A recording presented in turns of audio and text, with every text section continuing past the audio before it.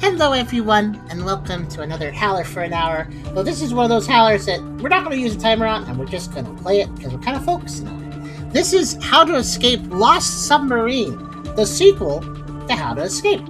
How to Escape was a synchronous multiplayer puzzle game where one player had to escape a place and the other player had information for them, and they each had their own applications where they were getting information and trying to share information. And one of those games where you have to work together but with different information.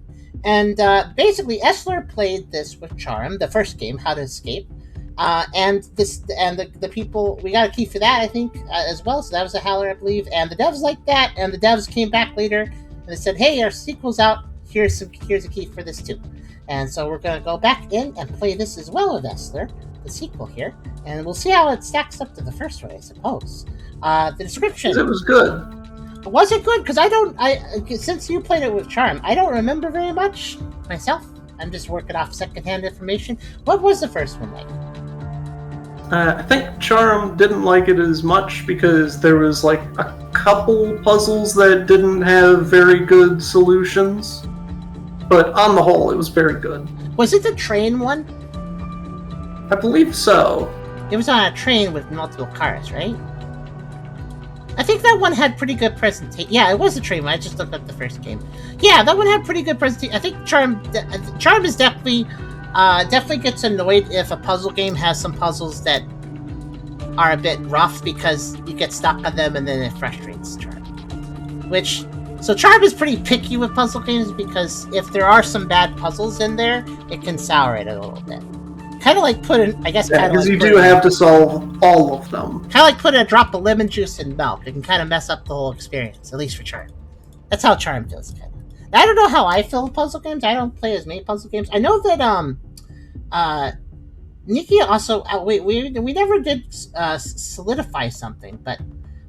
Before we do that, though, I should go ahead and finish the rest of the intro. So I will just do that before we continue. So if you like the video, maybe subscribe. If you like it, well, like it. But also you can subscribe if you want to, too.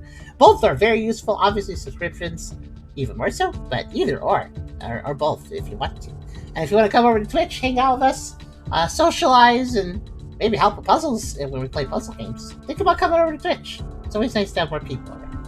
We also have a pretty cool Discord server you can check out with some chill people.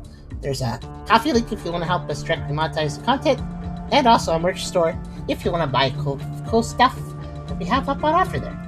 Links are in the description, and you can check them out anytime you want. But yeah, I just realized we never really rectified something here. Nikki actually offered to also play this with you instead of me. I don't believe you ever shared an opinion on that. You didn't answer that statement. I mean, both would be fun. I'm ambivalent, so it's really whoever you feel like playing with, I guess. And whoever wants to play it more. I'm not sure. Nikki has kind of just been in chill mode, and Nikki doesn't care to doesn't jump out of their seat to do streams. Nikki doesn't do that typically. So they're perfectly fine letting me be here, and I'm perfectly fine letting them be here. So I don't really know how to answer that question. Want me to look for a coin? I guess I could play for now, and then Nikki could play later, or you could flip a coin. Isn't there a dice thing on the stream? Probably. Exclamation roll, I think. Let's see, does that do anything? Yeah, I rolled a 0. You have to tell it a number to roll. You have to, like, a 1d2. Roll you're number 1. Okay. Yay! I'm number 1, I guess. Well, you rolled a 1, so it looks like... I know you guys don't see it on the chat on the video, but it doesn't show up on the display chat, but yeah. Dr. Essler rolled 1 out of a 1d2. So I guess I'd play, at least for now. We could swap later, maybe. We'll see how... Yeah. We'll play it by ear. But let me read the description here. How to Escape so the first How to Escape actually has mixed reviews recently, but all reviews are mostly positive. So that's interesting. It recently got mixed reviews. Interesting. Not sure what's up. Maybe with there was exactly. An update. Maybe there was. Maybe an update that people don't like. I'm not really looking into it now because I do want to kind of get started, not waste too much time. But How to Escape Lost Submarine is currently very positive. It released about 3 weeks ago. Very positive so far, 62 reviews. People seem to be enjoying this one so far.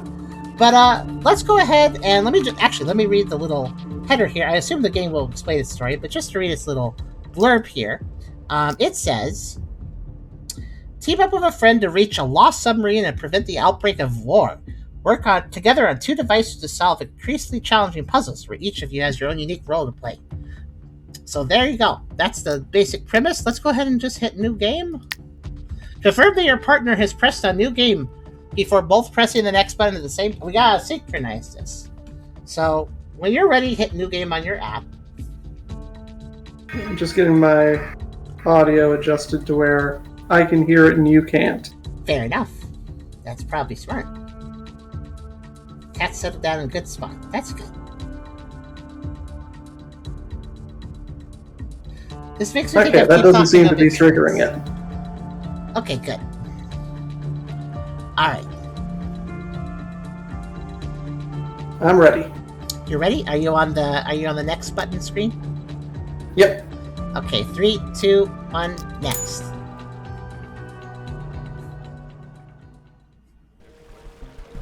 Okay, what do we got here?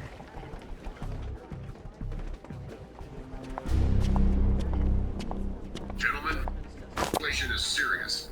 Our strategic the situation is serious. I can hear from yours. Our strategic naval base has been Yeah, seized turned it by down a tick. hostiles, Okay. and our sailors have been taken captive. No. The initial plan was to neutralize the threat completely. Our nuclear sub, Le Triumphant, has received the order to destroy the base with a nuclear torpedo strike. Total annihilation. But the human cost is too horrific to contemplate.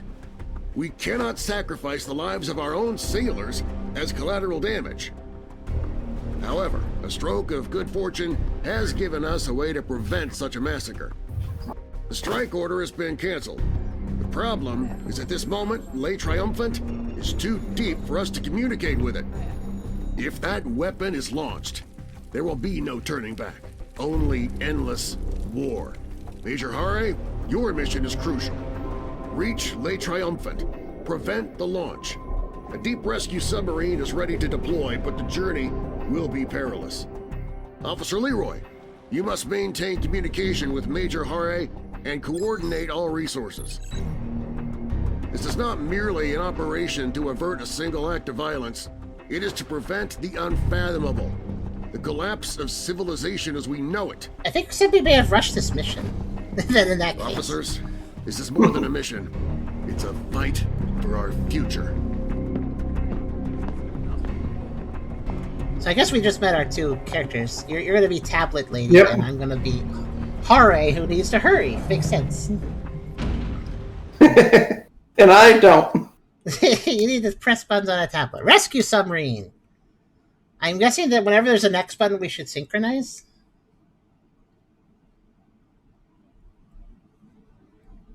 I see a tooltip thing teaching me stuff. Okay, I guess I'll just hit next. Oh, I'm in the submarine. That's a cool graphical style. It's like sketchy. Let me just see something. Okay, so I get information on puzzles. So I will give this. I will say this game has absolutely no video options whatsoever. I mean, it seems to be running all right, and it's a puzzle game, so it doesn't matter too much. But okay, I'm in my little rescue submarine, and I have a board here telling my basics. So I can WASD to move, shift to run. Why do I have the ability to run? I can interact with left click, cancel with right click, and I need to enter the code in the codex application. It looks like I have an inventory, at least according to that screen, but let's see here. I'm gonna look around my little submarine. Now, I'm not in the submarine, I'm in a little submarine. It's my little submersible. So hit tutorial, hit machine. I have a machine that says that on it. That's all it says. I can't seem to do anything with it. I can look at it. So I've got information on 3 puzzles, which are a periscope, some kind of triple computer thing with a bunch of controls, and the levers. So the binoculars, or the first thing you said, that I have a button sort of. It's not clickable, but it looks like a little thing of a red light above it. That icon you mentioned has a red light above it, basically. Let me look in the back here. Medkits.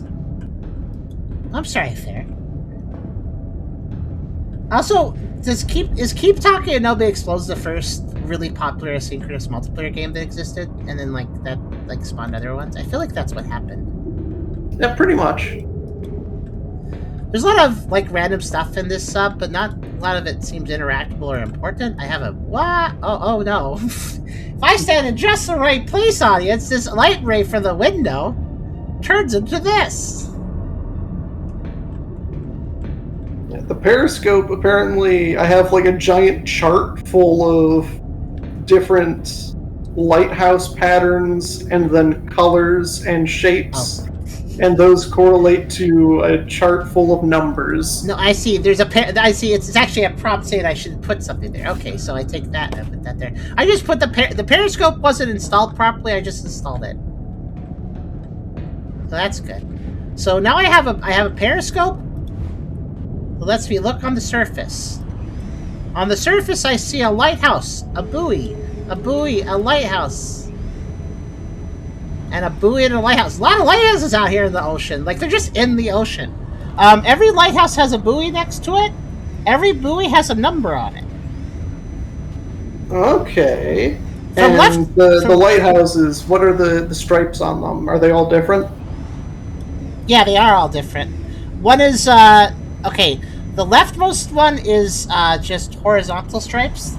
The middle one is vertical stripes. And the right one is spiral stripes. Okay, so 3 of them in total, 1 of each. Yeah, and each one has a buoy next to it, so if you want, I can give you a number associated with each stripe pattern. Yeah.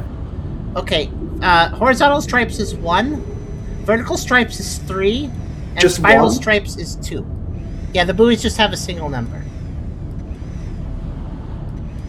Did you catch all that? Okay, what was number 2? Horizontal is 1, vertical is 3, and spiral is 2. That is conveniently the order that they appear on my screen. That's the order that they go from left to right on the periscope. The periscope also has on the side of it a little number code thing. 1, 2, 3, 4. I need to enter 6 digits. Okay, 1, 2, 3, 4. Yeah, those are the buttons I can press. So okay. whatever the combination is, it has to use 1, 2, 3, and 4. Oh, do the stripes have colors? They do. Well, I mean, they're all the same color patterns. It's white and red stripes for all of them. Okay. Do you see anything that has squares, circles, and triangles? Actually, now that you mentioned, the lighthouse is blue, red, and yellow. The lighthouse is strobe a pattern of lights. Oh, perfect. Okay, I'm gonna just tell you I'll tell you each one from left to right. So we'll start with horizontal stripe lighthouse that has the one buoy next to it. I'll tell you its pattern. Give me a second. Yeah, it does a pattern, pauses, and does the pattern again. So yellow triangle, blue square, red circle, yellow triangle. 21. Okay, just remember that, I guess, or write it down. 21 for the one horizontal stripe lighthouse. Yes. I guess I can write that down, too. Yeah, I've got a physical pen and notepad that I just keep next to me at all times, conveniently. Okay, and then the next pattern... So for this time for vertical... I'll just call it by the stripe pattern and the buoy number next to it. So for vertical 3, its pattern is red circle, yellow triangle, blue square, blue square. That is 13. 1, 3. 13. Okay, and then... Oh, I get it. I understand what we're doing. So for spiral 2, here's its pattern. Here we go. Red circle, yellow triangle, blue square. 44.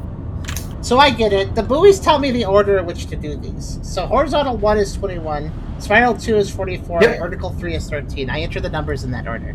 So your final is 214413. Solved. Periscope solved. Now I've been ignored this whole time. Oh, the light. Remember how I said there was a red light above the periscope on one wall? It's now green. So I have another thing that's a red light though, and I have been this whole time. I was just messing with the periscope. I've been ignoring the actual giant control panel I have for the ship. So I have no more detailed information. Well, I can tell you what I have in front of me. I have a control panel. It's awaiting instructions. Oh, I have a screens. I think I have something for you. It's a codex number. Oh, perfect. 9092. So 9092. That probably has to do with this. So I have a big old control panel. I have latitude, longitude, and oxygen focused, and I have like 3 monitors that each have the word latitude, longitude, and oxygen as well, and it shows me different things happening.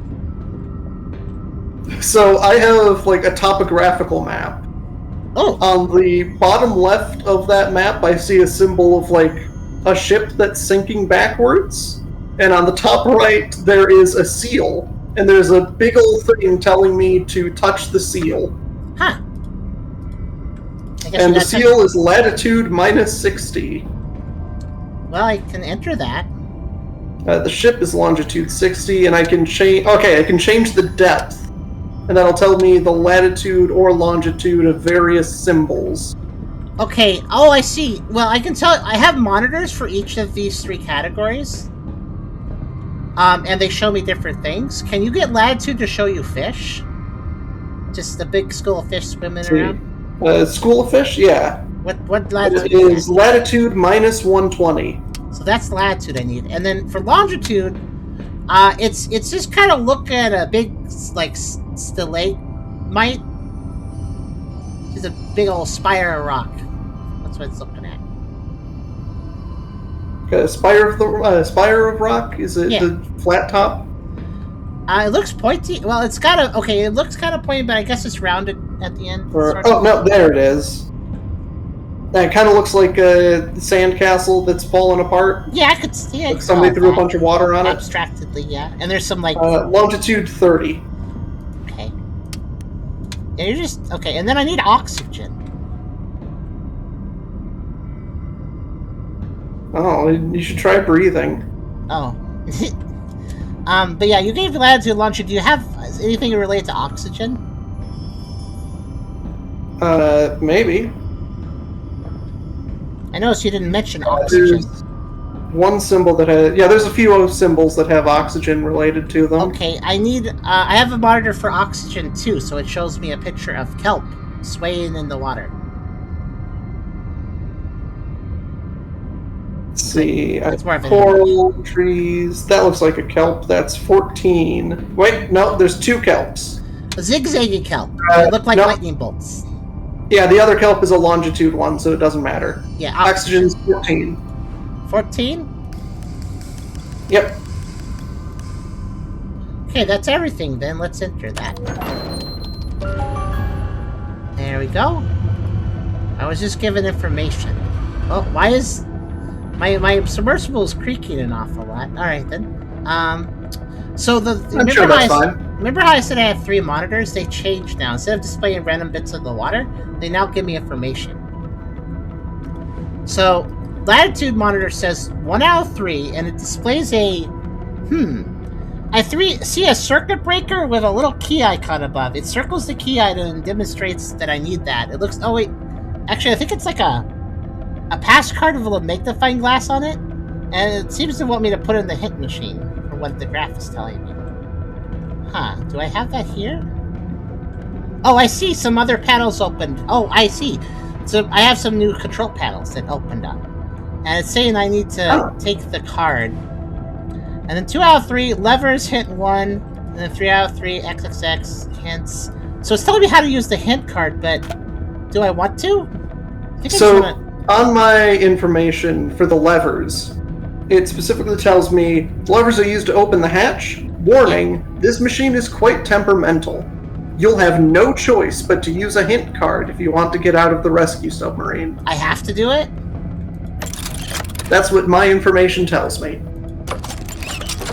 Okay.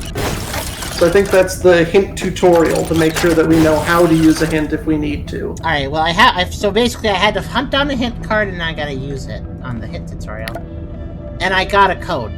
It's a F1... Okay, and the code you tell to me, Uh-huh. and then I get the hint. F1WJC. Validated. This rescue submarine isn't exactly the latest model. To open the door, you'll need to pull the mechanical levers in the following order, from left to right. Fourth, first, third, fifth, second.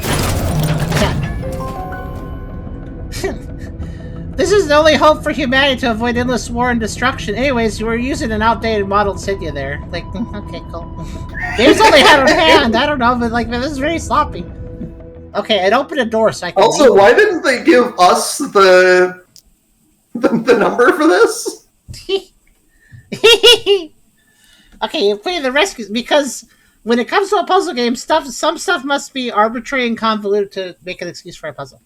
Like, this is our submarine. Why do we need 5 levers to open one door? Okay, so I left it said I finished the rescue submarine, so now it gives me the prompt engine room, so I think you need to switch over to something? Not until I have the codex for it. Okay, this code is for your partner. It must be entered in the application with the following icon: green key card. Green ID card. I don't know what they mean the application with the following. They gave me a green ID card icon. Do you see something like that? Let me go to the home. Oh, wait. I have accreditation code. It looks like a green little thing with a portrait on it, like it looks like an ID card. Yeah, I have an ID green card thing. Okay, you click that. And it wants... Yeah, I've clicked that, and it wants a 6-digit number that's divided into 2 3-digit segments. No worries, you don't have to overcomplicate it. It's 845093.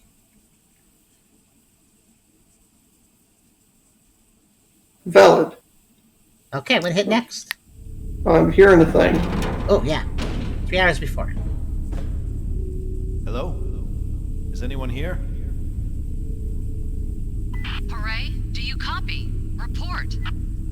Receiving, loud and clear.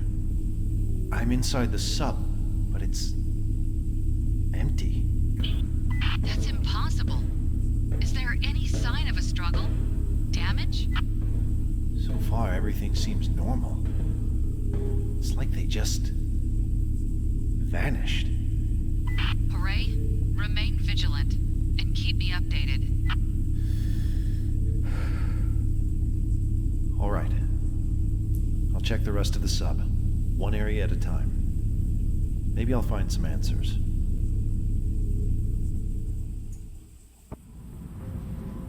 I guess you both got a video or audio recording. Yeah. Now I'm updating my tablet. Oh, downloading photos. Oh, that's nice. When I enter the next room, next area, which is actually the proper sub, the door I entered has the number that I just gave you. So in case I messed up and didn't give it to you, it gave it to me again. Okay, well, right off the bat, I see some hint. I want to explore while you load things. Yeah, I've got all my stuff, and I'm now looking at the 3 puzzles. There's hint cards all over the place. I'm just going to pick them up and get them out of the way so they don't distract. There's a lot here. 6 hit cards. There's so many hit cards. That looks fun. 7. Oh, that looks fun. I found all the hit cards, so there's an achievement. Okay, so this room is pretty... It looks like we're kind of in... I don't know. Looks like we're in a boiler room. There's quite a bit going on. The first thing I notice is there's a bunch of yellow things littered across the floor. Maybe fuses? Hard to say what they are. They probably go with the electricity. I'm just gonna gather them in one place. They're all the same, I think. They're like weird yellow... They're all the same. We got 2 things that look like Honestly, they look like electric grenades. And then we got 2 things that look like kind of hexagonal shaped things that are also yellow. They'll kind of have the same colors. So there's 3 machines that produce oxygen, electricity, and water. Hold that thought.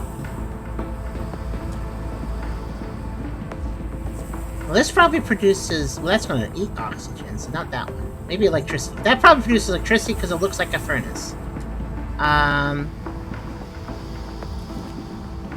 Hold on, I'm just gathering the rest of the parts. I found another category part. To put it simply, it's a box, I guess. They're all around the same size, just 3 different categories. Each have a pair of 2. Right, so I've got pictures, and oxygen looks like a blender with 2 vents on top. By vents, electricity. Yeah, that like output in the same direction as the face. Huh. Then I have electricity is a big rectangular thing with a whole bunch of orange things on it. Bunch of orange things. I wonder if that's the parts I could pick up. Well, does it look like a fuse box? Water is like 5 different machines connected together by pipes. Orange things, I think I see. Okay, well, there's multiple codexes, so I think there's multiple puzzles here. I'm just kind of observing the room. I've got information on 2 of them already. I'm just examining here. So this furnace here looks like it's connected to... So I can pull a lever on it, look inside and look at the fire. There's another smaller boiler it's connected to that has a lever I can pull. Another smaller boiler it's connected to I can pull. And then another one it connects to that, which is a pipe that has a lever. And then it connects to a big boiler with another lever. And then another lever after that. Sounds like the water machine. It must be the water machine. It's a combination of basically 4 vats that all connect with pipes. Each vat has a lever, and a couple of the pipes have a lever too. So and is there another tall thing in the middle of the 4 vats? Well, no, it's vat, pipe, big vat, pipe, tall vat, pipe, big vat, pipe, and then it just kind of goes into the wall. Huh. So that sounds the same as what I'm seeing, except that there should be a 5th one that would be at like the end through the wall, I guess. Well, okay, I guess before the wall there is a kind of a vat that's like connected to the wall. It's not on the ground. It's not like it's kind of suspended, but I guess it's another vat. I can't interact with it though. Yeah, the one that I see there shouldn't have any valves on it, I think. Okay, so I can give you the... Is that the left side that goes into the wall? Yeah, and there's a lot of machines here, and this is just like one contraption that's all connected. Let's start with this one because it takes up the most of the room. There's other things here that I don't know what's going on, but let's start with this. I have a codex on... Amongst this daisy chain of vats, one of the vats has a codex. Oh, perfect. So I'll give you that. 4217.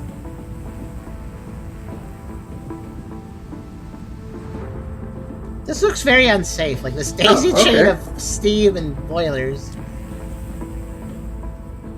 Oh, okay. So now I have a screen that has all of these various vats and the pipes between them. That's and I can choose between, like, it gives 3 different options for where the pipe is between each of them, and I can choose which one is correct.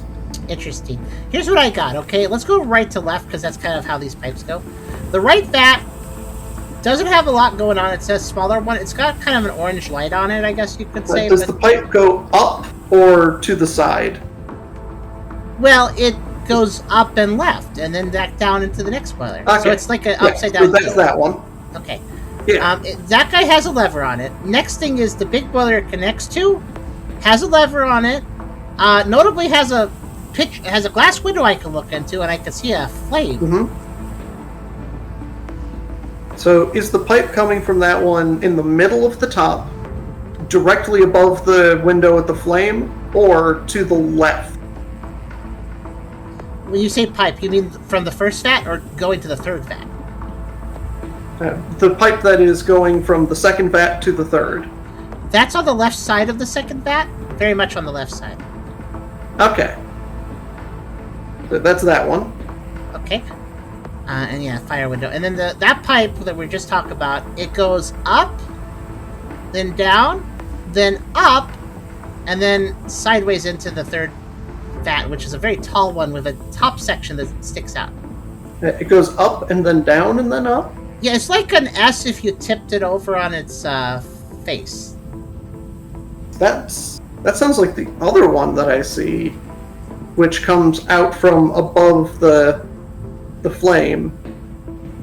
Well, maybe the exact alignment isn't exactly identical because artistic. Yeah, but if you say it's going if it's going left, then there's only one that goes straight left from the at the start. Oh no, it goes up. I'm sorry.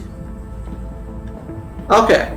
What I simply meant is that this vat, the one with the flame in it, is very big and it has a very big roof, right? So I was simply saying, oh, the pipe sticks out of the left side of that roof. Because I thought you were asking if it was sticking out from the center of the roof, and I was like, no, it's on the left side. Yeah, because there's one that's in the center of the roof, one that's on the left of the roof, and one that's in the left, like the whole left side of it. Yeah, it's in the left side of the roof, so it sticks up from the left side of the roof. Okay. Yeah. And just to reiterate for the start, the first boiler, the pipe sticks up from the roof, basically from the middle of it. Yeah. The second big boiler... That one, there's no way to mess it up. Okay, if you know what's going on.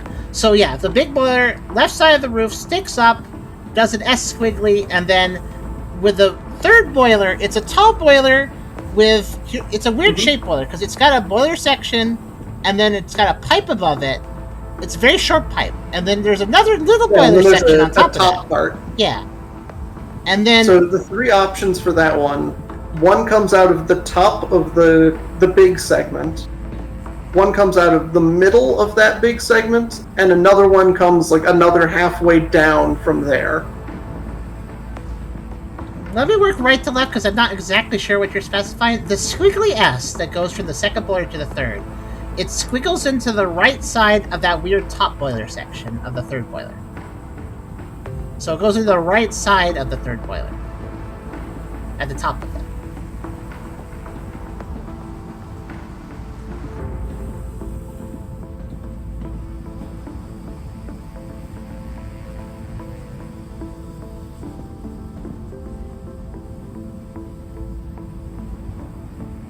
Let me try it a different way. What's your options for the third boiler? What is the thing we need to narrow down?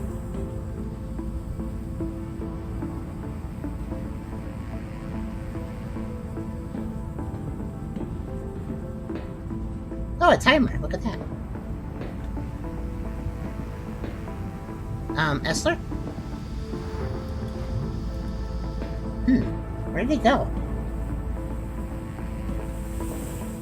He's still in the call, but I don't hear him talking. Maybe I disconnected. Let me check. No, I'm in the call. Let's see. His power went out. Again? It went out like 2 days ago. That's not great for a timer situation. Here, let's see here.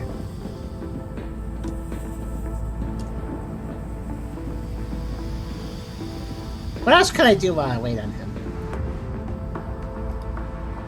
Oh, that's where these go, isn't it? Nope. No, that's not where this goes. They probably go here. Oh, yeah. Okay.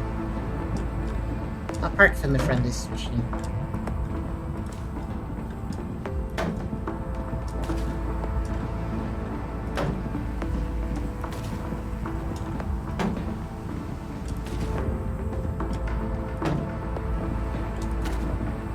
I just realized each of these is actually different. This cube has like black and yellow on the sides. This one doesn't. This one's just like metal. And then we have a couple gears here where one of them has a black top and one of them has a yellow top. And then these two grenades, one of them is black, one of them is metal. Okay. Ah, water, electricity, and oxygen. We gotta repair these and light these up.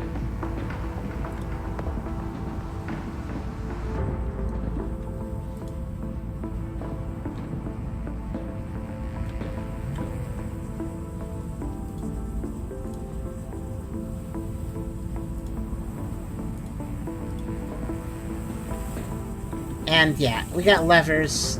We got to arrange in the right way. I'm guessing they have 2 positions. Oh, they have 3 positions. Ah, and that changes how much fire there is. And that's a confirmation level, isn't it? That's the one you pull at the end. And as these change the amount of water, this changes the whirlpool size. It changes the water flow. This changes the bubbles, I guess. And this changes the height of this water flow. Okay. Okay, well, I know what we're doing now. At least I learned a few things while I'm waiting for Esther to come back. I understand the assignment. And this thing, I'm not sure what you do with this. I don't have anything to interact with this yet. And then, of course, this is locked by electricity. That's a power break or some sort.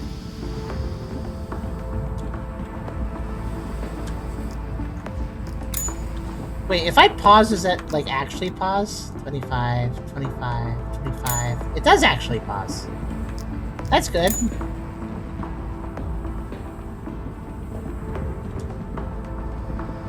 Even if we lose, we can probably make back our progress.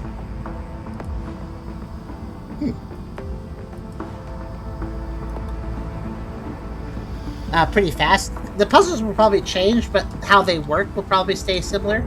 So we'll probably be able to nail it if we have to replay. It's fine. If it's like the first game, this timer isn't for this room, it's for the whole game. So, like, there's going to be multiple rooms, they all share this timer.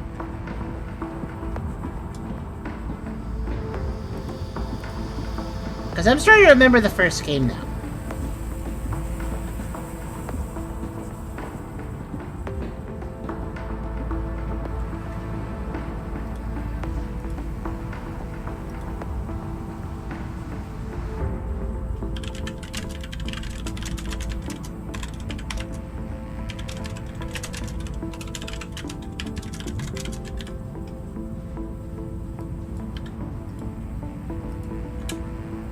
Also, Essler has perfectly clear weather, because of course he does. That's when we have power outages too, perfectly clear and sunny weather. That's when we have outages, never during rain. So silly.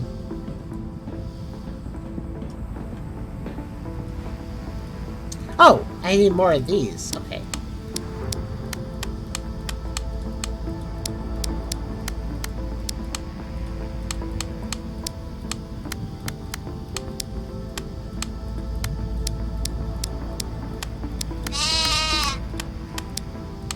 Oh, welcome back.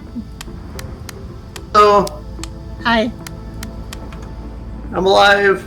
I guess you haven't... I guess your phone's fine, so nothing's lost for your game progress. Yeah. Okay. We do have a big old timer on the door that probably lasts for the entire game, so that wasted a little bit of it, but... that's fine. Whatever. I went around the room a bit more while you're gone to familiarize myself. So these boilers, I understand how it works. There's 5 boilers, 4 of them, and then there's some pipes and there's switches, and I get it. The rightmost boiler is the confirmation one. I pull its lever when I think everything's set. The other levers control the power of different things. Running water, bubbles, different running water, a whirlpool, and the fire. So basically I control the intensity of each of those. Okay.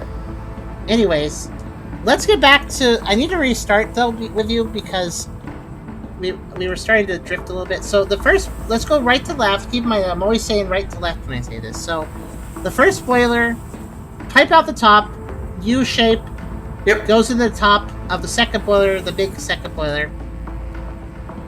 Then, the next pipe out of the big boiler, the second boiler, it comes out the top of the roof, left side of that roof, top of it, though. Does an S pattern is if you push an S onto its face, and then that squiggle goes into the top, or I'm sorry, the right side of the third boiler's top section. And I call it the top section because that top section is just this little barrel-shaped section that then connects with a vertical short pipe into the main tall boiler. Does that make sense so far? Yeah. Okay. I've already got all that. Okay, the third boiler, this tall, weird one, the pipe goes out of it is on the left middle of it, The So- very middle? I'd say the middle, yeah. Does it middle go of- straight up for a while and then curve? I and will then go? explain. The middle of its lower section, because it's weirdly divided right, Yeah. into two sections. So the middle of its lower section, the pipe, the next pipe out of it sticks out from its left side, from the middle of that lower section. That pipe then immediately curves up, and then a U shape back down into the next boiler's roof. Perfect. Right side roof. I guess roof. This boiler has a little hat, so I'm not counting that as a roof. Yeah. Oh, the last one's actually very easy. This boiler is the biggest one. Yeah, all of them come out of the big part, and it's either starting from the top, the left, or the back. Okay, so you're asking me what the pipe out of the biggest boiler looks like? Yeah. You want to know? Do you need me to describe the biggest boiler, its shape? No, I can see it in front of me. Okay. So anyways, the last pipe going out of the biggest boiler is a pipe that connects to its left middle. Perfect. And that pipe just kind of goes left, and then it goes up, and then it goes right into the front of the last boiler that's kind of raised. So it goes into the side facing me as I'm looking at it. So front middle-ish.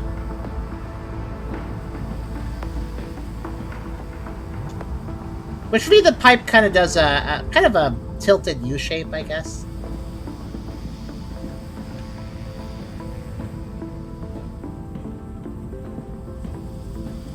Okay, that's interesting. Do you need me to give more information?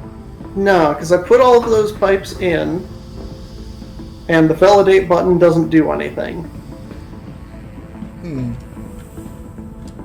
What do you have? So, what do you need to? So you're like swapping out pipes, right? Is that what you can change on your Yeah. screen? Okay. It's just which pipe is the one that exists. I can describe each pipe's shape again, just to go over the shapes. I'm going to ignore where they connect. I'm just going to describe their shapes. Yeah, so from the right, there was the upside down U, Yeah, it's basically just a U, pretty simple arch. and then there was next the one sideways S. is an S. It really looks like if you pushed an S on its front side, on its face side. And then there was a candy cane with a thing at the bottom going to the right. So the third pipe between the two, between the second and third boiler, the pipe is kind of a little bit left, then up, and then curving down into the roof of the third boiler. Yeah, candy cane. Yeah, I guess so a little bit. It's a little funky, but I guess you can call it a candy cane. And then the last pipe, which is probably the one you're getting wrong, is, again, let me explain. So it connects to, I guess this would be the fourth to fifth boiler. It connects fourth to fifth. The fourth boiler, it comes out the right side of the fourth boiler. It's kind of a bulgy pipe, if that makes sense. Like, where it comes out of the fourth boiler, it like gets thicker for a second, or at least that's how it looks to me, from my perspective. It comes out of the right side? It comes out of the left side of the fourth boiler. Okay. So you said the right. Sorry. Anyways, it comes out of the left side of the fourth boiler, and it kind of just diagonally goes left and a little bit down for a while, and then it does a hard kink, turn upwards, and then up a little bit, and then it goes away from me straight into the front of the fifth boiler. It's a very weird shape. It's the hardest one to describe. So if you're not validating the pipes order correctly, just change that last one and try validating again. Okay, so if I change it to a different one, then it does a big red "you got this wrong" thing. But then if I put it back to the one that should be right, then it just does nothing. It does nothing. Well, you might need to give me nothing information. at all. No feedback. You might need to give me information. What else can you change besides the pipes? Nothing. Okay, does the boilers give you any information? Because I Let have me try to change. going back, and can you give me the codex code again? So I'm just 42 going to reset that, 4217. because maybe it glitched out. Yeah, it sounds like if you do it one way, it tells you it's wrong, and if you do it another way, it Yeah, tells you there it's we go. wrong, but in a different way. So it glitched out?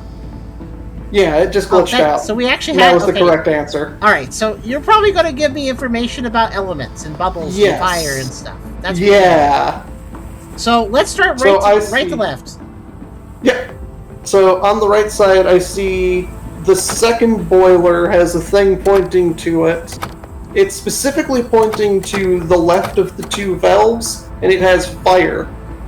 Yeah, I have a lever.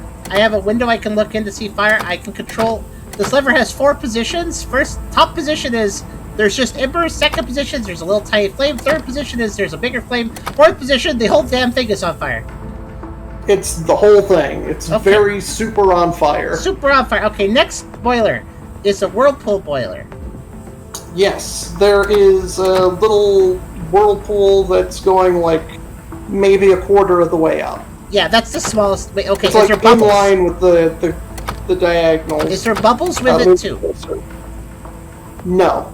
Okay, there's 2 squish tornadoes. One has bubbles circling around. One has no bubbles circling around. I mean, there's something around it. Well, there's a effective water swirling, but specifically bubbles, like very obvious bubbles. They're like super tiny if they're bubbles. Okay, let me ask you this: if they are bubbles, do they extend up to about the middle, and then the top half doesn't have any? Yes. Then they're probably the bubbles, because that's how the bubbles work here. I'll leave it on bubbles. Okay. Next we have vertically flowing water. Yeah, like a waterfall. It's not very solid, and it's not a lot of it, just in the middle. Is it a really small little drip in the middle, like it looks like just a leak, or is it actually more water than that? No, it's more than a leak. Is it like 4? How much width would you... Honestly, the biggest difference here is width. I'd say it's about a quarter of the total screen size, maybe. It's probably second smallest size, then. And it keeps splitting up and combining again. Yeah, little stripies. I see what you're talking about. I have that. Okay, then the next... It's also snowing. Yeah, I guess... Yeah, extra particle effects, I think I know what you mean. Yeah. So next boiler is the boiler that has nothing but bubbles. Yeah, I see little bubbles that are very occasional. Slow or fast? Very slow. Okay, got it. And then the last one is horizontal flowing water. Yeah, it's very up near the top. Is it all the way? Is it filling the whole thing, or is there a little air gap? It is directly in line with like the upper left corner. Is there an air gap? Yes. Okay, then it's that one. It's pretty high though, right? Like past the halfway point? Yeah, very high. Okay, yeah, it's gotta be that one. Alright, that should be it. I'm gonna hit the lever. The last one. Yep. I figured the rightmost boiler was the confirmation lever. Okay, it's active now, it's green. We're good with that. Okay, and now the other puzzles I just have information on. Okay, well next puzzle we'll do is the one where I've been finding little... I've been finding these little fuses, and I found a machine you can put them into. But before I worry about that machine, I realize there's a few of these fuse things in a box that's locked. So, I'm gonna guess that the note I have next to it involves the box. The box has 4 buttons. It looks like, kind of looks like an oven. Like the door opens like an oven, and there's 4 buttons on top. And there's a note next to it that says, Note, equipment change, navigation maps, case number, AYS 490BAB. Does that sound like something you can enter somewhere? Okay, yeah, that's a thing that I have on the oxygen puzzle, which should be the cylinder thing. Yeah. The cylinder thing is a thing I can slot things into, but there's a couple things behind a lock thing, so I'm going to open that first. Because otherwise I probably AYS 490BAB gives me a pattern of squares. That's probably... Are they four squares in a row? It is a grid of 4x6. Okay, I have a bit more on this note. 6 tall. I have a bit more on this note. Equipment change, navigation maps, case number, that number, telegram, Then it says AI, and then colon Z3Z. And then it says torpedo simulator. Oh wait, you probably have the torpedo simulator up. Sounds like you're playing Battleship. No. You have a grid. I do have a grid. That might be the torpedo simulator. Maybe. Can you hit AI Or something we have to Z3Z? do Is there anywhere with it. else? Is there anywhere else you can enter 3 digits? There's no place to enter that. Okay.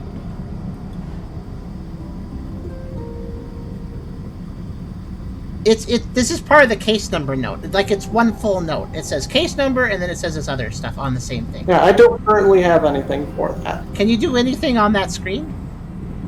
No. This is just information.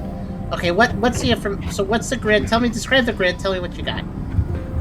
So it's a grid of squares. Most of them are filled in, but there are 6 that are empty. What's the grid? Wait, before you do anything, what's the And grid? it's 4 dimensions? across, 6 up. 4 across 6. Okay. Yeah, 6 tall, 4 across. Huh. Okay. And what's it show on it? And it looks like each row has exactly 1 missing.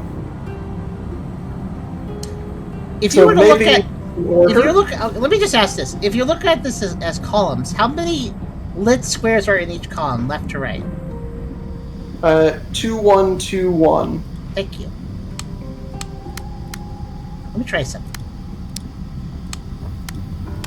I think it would go by rows. Well, I have a row of 4 buttons. Yeah, So so that's try 2, 3, 1, 3, 1, 4. That opened it. Yeah, so it's just a simple sequence. I figured when you said there was a row of 4, I was like, I have a row of 4, technically. So yeah. Okay, I got 3 more of those weird doohickeys. I think I have all the doohickeys for the doohickey puzzle. Perfect. So the cylindrical thing that you mentioned, let me give you a codex for that. Oh, nice. 1524.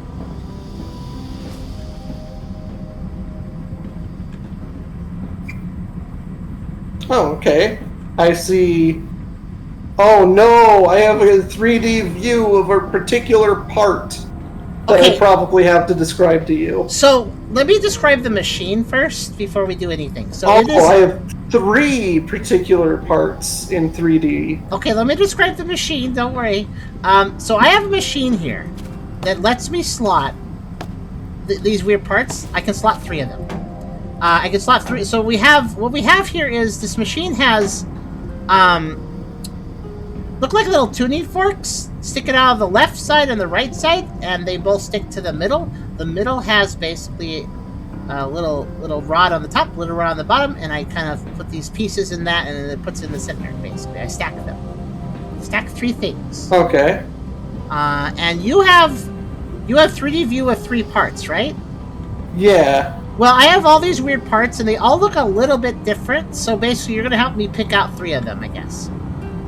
So, like, the first one that I have is like 2. They're not cog wheels. They're like washers, basically, because they don't have like forky bits, and they're attached to a pitchfork in the middle, basically. Would you say that they have hexagons on them? Or wait, 1, 2, yeah. 3, 4, 5, 6. No, No, octagons. 8-sided octagons. So they're octagon pieces. Okay, I have a couple that are distinctly octagon. So is it black or There's white? 2 octagons. So basically, does yellow. it have a lot of black or does it have a lot of white? Or I'm sorry, a lot The of black or a lot sides of are yellow? white. A lot of black or Well, yellow? the sides are zebra striped. Sides are zebra. Okay, yeah, I think I have. And if you look at And the not sides, are they black? The faces are yellow. Faces are yellow. Okay, yeah, I got this one then. It's not the black one. I'll put it away. Oh, perfect. They don't have to describe the other complicated bits. Yeah, okay, I got one of them. So what's the next part? The next one looks like it's like a ball with pipes coming out of it, but it's more like a dice. It has vents in it. I kind of There's called it. little I kind of nut called it a coming out. grenade. It looks like an imp grenade. Yeah. Grenade or something. It So looks like a nuke or something. those wires coming out of it, just give me their color. The wires are yellow or white. White? Gray. Okay, hold on. Gray. Okay. The main body is yellow. The main body is yellow, and the gray wires connect to a black part. That's hexagon, right? I'd call it brown. Okay, well, it's yes, like a it's ring, hexagon. right? A brown ring. Okay, Yeah. it's this one then. All right, next. With one yellow segment. One yellow segment? Yeah, there's one yellow segment, but it's only yellow on the top side of it. Well, the only one Like that where has it's touching gray. the wire. I only have one with gray wires. I got three. One with yellow wires, one with brown or black wires, and one with gray. So it's got to be the gray one. Yeah. Okay, next part. Number 3 is the... It's like a star kind of thing. Yeah, it's a box. It's a box. Okay, I have 3 boxes. It's got 5 prongs coming out of it. The middle one is tall. Stop. You always start with a really... One thing I noticed, Esther, you always start with, like, here's a very specific... Let's start with something simple. What's the basic color of the box? Brown. Okay, then I'm done. That was it. That's all I did. The other 2 boxes were silver. You're too detail-oriented. Start with the most obvious detail, Esther. Yeah, the other 2 were silver, so that immediately eliminates them. There you go. Hee. There you go. There's your 3 parts in order. Oh, I forgot the order. 3 is on the bottom. That's the brown box. The middle is the nuclear football. And the top is the knob cogwheels. Okay, it works now. Oxygen is repaired. Hooray! Yeah, that's an important thing. It's good to be able to talk about details, but let's start with the basics. And the last one looks really fun. So, the last one is like a weird fuse box, but I haven't figured out if I can interact with anything. Oh, okay, I have wires I can... Okay, so basically I have a plug, I have plugs, I have like, I've got 5 things where it's like going into this circuit board. Yeah, you should like have 5 of those. It's a cable, and I have a socket. I can pick up the socket, and I can socket it into a socket location. So I got 5 sockets I can socket. Okay. Where's a codex? There's gotta be a codex. There's only 5 sockets you can put in. Yeah, 2 on the left, 2 on the right, and 1 at the bottom. That's where the wires are stored. But a little bit right of the middle? Yeah, it's a little bit right in the middle. Okay, so that's the first pattern then. And then the sockets, there's 8 of them, and each of them have to put it simply, each of them have a different number of rods sticking out from the sockets. Okay. In a different pattern. Yeah, little hexagon rods. Oh, okay, yeah. So that's how I tell you which one is which. I can tell you which left to right, top to bottom, I can tell you what each socket is and what the pattern is, okay?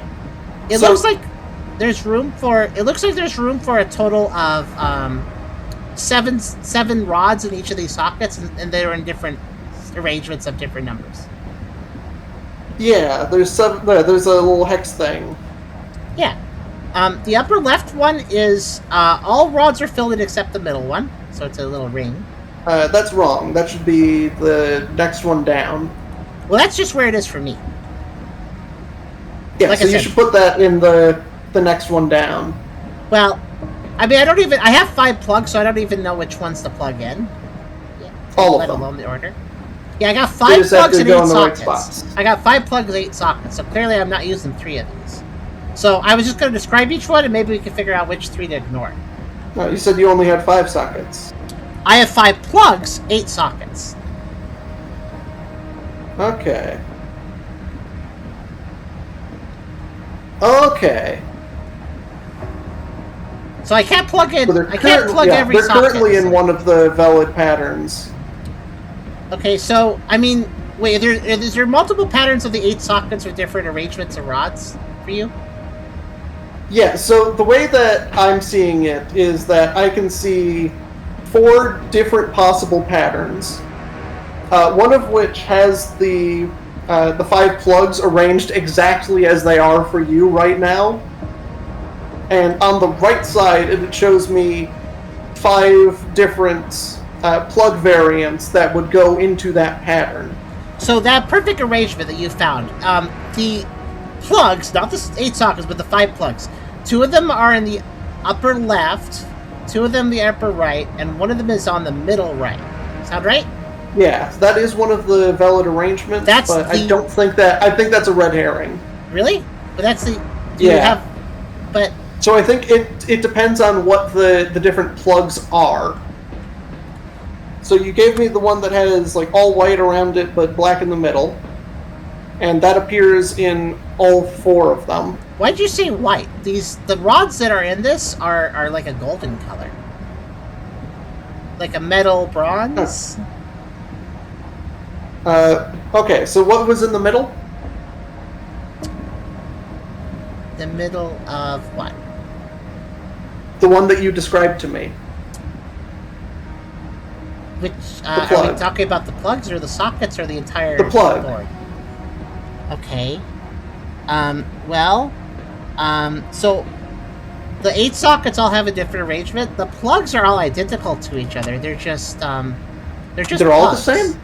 I mean, they're just plugs. They all have just an empty... They don't have different patterns? I mean, the plugs themselves... No, they're just plugs. I just plug them into these unique sockets. The unique part's the sockets, not the plugs. The plugs are all identical. The sockets are different. Wait a minute.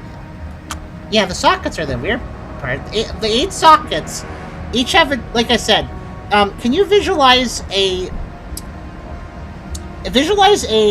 hexagon with spaces for... Yeah, I have those. Okay.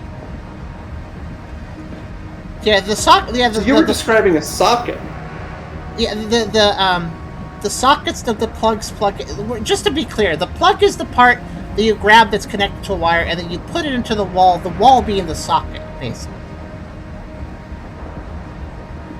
Just to be so clear. So there are 8 different sockets that have different patterns? Yeah. Like I said, they're each hexagon shaped, and in them are a set of rods. There can the rods themselves are hexagons too. They're just smaller hexagons, and the rods, basically due to the shape of things, each of these big sockets can fit a maximum of 7. Basically, 2 at the bottom, 3 in the middle, and then 2 at the top. That's how much room there is for each of these rods. So please describe the top left socket again. That top left socket everyone is filled except for the very middle, so it's a ring. Define filled. There is okay, so like I said, the hexagon has room for 7 rods. The rods all around the outside of the hexagon are filled, and the very middle one is empty. Okay. So on my side, my side they are patterns of white and black. Okay, so the one that you're describing is white all around and then black in the middle. I guess white indicates the rods and black indicates the lack of a rod. Yeah. Okay. So if that one is the middle one, then that means that the first 2 patterns I see are invalid. Okay. And obviously I can keep describing more sockets to help you narrow down. The next one down doesn't matter. The top right. Top right corner? Yes. Okay, so the very top, the rightmost one on top. Okay. That is, okay, so you know how it's basically, like I said, the slots work like 2 and then 3 and then 2, like row, row, row. So, out of the first row, the left one's filled. Out of the second row, the middle one's filled. And out of the third row, the right one's filled. So it does like just a little line. Okay, that was good for me to confirm, but it was a stupid thing for me to ask because they're both identical. Okay. Which other socket can I help Let me find another one that has a difference. Okay. There's no repeated sockets, correct? It does appear that every socket has a different arrangement of rods, yes. Okay, so then it has to be the 3rd pattern then. Because the 4th pattern has that one in the middle, or blank in the middle one on the right side. Yeah, it only appears on the upper left, that one pattern. So the pattern that I'm seeing has plugs on all 4 of the bottoms and the top right. All right, and you're probably going to need to tell me which plug goes to which socket. So, Okay. It bottom, is 1, bottom 2, left, 3, 4 bottom along left the corner, bottom. bottom left corner. Which plug? 1. I don't know what 1 means, but That's what I have. okay. You know what? I'll assume it's this one. What's the?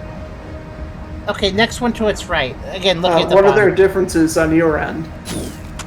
The plugs have no. The only thing that is different about the plugs and their wires is where they're connected to the machine. There's a plug in the upper left. There's a plug in the middle left. There's a plug in the upper right. There's a plug in the middle right, and there's a plug in the bottom middle, kind of right side of middle.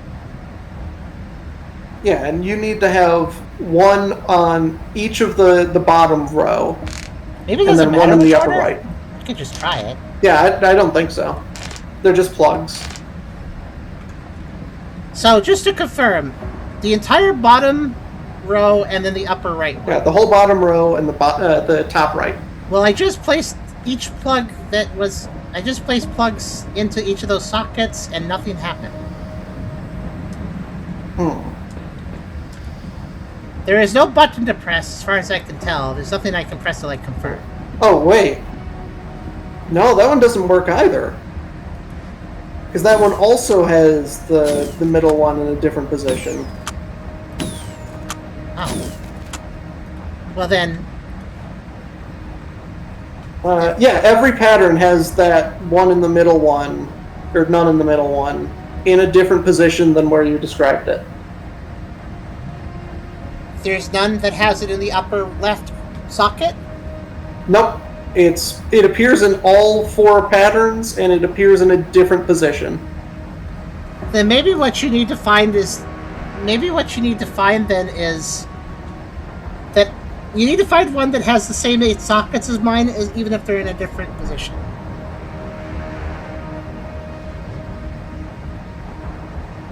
In other words, you need to find one where you have the same arrangements I do, even if they're not in the same position.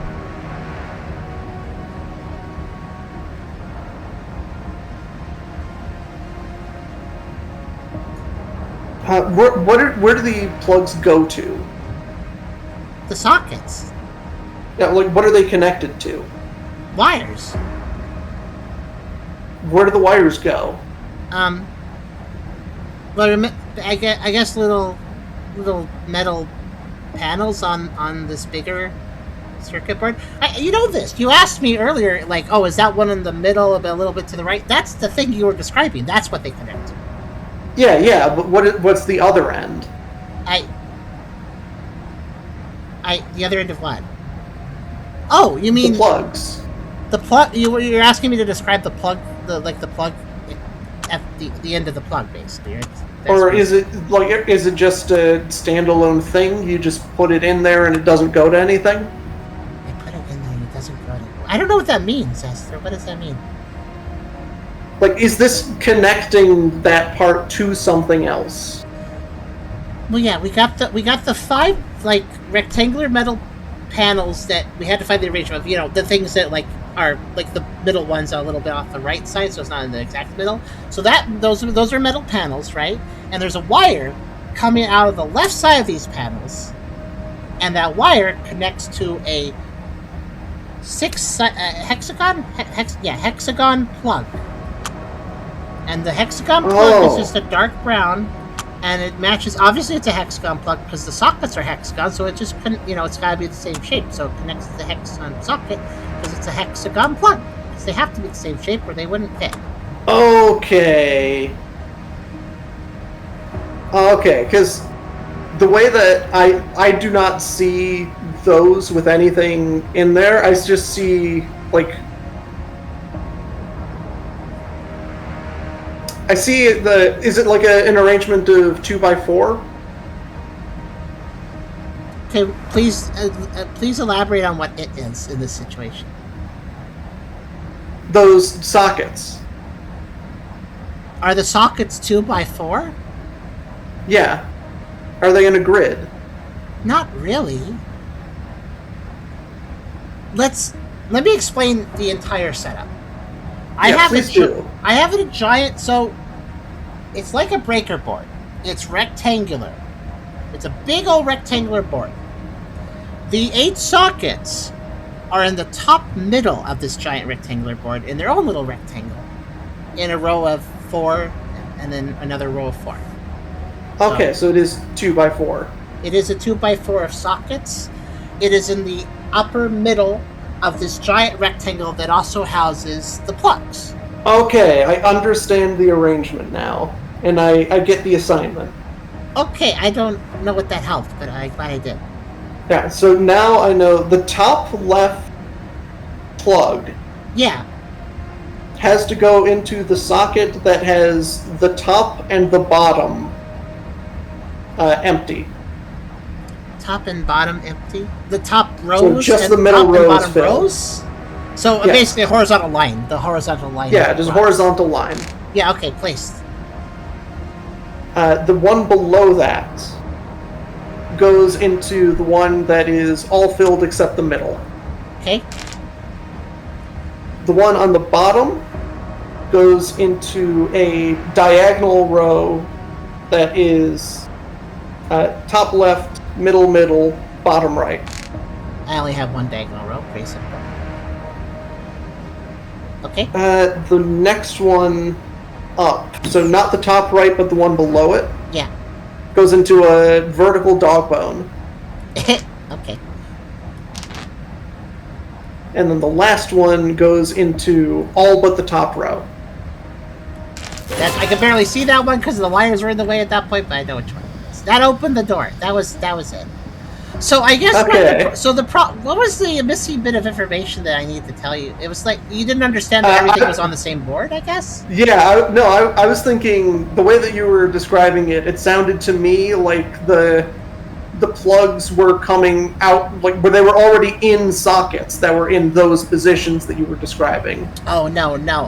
All the plugs were unplugged. They were just sharing Yeah, the I same didn't board as register the that there was sockets. a separate thing for the sockets. Yeah. Because it's entirely nondescript on my screen. It sounded very abstract because it said white and black, and I'm like, why and black? Anyways, I can pull a circuit breaker, so I'll do that. Oh, I've opened another puzzle, and I've locked myself in. Well, that seems unsafe, but okay. I've gotten all the things done, so Codex? 6468. Help, I'm locked in. But also, Soul, by the way, you said earlier, Beerus has 5 plugs. He only has the information on the plugs themselves. Tucker only has the socket info. So, this is a Beerus playing with me. It's Essler, so. Okay, so I have a thing with symbols and buttons, and I can touch the screen to start repairs. Okay, let me explain very simply. What I have is, because I have a control panel, basically. Okay, so it's a wall of stuff. I'm going to ignore that for a second. And there's also a base at the bottom of this wall of stuff is just a surface with what looks like 7 lights that are all off in a row. Yeah, and I have a row of 7 buttons, and above that I have a wall that has 7 symbols on them in weird places. So I have those buttons here. I cannot actually press the buttons, importantly. But I can interact with the stuff on the wall, which I have a whole bunch of. The symbols on the wall are in a pattern where it's like 1 up, 1 down, 1 up, 1 down, 1 up, 1 down, 1 up. Let me just give... So, instead of symbols on the wall, what I have instead are 4 separate doohickeys I can interact with. So, they're each in their own little metal panels. So, I guess they're grouped. There's a couple things that interact with on most of them, but they're grouped. So, the leftmost group is a big old button. Okay. And a wheel underneath it, like a wheel you'd find, the wheels you turn to open a boat door. You know, like an iron door. I'm going to press the play and begin repairs. Just to see what that does. Okay, I'm going to mess with things while you do that. Okay. So I need to press buttons in a specific order, I think, in a time limit in order to do it. I also have a time limit of 13 seconds when I start messing with things. If I press the wrong thing, Yeah. So when I press something, the lights can turn green, but if I mess up, it turns red, and then it resets. Yeah, did it also say system error? No, but it sounds like there's an error, because all the buttons turn red. And they make a little Fair enough. Let me describe what I have, though, because I have a lot of things to interact with here. 1, 2, 3, 4, 5, 6, 7 things to interact with, it looks like. So I'll describe what I have. The left, see, everything's divided into basically panels. The left panel has a big old button on top of it, and a wheel I can turn. The second panel has just a lever I can pull into the up or down position. That's all I can do. The third panel has a big old up arrow and a big old down arrow I can press each. And the fourth panel has like a lever that like a hatch lever, like the one you kind of turn 45 degrees and you've opened the metal door. That sort of lever. Okay. So I can turn it into 2 positions, up or down, and there's also a button underneath that I can press. That button's more round, while the button on the left panel is more of a square. Oh, perfect. So the things that I have are square, something that looks like a valve, lever up, down arrow, up arrow, kind of hexagon-y thing, and then like the car lever kind of thing that you were describing. The hexagon-y thing is my round. Position. The hexagon-y thing is my round button. The round button, it's a round-ish button, but I guess it's more of a hexagon. It's just kind of weird. Yeah, so I think I need to tell you what button to press or what thing to do. In what order? Yeah. And if then, I press the wrong order, then let me start by asking this: what position should I start the up and down lever and the car handle in? Well, I think you should start the lever down and start the car to the right. Well, the car lever does 45 degrees diagonal up or 45 degrees diagonal down. Yeah. So which one? So it would be up. You want me to start in the up position? Okay, got it. Okay, the lever is down, the car handle is up, and everything's ready to go, I guess. Alright, so my instructions will be square, hexagon, wheel. Wait, hold on. Down.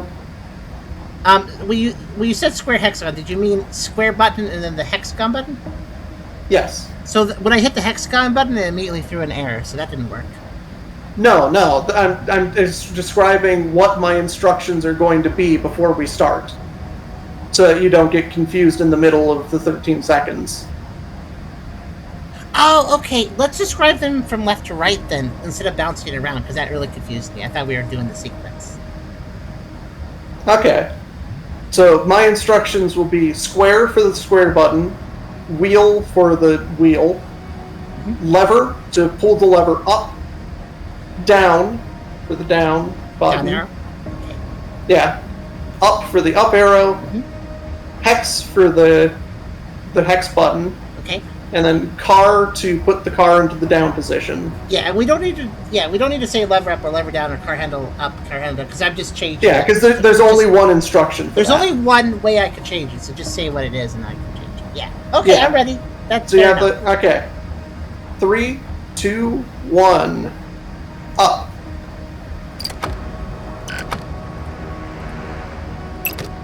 Okay. That's all I have. Do you have anything for me? A countdown. That's it. So wait, so it was just system up, error. So just up Yeah, arrow. it That's ju- all. So it Like, just did asks for- anything light up on the lights on the bottom? Hold on. So up arrow, right? That's what you meant with up. Yeah, that's what I said. Okay. Let's start over. Okay. 3, 2, 1, up. Third button on the left, from the left. Down. Last button on the right. Car. First button. Wheel. Third button. Square. Fifth button. Lever. Second button. Oh, nope. It's done. It opened. I'm not locked in anymore. Oh, system repaired. It's good. Hooray. Sorry, I went from leftmost to you know what, numbers. Sorry, I just changed it midway through. But it felt easier at that point. I was like, It you works. know what? Also, I'm going to change my ears out. Okay. so they don't die in the middle of a challenge. What do you guys think so far, streamers? So it'll unlock the next path, so I'll keep going. Oh, the timer's stopped with the door open, huh? Time is always ticking unless the door's open, in which case it just stops, apparently. Hello. Hi. Okay, that finished that room. Hooray! We really don't have that much time left, but maybe it. Yeah, no, it completed without using hints. So yeah, if you use hints, you don't get an achievement. But if you don't use hints, you don't. Even though you can't do the submarine without hints. Yeah, you're forced to do it there, but you're not forced to do it on the others. It gave me a ton of hint cards. Okay, I'm going to the canteen now. Let me give you a code for that. Sounds good. After it glitched out, I hit the next button and it glitched out. I hit it again. 580231. That's your accreditation. It says. Oh, that one. Only 14 minutes. Yeah, if it's a global timer, we're a little bit scuffed here, but we'll see what happens. Maybe it's only. I'm ready to validate. What's that? I'm ready to validate. Yeah, go for it. Let's get this done and make Hey, sure audio they're log. safe. They're our crewmates, even if we disagree. Almost there. This should just about hold. Good. We need the oxygen system stabilized or they're doomed. Power restored, sir. System stable. Good. Let's get out of here. If word of this reaches the surface, there'll be hell to pay. Mysterious. Oh man. Okay. Oh no! What? Oh, it's fine. I thought the frame rate died for the stream because this place has a little bit of fog. it seemed to stabilize after a bit, so it's okay. I'm gonna go grab key cards. Or I'm gonna grab hit there's cards. a maze. Grabbing hit cards, they're all over the place. Oh, VHS tape. Okay, I'll put that down for now. That's a very ominous VHS tape. It just has a person on a gas mask on it. Oh, it's a photo gallery now. There's all sorts of things here. I'll tell you I'll tell you the basic environment if you'd like. Okay. It's a canteen. It's a real mess. There's videotapes laying everywhere that I can pick up. There's also box cutters here and there. More than one, I think. Oh. Is the room blue? I give it a... It's a yellow. It's got yellowish walls, yellow tables, yellow lighting.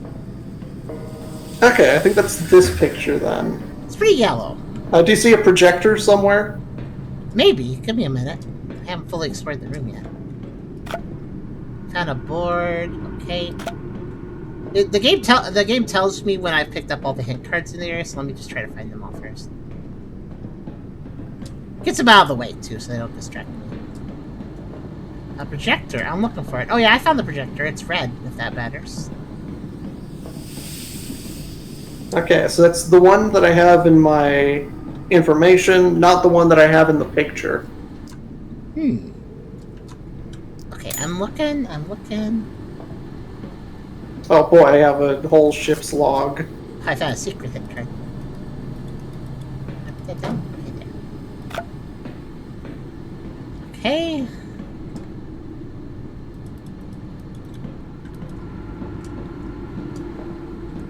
Yeah, This section has the artificial intelligence, the ship's log, which is the projector, and also robot for cleaning the ducts. There's quite a bit here. The number one thing that sticks out to me is the fact there's videotapes strewn all over the place. And I also picked up a box cutter. I guess it's just an inventory item now. Alright then. Maybe that's how I open the only box. extra information I have is on the projector, I'm definitely which missing... gives me 3 ship logs in text form. I'm definitely missing something here. Because I haven't found a hit card. Maybe I have to find it later. I don't know. I'll look around for it. Oh, our timer did reset. Thank goodness. So it is a room-based timer, not a full game timer. I'll worry about finding the last hint card later, I guess. Apparently there's another one around here. Because basically I get an achievement that pops when I find it all. Yeah, find all the hint cards in the cafeteria. Don't have it yet. Okay. Yeah, Entry 1, they celebrated Christmas. I went for the hint cards first because if I found all the hint cards, that means I probably bumbled about the whole area. Oh, there it is. Okay, that's probably... Yep, that's it. I found it. I just missed it. It's really obvious. Okay, so the canteen is divided into a main mess hall, and then there's a little staircase going up to a separate section, which has a contraption of a machine, and a bulletin board and a clock I can look at. So the clock's probably important. Let me start you with a codex. Let me start up here. This feels like a little separate section. I have a codex on this bulletin board. Let me give it to you. 0904. Yeah, there's a maze on one side, on the opposite side of the mess hall. I'm not going to worry about that just yet. I'm not sure what's up with that. Yeah, I also have a picture of that. Okay. Yeah, 0904. What did that give you? Hello. Hello, I am Z3Z, the nuclear submarine AI. How can I help you? Oh no, I think I know where this story's going. Press 1 for pipe repair requests. Press 2 to listen to music. Press 3 to hear the evacuation procedures. Oh no, press 3 and tell me what they are. Yeah. This function is currently unavailable. Please enter another request. Sorry, evacuation services are not available. You'll have to wait for later evacuation instead of right now. I'm going to listen to music. Oh.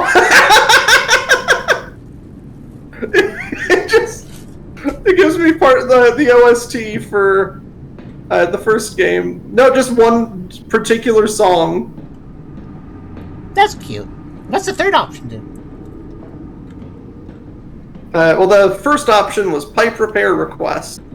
Okay. You have selected pipe repair requests. Please provide the dive date so I can identify the relevant submarine. Oh no! It's the month, day, and year. Okay, listen. So the bulletin board I gave you that codex entry on has a few things attached to it.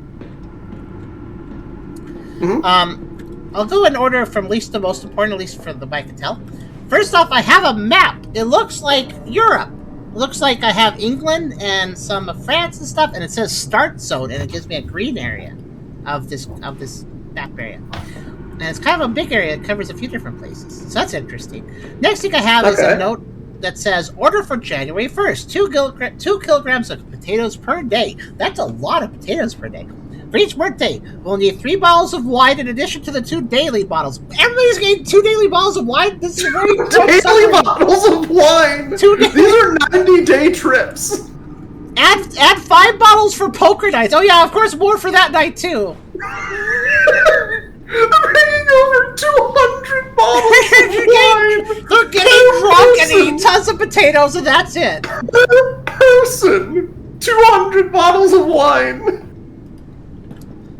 Okay, and then another thing here is, oh, I see. There's a clock nearby here, but there's also a note saying time difference. A report is required when we arrive at our final destination. When calling, bear in mind that the base will be 7 hours behind us. And then there's an arrow pointing to the thing that's probably the most important because it's a big old calendar.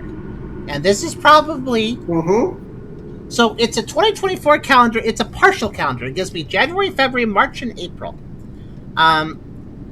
April is completely scribbled out, so I don't think it's relevant to what we're doing. Like, it's literally just black marker scribbled out, the whole thing. January, February, and March have a bunch going on, though. January has the 1st January circled in a red circle, and there's a submarine on top of that red. There's a red drawing of a submarine next to the circle, so I'm assuming that's the launch date. Okay. I'm looking for the dive date. That's probably the dive date. Like, that would probably be the dive date. January 1st? Let me say 2024, you said? Yeah, 2024. That data seems to be correct. Okay, you know all that weird stuff I was... Uh-oh. What? Information about the order submitted by the cook before the dive for the supplies needed throughout the mission could help me narrow my search. How many bottles of wine? So you know how the thing I said was like, oh, we need more bottles of wine for birthdays and more for poker nights? Yeah. So the other thing the calendar has on it besides the dive date is there are several points, January, February, and March, that are marked with icons that are either a birthday icon, a cake icon, or a poker icon. So I guess I just add those together. and I have icons for a bottle. Looks like potatoes and birthday cake. Oh. For each month? No, just in general. Okay. And each one a number. So you have the exact quantities, and I have, like, the information about when birthdays and poker nights are and how much to add to that quantity, I guess. Like, how many birthdays were there? Okay. So, again, for context, January, February, and March, those are the months that I are able to look at, and I have here 1, 2, 3, 4, 5, 6, 7 birthdays and 6 poker nights. Did they have potatoes during poker nights or something? There are no potatoes listed here whatsoever. If you have potato icons, you may be the only one with those. They might not be potatoes, but that's just what they look like to me. There's 2 of them, one larger, one smaller. What days are they on? I can confirm if they match up with It's just a picture of potatoes, and it wants a number. It wants to know. Okay, so 2 kilograms. I can of put potato. up to 3 digits. Okay, 2 kilograms of potatoes per day. There's no modifier for that, I don't think. So I guess that's just consistent. Perfect. 2 per day. That would be, so these are 90-day trips. Yeah. Well, yeah. 30 So in January, 29 in potatoes. February, and March has 31. So that does add up to 90. So 90 days of 2 kilograms. My information of potatoes. just tells me that these are 90-day trips. Okay, then I guess 180 kilograms of potatoes then. Yeah. And then there's 180 bottles of wine plus the special events. So it tells you how many wines there are? Because it didn't tell me how many wines there are. It doesn't tell me. We have to figure it out. And I have to tell them. Well, so there's 2 daily bottles. Okay, this is easy. So, Yeah, so 2 daily, 180 let's to start start. with this. So 2 daily bottles is 90. Oh, no, it's another 180. My bad. Yeah. So 180 daily bottles, and then we just add...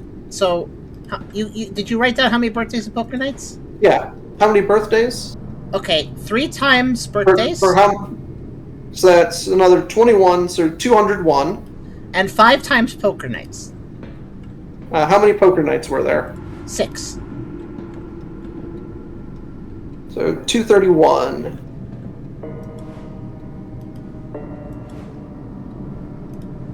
You are aboard a Triumphant class submarine. I have identified several possible matches. Oh boy. We're using... This is basically just us trying to use Bing search. Hold on a second. I need 3 more pieces of information. The dive location, the submarine's current location, the submarine's final destination.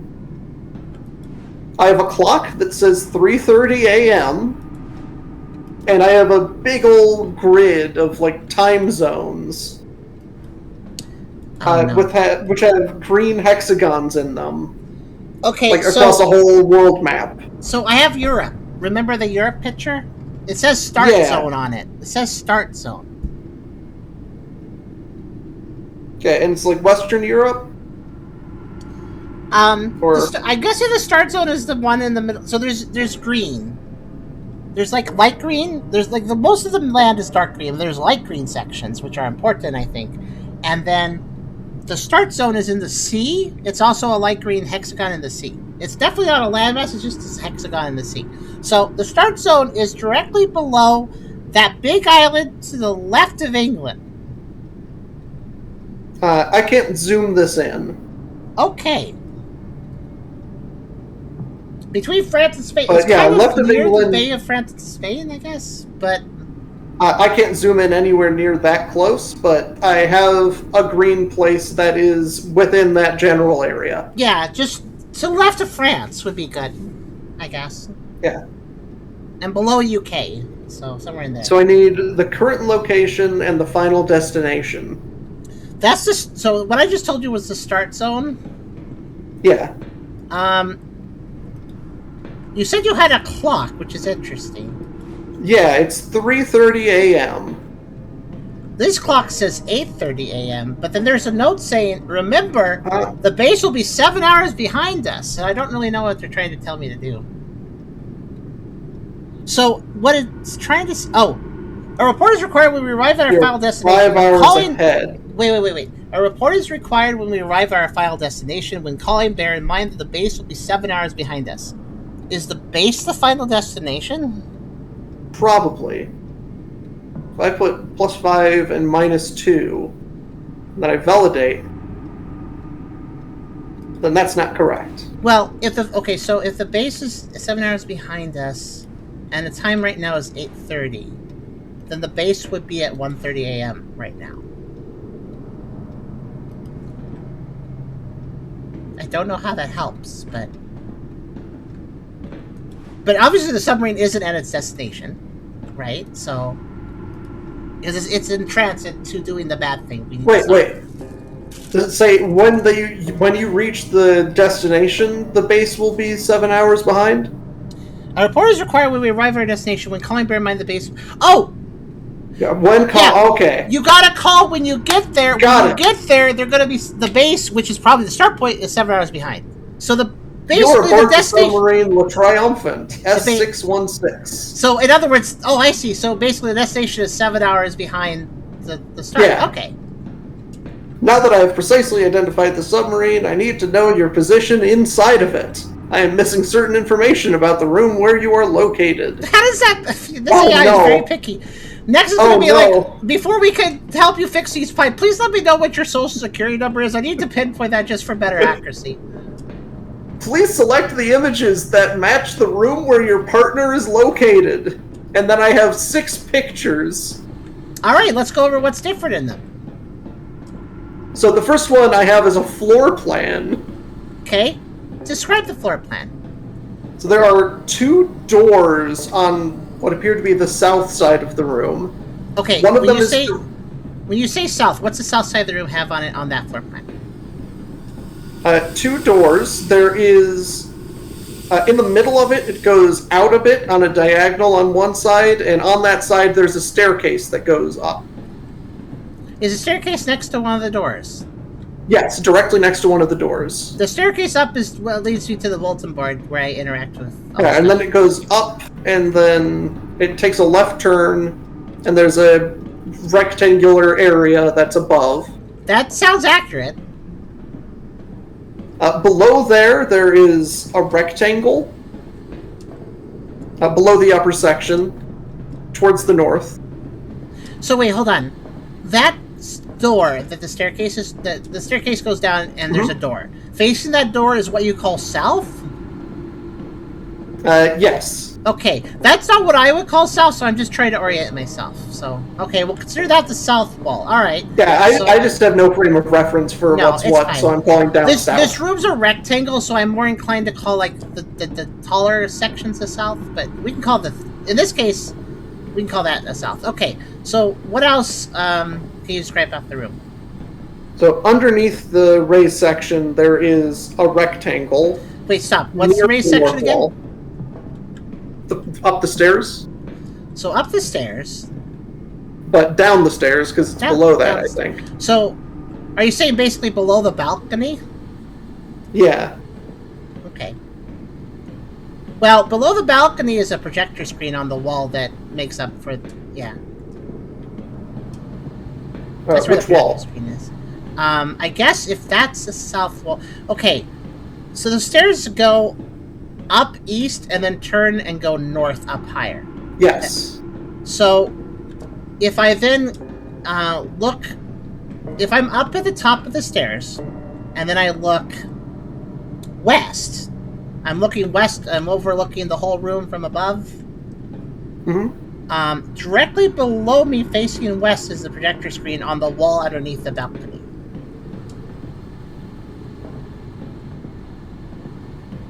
You were describing that there's like some object underneath the balcony. I don't really have that. There's an open space with a projector screen. Is there an object that's rectangular on the balcony? The balcony's floor is pretty open. There is on like the stairs face the weird pipe contraption machine we're ultimately trying to work on, I think. That's on the north wall of the balcony area. But the floor space is otherwise pretty open, aside from a little bit of clutter that probably doesn't matter in your floor plan. There's a ladder. Does it look like... The door that's not next to the staircase. I'm gonna go over Does there. it look like if it opened, it would hit something? I mean, it looks like it might hit a kitchen cabinet that's on the west wall. Oh, I'm sorry, east wall. The east wall? Just to double check, the doors are on what end? What's north to you? Is the doors are on the north? The south. South. Okay, yeah, that's the west wall. Yeah, because I see some rectangle jutting out from the wall, like Those right would by be the kitchen door. cabinets. There's one And on the door's, floor like, and then one right on in the corner. the door is in the corner. Yeah, more or less. And in the middle of the room, like almost in line with the door, I just see a pentagon. The door in the corner. Yeah. Okay. In the middle of the room, pentagon. Oh, that's a like a pipe or yeah. There's like a pipe in them. If I walk away from the door, And due east of that, I see another pentagon and a square. yeah, that's another pipe or pillar, and the square is a table that is in the it surrounds it basically. Okay, I think I can pretty confidently say that this is a picture there, and we shouldn't spend too much time on it. Okay, unless there's anything else that matches all of the things we've discussed, then it's probably that room. Yeah, well, that's the only floor plan that exists in this. The rest are all pictures. Okay. All right, what's next? So I have boxes. Like there's a little table that's on a tilt but it's not in line with the floor tiles. I can see cabinets in the background that are brown. The table has one box on it, and then a tray with a bunch of boxes on it. Okay. And a mug that's tipped over. Yeah, this place is trash. A screen, I think. Okay, wait. So you're describing. There's multiple tables here. Two of them are functional. One of them is smashed right down the middle and destroyed. Not that one. It kind of looks like a bench, I think. Yeah, there's benches. Does one of them have a weird giant tray on it full of boxes? Well, one bench has a cardboard box that is open, but not I'm trying to figure out what you mean by giant tray. There's a few like pans, like something you maybe put in an oven. Like, it is a huge tray. No, it doesn't exist, I don't think. Okay. I will assume that doesn't exist then. I mean, are we trying to find out which setup is right? Because if that's like Yeah, one of the but no, options... we're trying which of these pictures exist. Okay, I don't know if that exists. Try something else. So I see what looks like a kitchen area. I see a destroyed table. Wait, actually, stop for a second. When you said tray, can you... Like a plate or like a pan that Like has a tray. raised sides? What is a tray? Yeah, it has raised sides. Okay. And it is massive. Bigger than the tables? Much bigger. Oh, I don't know what that is. Yeah, I have no idea. Like, it's The got a tables are whole the biggest ton of things boxes here. all over it. The tables are the biggest... Well, I mean... There is a table with a bunch of boxes on it. And the projector, too. Actually, looking at the destroyed table, I think it is the top of a table. Then, yeah, if you're calling a table a tray, then I would be very confused. But it... From the angle that I have, it just looks like a tray that's just floating. Do you want me to tell you what's on the table? We have some plates, a stack of plates, another stack of plates, a big old mug, another stack of plates, a cardboard box, a projector on top of the cardboard box. That's not this table. Okay. Is there a table that is overlapping a bench that has one plate on it and a knocked over mug, or maybe a pitcher? Despite the mess of this room, I don't think there's a single knocked over mug anywhere. Then I'll continue to think that doesn't exist. Okay. Yeah, there's only mugs I see are not knocked over. They're just staying upright. Oh wait, no, there is one knocked over mug. It's a little cup though, not a mug. Now this is like a pitcher. Okay. It's the size of the plate next to it. Yeah, it's not... There's no big pitcher mug that's knocked over. There might be something on the Is there ground, only but I one don't think we're destroyed talking. table? We're not talking about the ground, right? No. Okay. Is there more than one destroyed table? There is one destroyed table. Is it near, like, cabinets that are on the ground?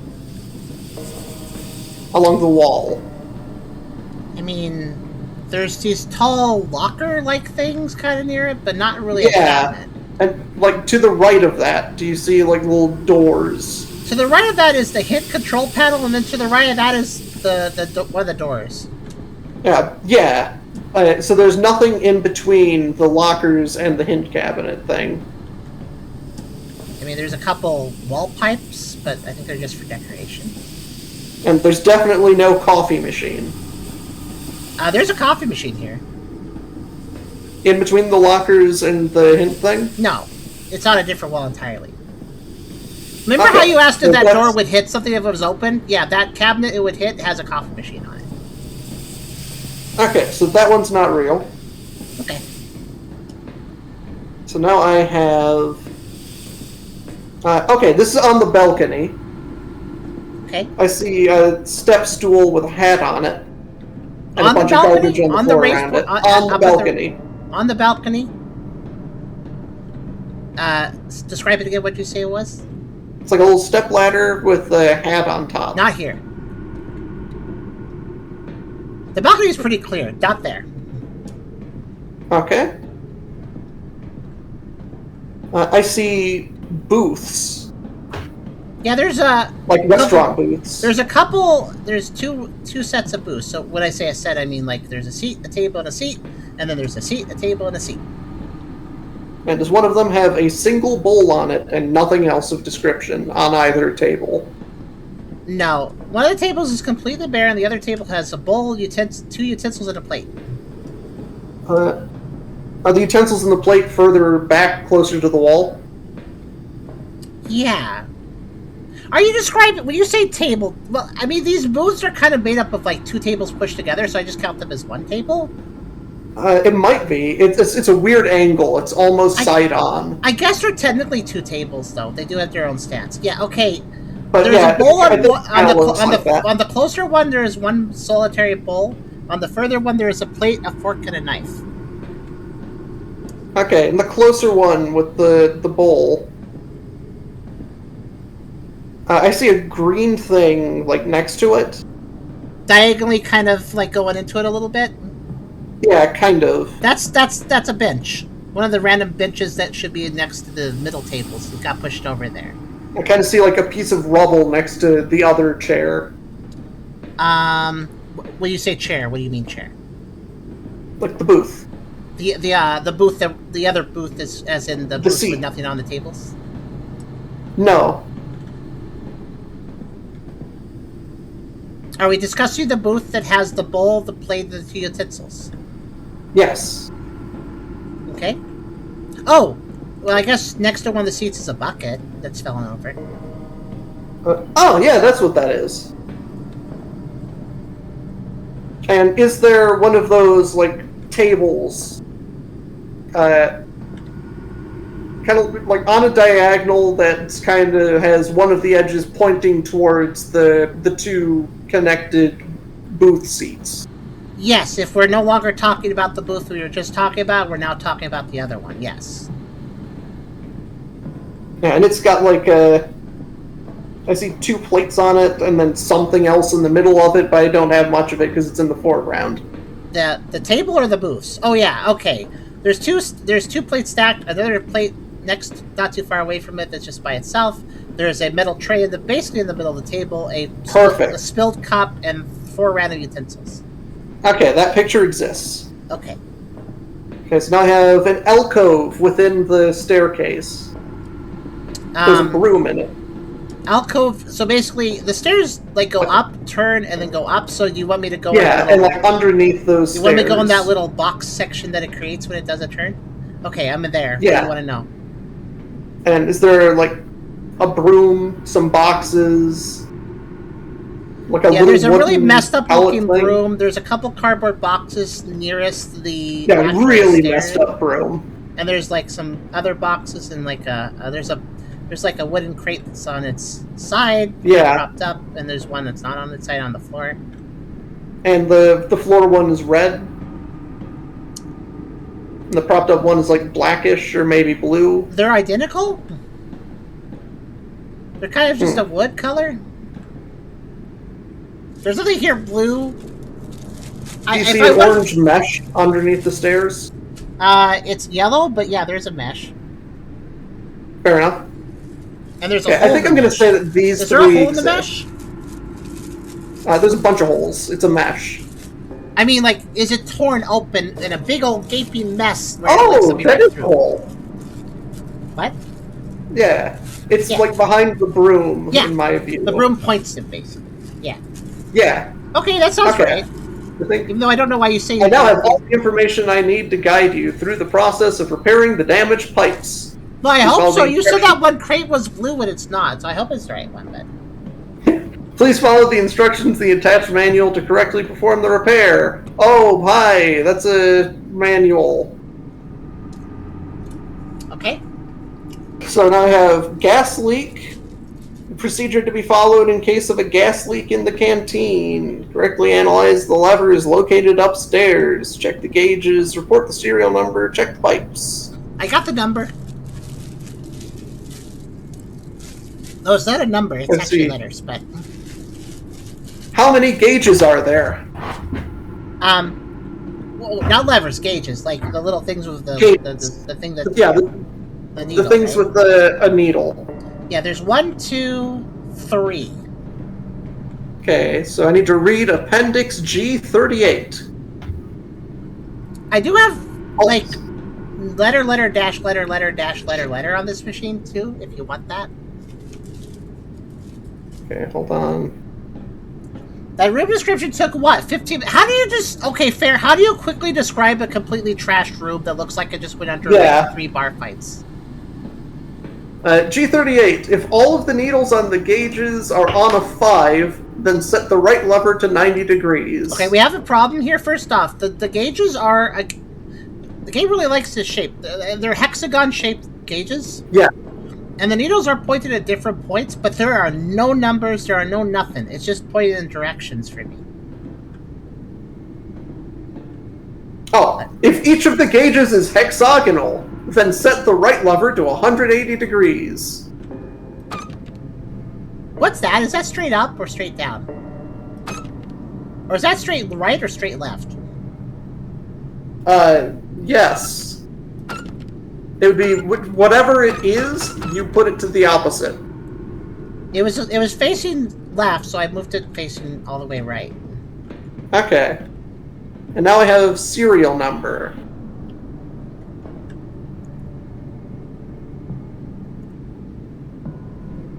Does it have only letters, only digits, or a mix? It's only letters. I have to go to S10. Does the letter A appear 2 or more times? It appears 2 times. Then set the left lever to 135 degrees. Just to be clear, the leftmost lever? Set the left lever to 135 degrees. Alright, I don't know what that is. So it'd be towards the right, but like one set back. I could only do left, diagonal left, up, diagonal right. Yeah, diagonal right. It's gotta be diagonal right. Okay. Done? Then I have pipes. How many pipes are there? 2. I have to go to M6. Does one of the pipes connect all the levers? No.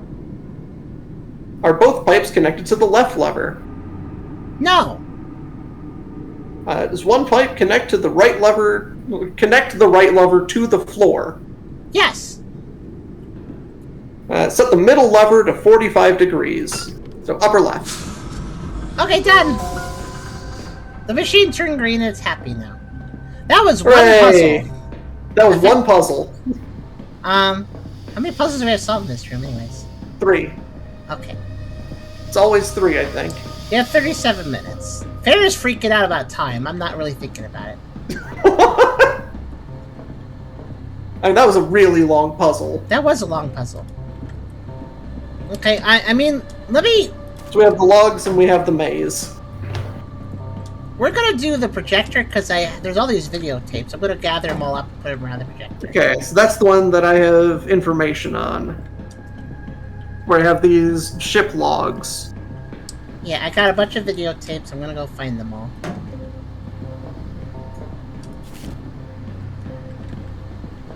That's 4.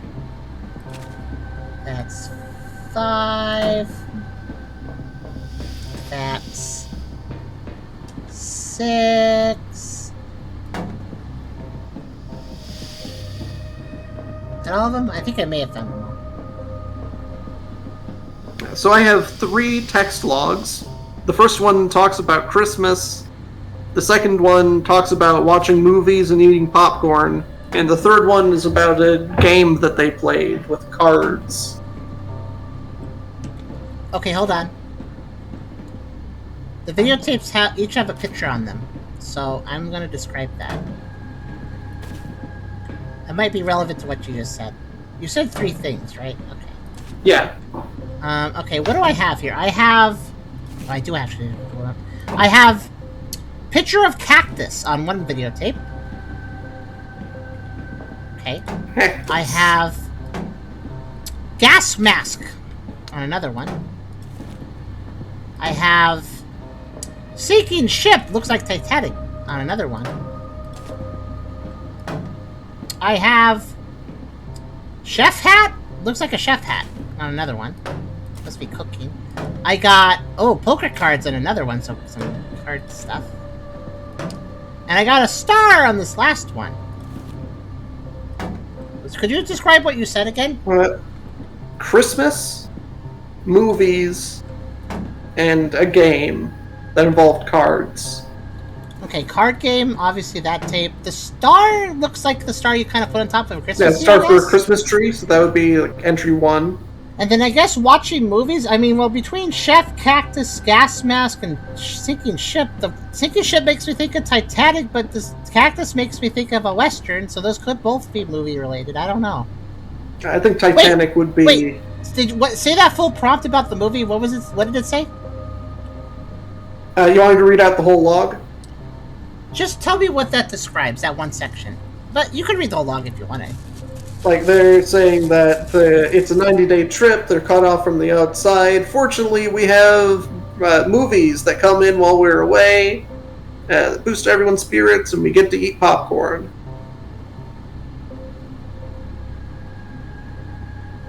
It doesn't say anything about which movies they watched. Guys, I'm actually ironically eating popcorn right now, but I'm just thinking. Guys, does this kind of look like that thing? You know those popcorn things where you put it on this, it's a metal thing, you put it on the stove and then it goes boop, boop, boop, boop, and it gets all puffy? That's kind of maybe what this is here. Maybe this is what I have here. Yeah, so that might be 2.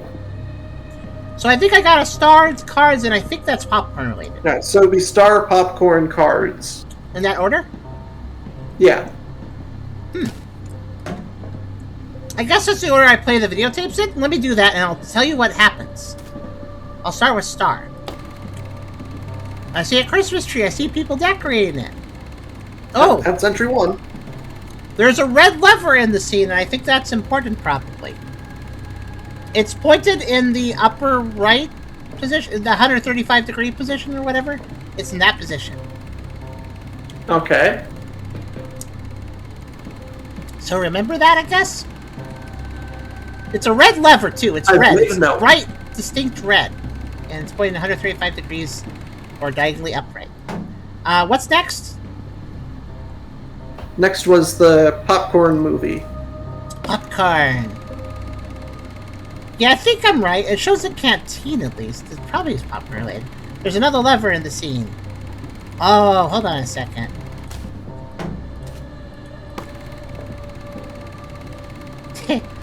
Okay, you wrote down the thing I said about the Christmas lever, right?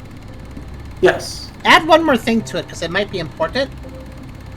hexagon base and bulbous end to the handle. Like thicker end to the handle, like a little on the end of it. I just realized that might be important when I put the second tape in, and I got a differently shaped lever, so I'm describing that. Okay. The popcorn one shows people in the canteen eating. I don't actually see popcorn, but that must be a chef hat. Well, that might still apply, because they said eating popcorn and watching movies. You should just watch all of them. That's true. And whatever most applies. You want to write down the lever information for each one as I go?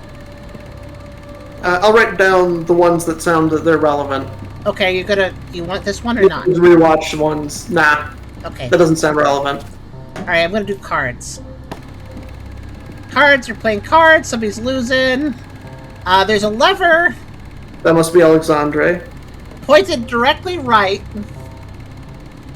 And it's kind of a little bit zigzaggy, just very slightly. Zigs a little bit down and then a little bit up. And then again, bulbous head to the lever. Kind of weird. I don't know if the shape matters, but I feel like it might. So there. But the important takeaway is 180 degrees. I'll play the next tape. Okay. I put it in the gas mask one. It's people...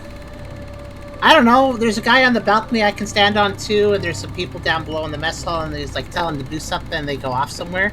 That doesn't look very relevant to any of this. Not relevant. Okay. And then we got Cactus. It looks like I don't know, they're having a Mexico party. That's literally what it says in the background. Everybody's wearing sombreros. It's a Mexico party. This feels culturally insensitive, but is this relevant? No. Okay. Mexico party. Alright. Okay, so Sinking Ship is that movie's. Okay, Sinking Ship. There's a Sinking Ship on the projector. This is a movie. Perfect. You're watching it. The lever in this one is pointed straight up. It's very It's a very wonky lever. It kind of curves left, and then it curves right, and then it has a bulbous head. It looks like whoever made this lever should not have been paid for their work.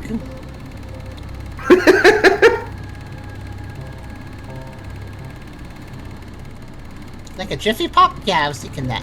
Jiffy Pop, that's what it's called. But yeah, that's all the movies. So I guess the relevant ones is Sinking Ship is movie, and then Cards, and then Star. So those are the important ones. Did you write down those levers or not? Yes. Okay. So I just realized we need to find 3 levers. Well, there are 3 levers in the back of the room, actually, besides the balcony ones. Okay, I have them.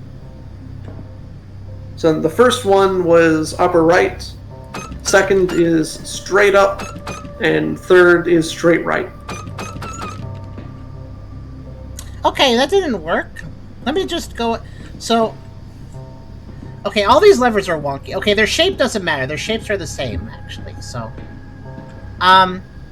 Upper right, straight up, and straight right. Yeah, they didn't do anything. Granted, the levers are not exactly in a left-to-right order. They're on a U-shaped pipe. One is on the upper portion of the left side of the U, one's on the upper portion of the right side of the U, and one's on the middle of the bottom. So I don't know what order they should be in, technically.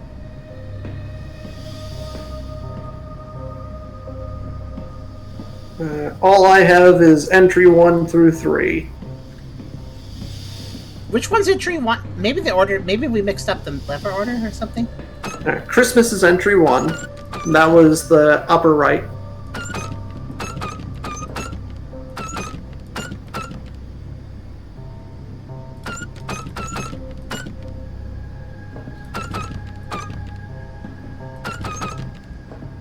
Hold on, I messed you with that a bit more. Is there any other levers in here? Oh, I found more levers. Give it again. There's in this room are 3 sets of red levers. That's very confusing. All right, let's go for upper right. Upper right. Right. Okay, this will work. There it goes. Okay, that's working now. It's solved. Perfect. Also, I just realized it's funny. There's a videotape of people watching a movie. So somebody made a movie of people watching a movie. Okay. Sure, why not? That's what reaction channels do, I guess. Let's see. So now we have a maze. Oh boy. I await a codex. 2787. It looks like a cereal box maze. It's a big old cross-cut section of the sub, and there's a bunch of things going through it. There's a green arrow at the bottom, so I guess that's like enter from here. And throughout the maze are a bunch of things with, I don't know, it's like a little asterisk, but it's got like a dash on both sides of it that are red. It's asterisk surrounded by 2 red dashes, or closed in by 2 red dashes. There's also a bunch of blue crystal things, too, as icons. So I am in the maze. Oh, cool. Is it like 3D for you, or like... Yeah. Well, not... It's like a Doom style. Okay, I can turn and I can go forward. I know where you I'm entered. currently in a dead end. I know where you entered. Well, okay. Have you moved at all? No. Okay, turn around. Okay, I'm now looking at the dead end. Oh, okay. I thought you were facing the dead end. Okay, turn away from the dead end. Now, also, on my upper right, I have what looks like a... Well, it's just a square that has 9 pentagons in a 3x3. And below that, I have 3 square slots. 9 pentagons. Yeah, so there's these blue crystals that are also pentagons. Around Okay, the so map as well. I have spaces for 9 of those. There's only 3 on the map here. And I have spaces for 3 of something. Can I just confirm that you entered from where I think you did? When you walk forward, you're going to immediately have options, right? The paths? Yes. Do you have an option going I'm left, now going forward, forward. and right? Yes. Okay, And back. to the right. Can you do 1 step to the right and tell me if you have a left turn and a forward? I have a left and a forward. Okay, I'm pretty sure I know where you're starting. Go ahead and go back to where you started. Just wanted to make sure that green arrow wasn't that you. I will hopefully have gone back. Yes, I think so. Just that dead end. Just find the dead end if you're not sure. Okay. Well, you can't say that because I could randomly jump into a completely different dead end and then we'd be lost forever. There's no dead ends around you except for where you started. You'd have to travel a long way Okay, to then find I'm a in dead the end. right one. Yeah. Okay, so it sounds a little disorienting based on what you're describing. Okay.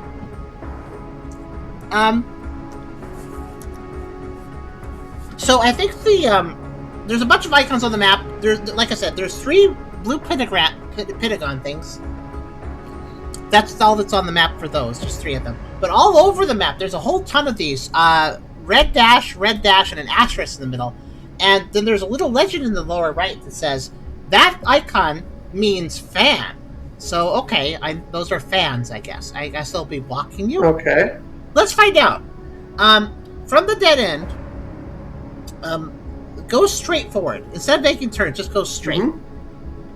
Until you hit a wall. Okay. Oh, I see a fan ahead of me. Oh, well that should Like be off to the right. Oh, it's off to... Yeah, you have to do a right and then a left to face it, right? Yes. So do that. Okay, I'm facing the fan. Do you want me to approach it? Is it... Yeah, go ahead. See what happens. Okay, this is a fan. Is it in your way? Yes. Okay. So I guess I'm just supposed to navigate you around the fans, I guess. Alright, turn it around from the fan. Yeah, it is basically a wall. That's okay. I'm going to guide you to a crystal, or whatever Yep. these are. So, face it away from the fan. Return back to your corner. Please turn left. That's your left. Okay. And then go, and you'll hit I'm a corner. facing left. Yep. So, move take forward. that corner. Yeah, move forward. You'll have a path you can go down on your right, but that just leads into another fan, so go straight. Okay. Go straight until you hit a wall.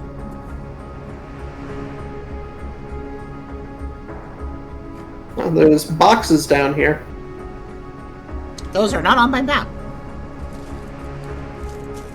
To the right on that wall, there's just boxes in the way. In your way? Okay. Yes. So, you basically went straight until you hit a wall, and now if you turn right, they're in Yeah. your way? If I turn right, then there's boxes, and if I turn left, I have a corridor that leads to a fan. Okay, turn left, but instead of going down all the way to the fan, go as far towards it as you can, and then turn left again at the next intersection at the end. So basically, just head towards that fan This you one, see. there's a bunch of garbage down this way, too. Okay, can you do a left turn anywhere in there? There should No, be. that's just garbage. So there should be 2 lefts you could have done. Are they both filled with garbage? No, the first one I can go. Okay, go down the first one. That's fine too. Take 1 step down Okay. that. Okay, and then can you turn right? Then right. There's a little zigzag you'll have to do. No. And then after the zigzag, I see more garbage on my left side and my right side. Can you go straight? But I can go further down. Straight. And then there's a right. Yeah, Oh, go straight. I see a take the thing. right. Yeah, that thing. Oh, So- okay. This has lit up 2 of my pentagons. Okay. Maybe write down This which is one's... the middle square. It is the middle one. I don't have to write it down. It's on my screen. Okay, so basically what happens here is I know where fan obstructions are for you, but not the random rubble. You'll have to navigate around that rubble, so it's gonna be a little confusing. This one actually seems kind of obnoxious because of that. Now we need So- 2 more of those. You don't happen to have compass or anything, right? No. Dang it. I have a compass, but it's fake. Oh, dang it. Because if I could just tell you north whatever, that would be a lot easier. Okay. Like, there's a PNG of a video game compass on the top of my screen, but it doesn't actually move when I That's turn. rude. Okay, from the pentagram's dead end, for the dead end you found that thing. Mm-hmm. Turning away from that dead end, can you go straight? Yep. Okay, it'll go straight and then it'll At hang the a end, I left. can go left. Just follow that And path. I It go one, zigs and a then little right. bit, but it should be a straight path 1 for a long time. right. 1 step. 2 step. Another right.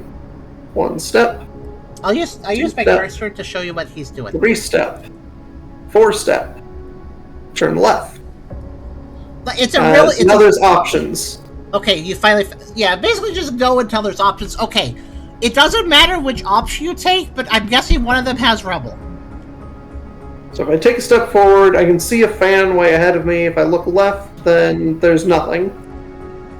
Take either There path. might be a because- path further down. Take either path. Alright, I'll you take will the not left. They'll go to the same place as long as they have no rubble in the way. Now I'm turning right. I see a fan ahead of me, and I see a place I can go to the right. I assume go in there. So did you take the left turn or the straight path? When I took the left you turn. took the left turn, you're facing a fan. You can go right. Go right. Mm-hmm. I Follow turn that left. path. I go forward. Forward. Forward. Till you hit a wall. See a fan to my right. I see a left, and I can. There's a bunch of You things. face left and see a fan, correct? Yeah, there's a fan.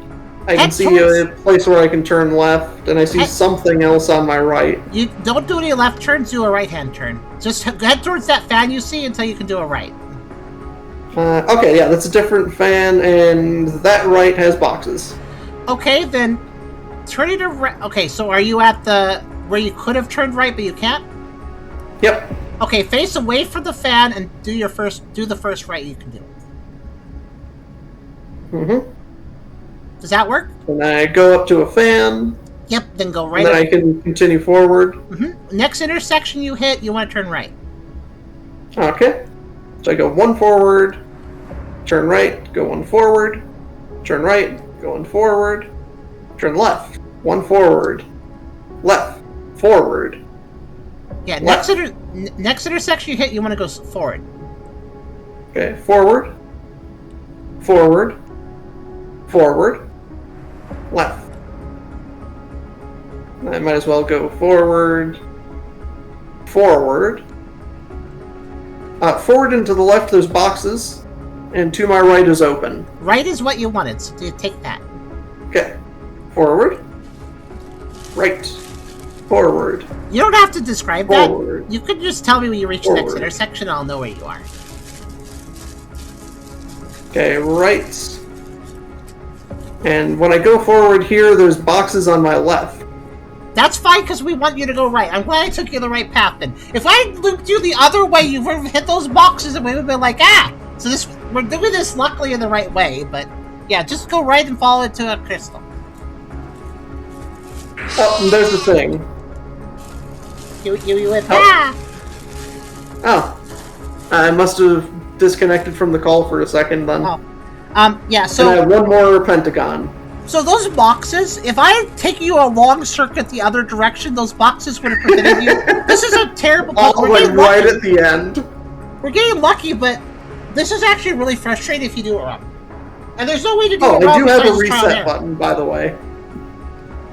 That'd make you lose all your crystals, though, wouldn't it? Probably. But if I got completely lost, then that would have been a thing. Well, now we have to do a whole ton of backtracking. We basically have to get you Yep, back now you gotta to get me start. back to the other one. Yeah. Do I need to So follow I walked you? back to the fan. Okay, so you walk back Now to... forward, taking the left. I'm just going to where the first intersection I see. Okay. Yeah, so the first intersection is the one that had that boxes. Yeah, so you have to turn left. Go ahead. Yep. Just tell me Now when you keep hit going to the intersection. next intersection.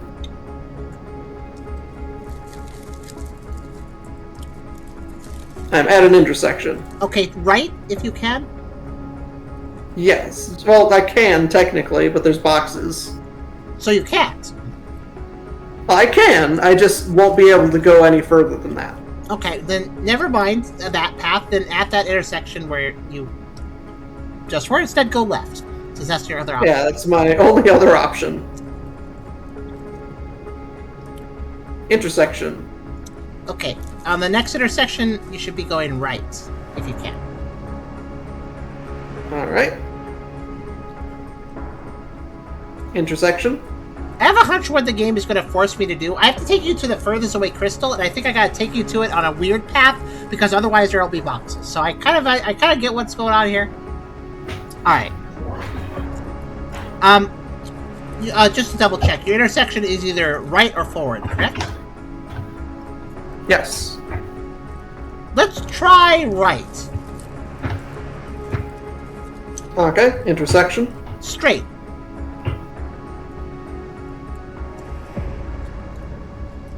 Okay, force This turn. will zig and zag a bit. Yep. I'm going. Turn it again. Good, well, Intersection. Oh, thank goodness. So if you turn right, do you see a dead end? Yes. That's where you started. We're back at the start. Hooray. We needed to, though. Okay, I'm thinking that the most annoying path would probably be... Okay. Facing the dead end. Face the dead end for me, just so we know we have their alignment. So face... Okay, Yeah. now turn left and start going that direction. Straight as you can. Intersection. Straight. Okay, going. Going. It's good. It's a lot of turning. Lot of turning. In fact, you're just going to do tons of turning for a while, so I'll just wait on you. Oh, I doubt that. I sure am going.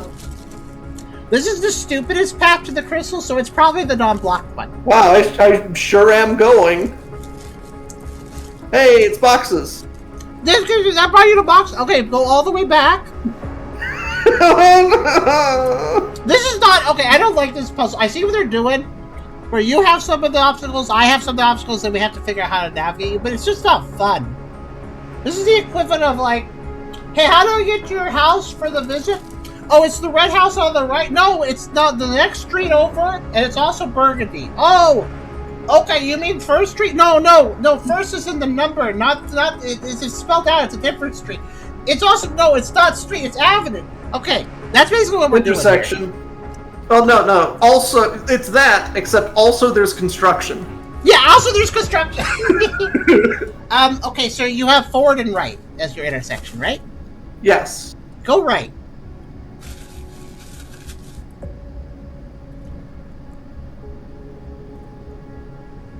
And that leads to, I think that's the same boxes. Is it before or after the next intersection that you run into those? It's in the next intersection. So it's blocking your path. Okay. Yep. Backtrack, please.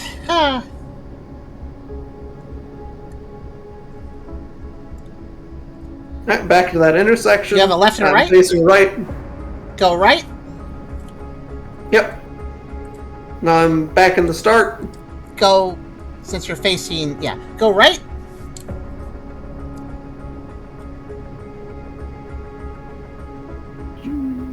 Intersection. Straight. Well, yeah. I turned left and, yeah. Intersection. Straight. Intersection. I Straight see if it boxes looks ahead on the unblocked. right. Yeah, is straight blocked? On the right side, Okay, there will be straight. boxes. Okay. Right. Now I'm turning left.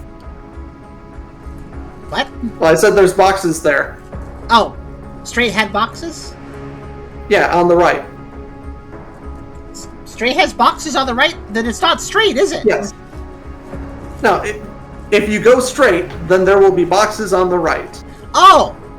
Oh no, go back then. Okay. Basically, you're saying it blocks the next intersection past the one we were talking about. Yes. Well, you need to go right there. So instead, at the previous Oh, intersection... and this just leads to the same place. It does. It goes around the boxes. Did you figure that out? Then intersection. Right. If you're at the one I think you're at, because I'm a little confused now.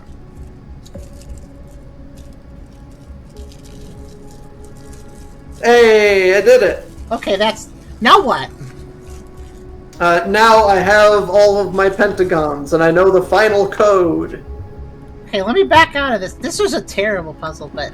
Okay, not because it's unsolvable or anything, but just because it's not fun. Alright, so what's your code that you have? Yeah, so I've got a 3x3 grid of lit up things. I have a 3x3 grid of a keypad with no numbers on it. It's just a 3x3 grid of buttons. Okay, so top middle, top right, middle left, bottom right. Correct. I hit a... Oh, gosh. Okay, I can now hit a button? Oh, no. You know how Gordon Ramsay does Hotel Hell, where he goes into hotels and then he always does a black light and then it's like, look at this, it's terrible everywhere. Yeah, I just hit a black light button and it's terrible everywhere.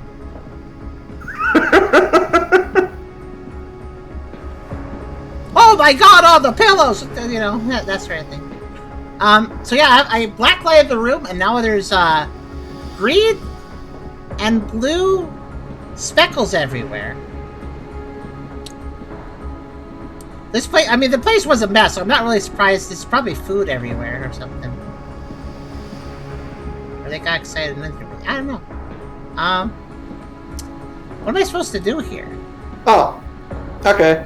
Keeping the submarine clean is essential to ensuring it runs smoothly. It was decided to create a robot that can go into the ventilation ducts to identify any blockages.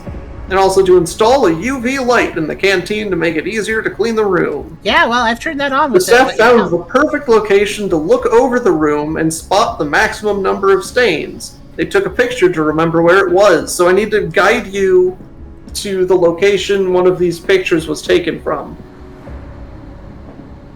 Okay. Ah, okay, that must be the blue one. And it is on the corner part of the staircase.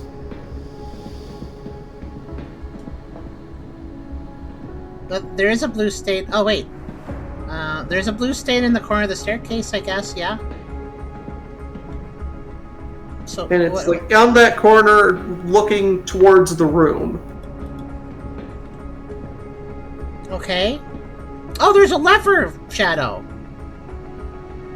There's like a light of a lever. It's pointed straight up. Oh, well, then you have to put a lever straight up, I guess. Well, I do have 3 more levers, but which one do I put straight up? Maybe there's more shadows that you can find from I'll put that one angle. straight up for now, just since I know that. Okay, yeah, there's more shadows to find.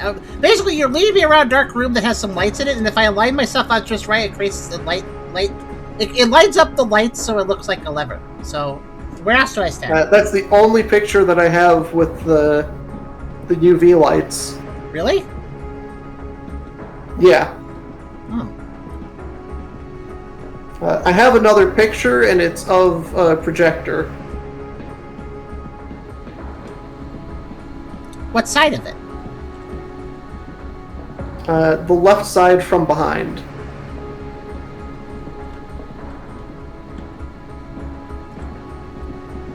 Wait, is it the back side or the left side? Yes. Oh, it's both. So I'm looking at the back left corner of it?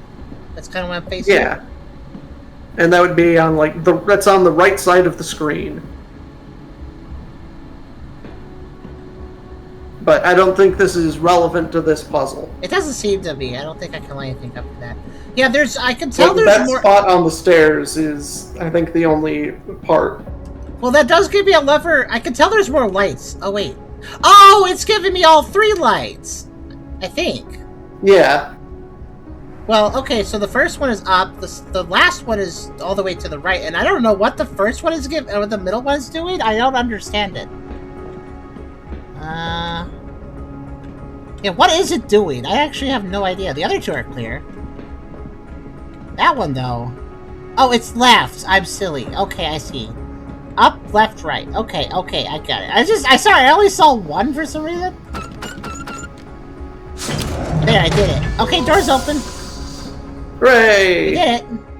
Oh. We didn't run out of time. Oh, it immediately made me leave. That was weird.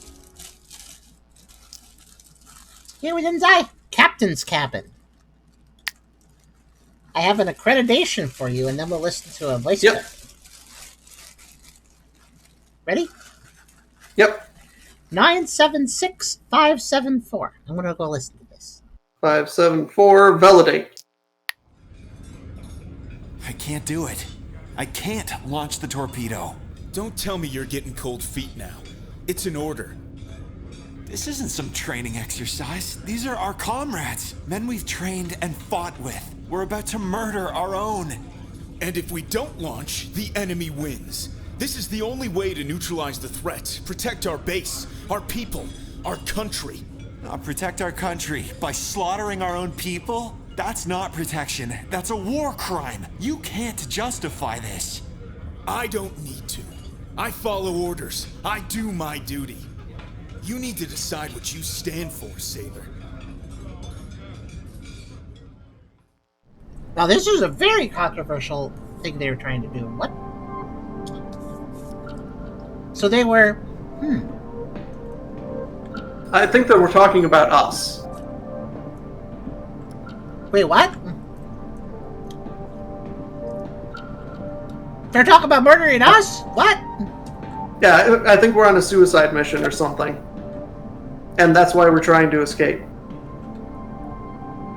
Well, I mean, we're not trying to escape. We're trying to do our mission right now, I think. Because remember, we got sent down. I got sent down to submersible. You're in the controls in the safe base place.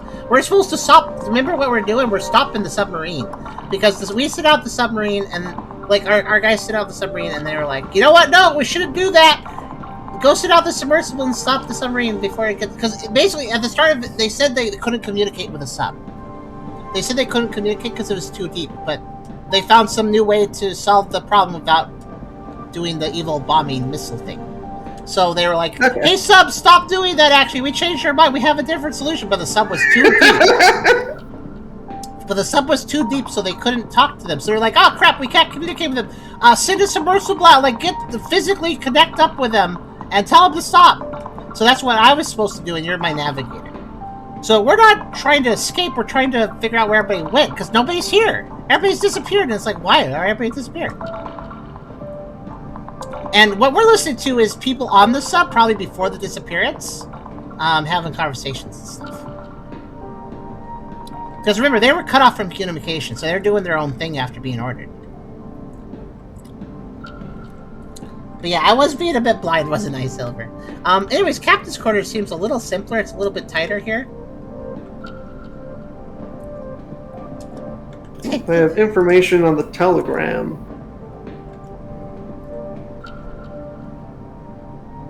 Oh, okay. That's a whole bunch of 8-segment display parts. I'm looking for key cards for a second.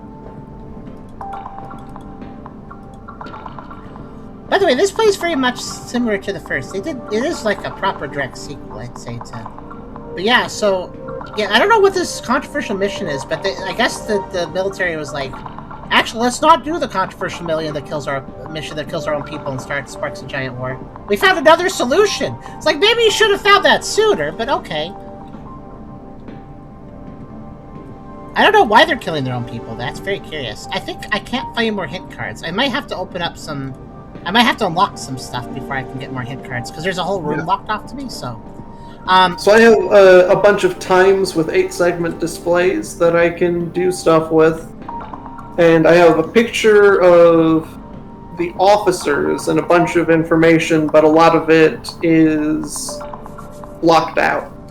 I have a narrow corridor down the sub.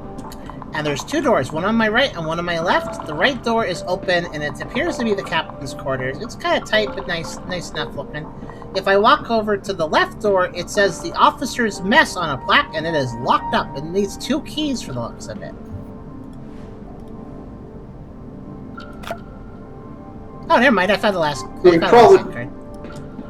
So we probably won't be doing that one first. Yeah, it looks like I got started in the officer's quarters. There's not a whole lot here. I'll tell you what's in the officer's quarters.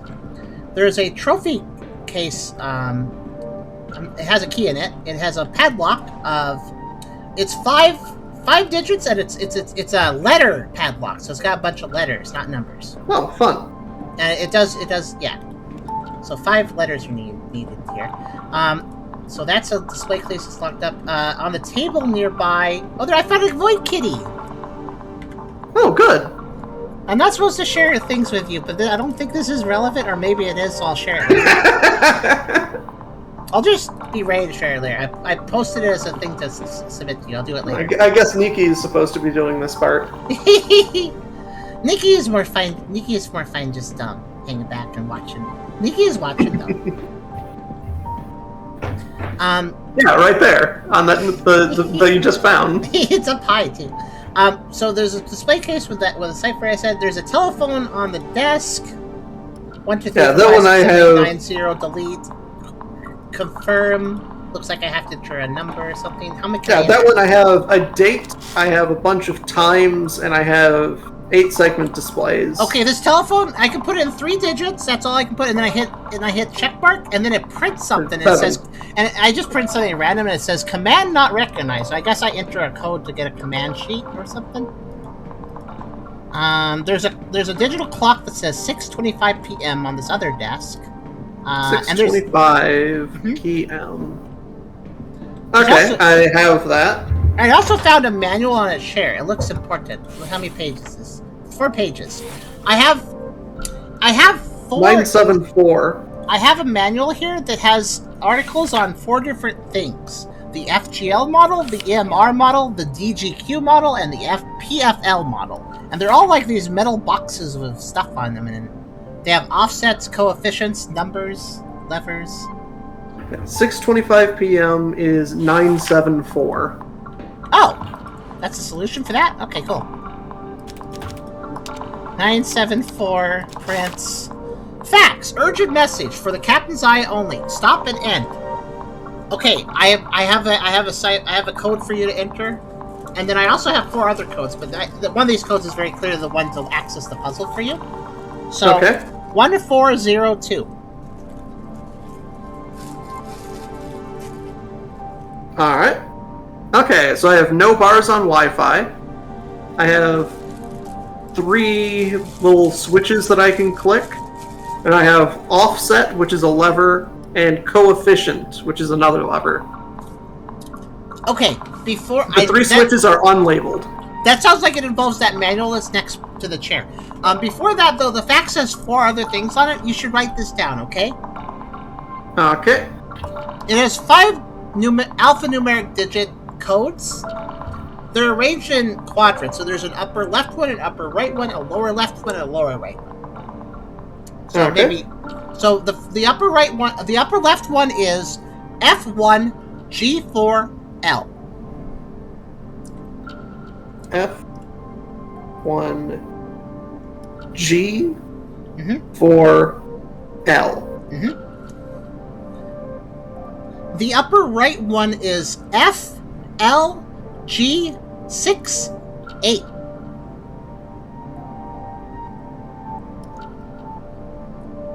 Okay. The lower left one is L75GF.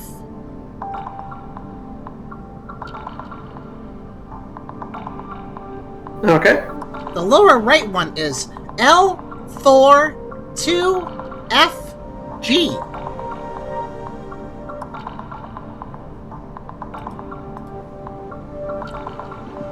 Okay. Now I'll go over to the manual. So you mentioned offset coefficient. Do you have a model? Do you have a model designation for me? No. Okay, what do you have? I have what looks like a crossed out Wi-Fi symbol. Above it, I have 3 switches that are unlabeled that I can turn on and off that I don't see doing anything. I think I know what they do. I think I know what to do with those. But the offset coefficient, do you have numbers? No. Okay, would you have But anything? there are 5 sections that I can put them in. Perfect. Okay. So, I have 4 models, and I can tell you the exact offset and coefficient. I can tell you what notches to select. And also, on the top of each of these model boxes are lights in a left to right order, like the buttons you have, I think. And some of them are lit, and some of them are unlit based on the model. So it sounds like what I need to do is figure out which model it is, and then tell you what to enter. But how do I figure out which of the 4 models we use? What are they? Like I said earlier, I guess I'll let you write this down. They're all called X models, so I'll just give their X value. FGL is one of them. FGL. Oh, there is a bit of information on each one. The FGL model, mainly used during World War I. It is distinguished by its pad with 3 letters, F, G, and L. Oh, okay. On the right side of the screen, I have, like, faded out number pad. So it has the numbers 1 through 9, and then it has F, G, and L. Oh, then you have the FGL model. The FGL model, okay, so the offset is the left bar, the left notch bar, and the coefficient's the right notch bar, correct? They're both on the left side, and they're vertical. Okay, so there's not one left and right of each other? No. Is there one above the other? Yes, offset is above coefficient. Where are the buttons in relation to them? So there's the screen that has the big old symbol on it that's like the crossed out Wi-Fi. Yeah, the Wi-Fi above symbol... that is the 3 switches. And to the left of the screen is the offset and the coefficient. Oh, okay, so the Wi-Fi's on the right and the switches are on the left for me, so I just have to rotate things in my brain. That means that the lever set that is closest to the Wi-Fi symbol should be in the middle. They're all equally close to the Wi-Fi symbol. The Wi-Fi symbol's on a different side, right? The Wi-Fi symbol is on a giant screen and everything is around it. Okay, so it's arranged completely differently. Well, just put one in the middle. Which one? I don't know, it doesn't matter, I can't decide. I've put offset in the middle. And then one of them, one notch to the right of the middle. Define right. I don't know. I'll call that right. I mean, it sounds to me like I have a specific arrangement here, but it's completely different for you. I don't know how to define it. I also... And they're not labeled as offset or coefficient? They are! So then which one's the offset? The left one. Let me explain. You have a big old flat panel of all this stuff. What I have is a metal cube with the offset and coefficient levers on one side, the Wi-Fi symbol on another side, the buttons on the top side. I have a 3D shape, you don't. Okay, so what is the offset set to? 3. Okay. And the coefficient is the 4 then? No, it's actually on 2. That's the middle. 2 is the middle. Okay. What? Yeah. Oh, okay. So you're calling the first one 0 then? Nope. That's 3. Let me explain again. I have a 3D cube. I can see 3 sides of said cube. I can see one of its sides, the side adjacent to that side, and I can see the top.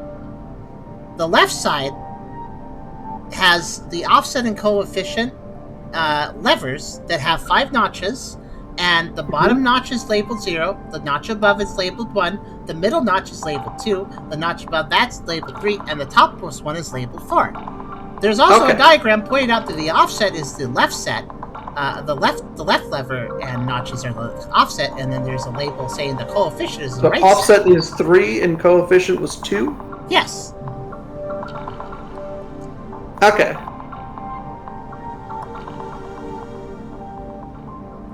And what about the switches? The switches, the left and right one are on, and the middle one's off. Oh, perfect. Okay, now I have the Wi-Fi symbol has disappeared, and I have access to the keypad. Okay. And also, Silver, I don't know about those fax codes. I'm not sure what those are yet. Access to the keypad? What kind of keypad? It's the 1 through 9 and FGL. 1 through 9 and FGL? Oh, okay, Yeah. you have the model itself now, I guess.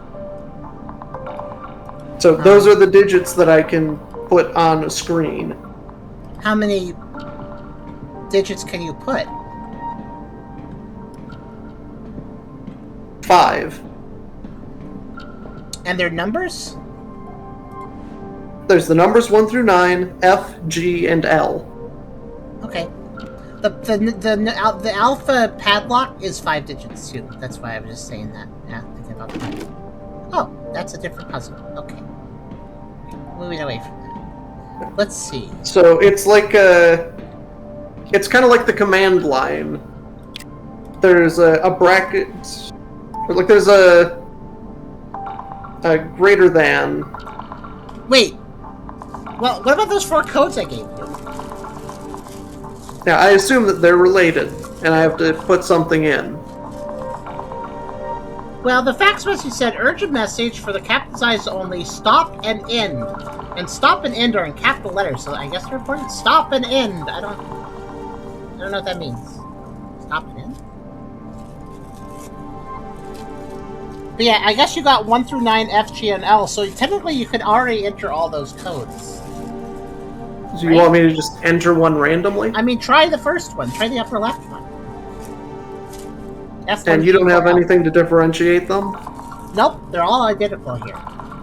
There's nothing that has a marker. Like, oh, that one's important. Our undersea base.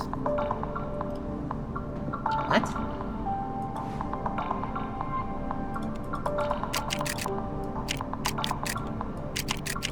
Putting in the upper right one is enemy hands, country in danger. Enemy hands, country in danger. Okay.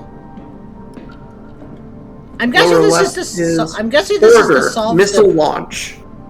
Order? Wait a minute. Hold that thought. Can I not turn this like I have to do one at a time? Oh. And bottom right is at our undersea base. And now that I put all 4 in, it gives me MNDOE. Yeah, I could do that. Yeah, you're just supposed to try them all. Yeah, it wasn't a pick one. I was saying you just use them. Okay, thank you. You've opened the display cabinet for me. I got a key. Hooray. I need 2 though, so that's only half of it. So okay, well, that puzzle is done because I found the next puzzle is on the captain's bed. Is a big little case of luggage. I opened it and immediately got another one of those codes to give you to start a new puzzle. Oh, okay. And there's also a key in this luggage. Okay, 1903. And also Silver. Yeah, Silver said too. She should input the codes. Yeah, you just have to input them all to learn all the information. Sometimes what you gotta do is just try everything and see what you learn. Okay, so now I got a big old. Oh, okay, I have a grid.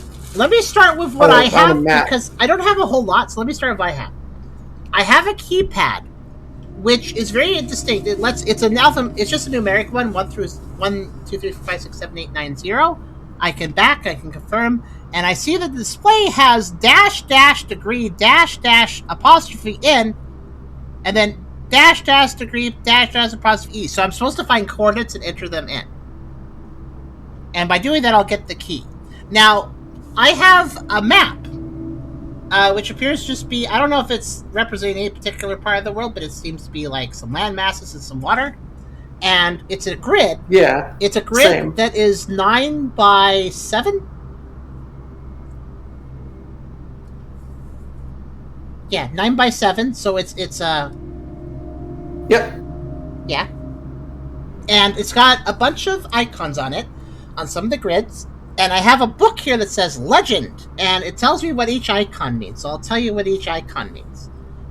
There's a cross that means chapel. There is I don't know how to put it, like a globe with like a grid of lines through it, and it's black, and it's called fuel tank. I got I got a little thing with a notch in it that's a flag, apparently. I got a thing that is a notch. It's a square with a it's like some flag designs are like that. Yeah, those are things I can place. Okay, and then I got a thing that's just an X with a little circle at the bottom. That's a windmill. Yeah, the helicopters. I got a star. That's a lighthouse. Mm-hmm. And I got the last thing is a water tank because you probably only have 6 too. Yeah, I can place the water tanks and the flags, and I can see the symbols. Okay. I can also place X's. Okay. I can also put lines between things. There are X's. You don't mean the windmill when you say X, right? Because the windmill's kind of an X, but you mean a pure X. Yeah, right? like an XX. An XX, a bread X for me. Okay, so the legend is below the legend. It says, "Note: be sure to cross through all the squares." And then this is a book, so it has some information. The northernmost water tower is connected to one of the windmills on the middle island.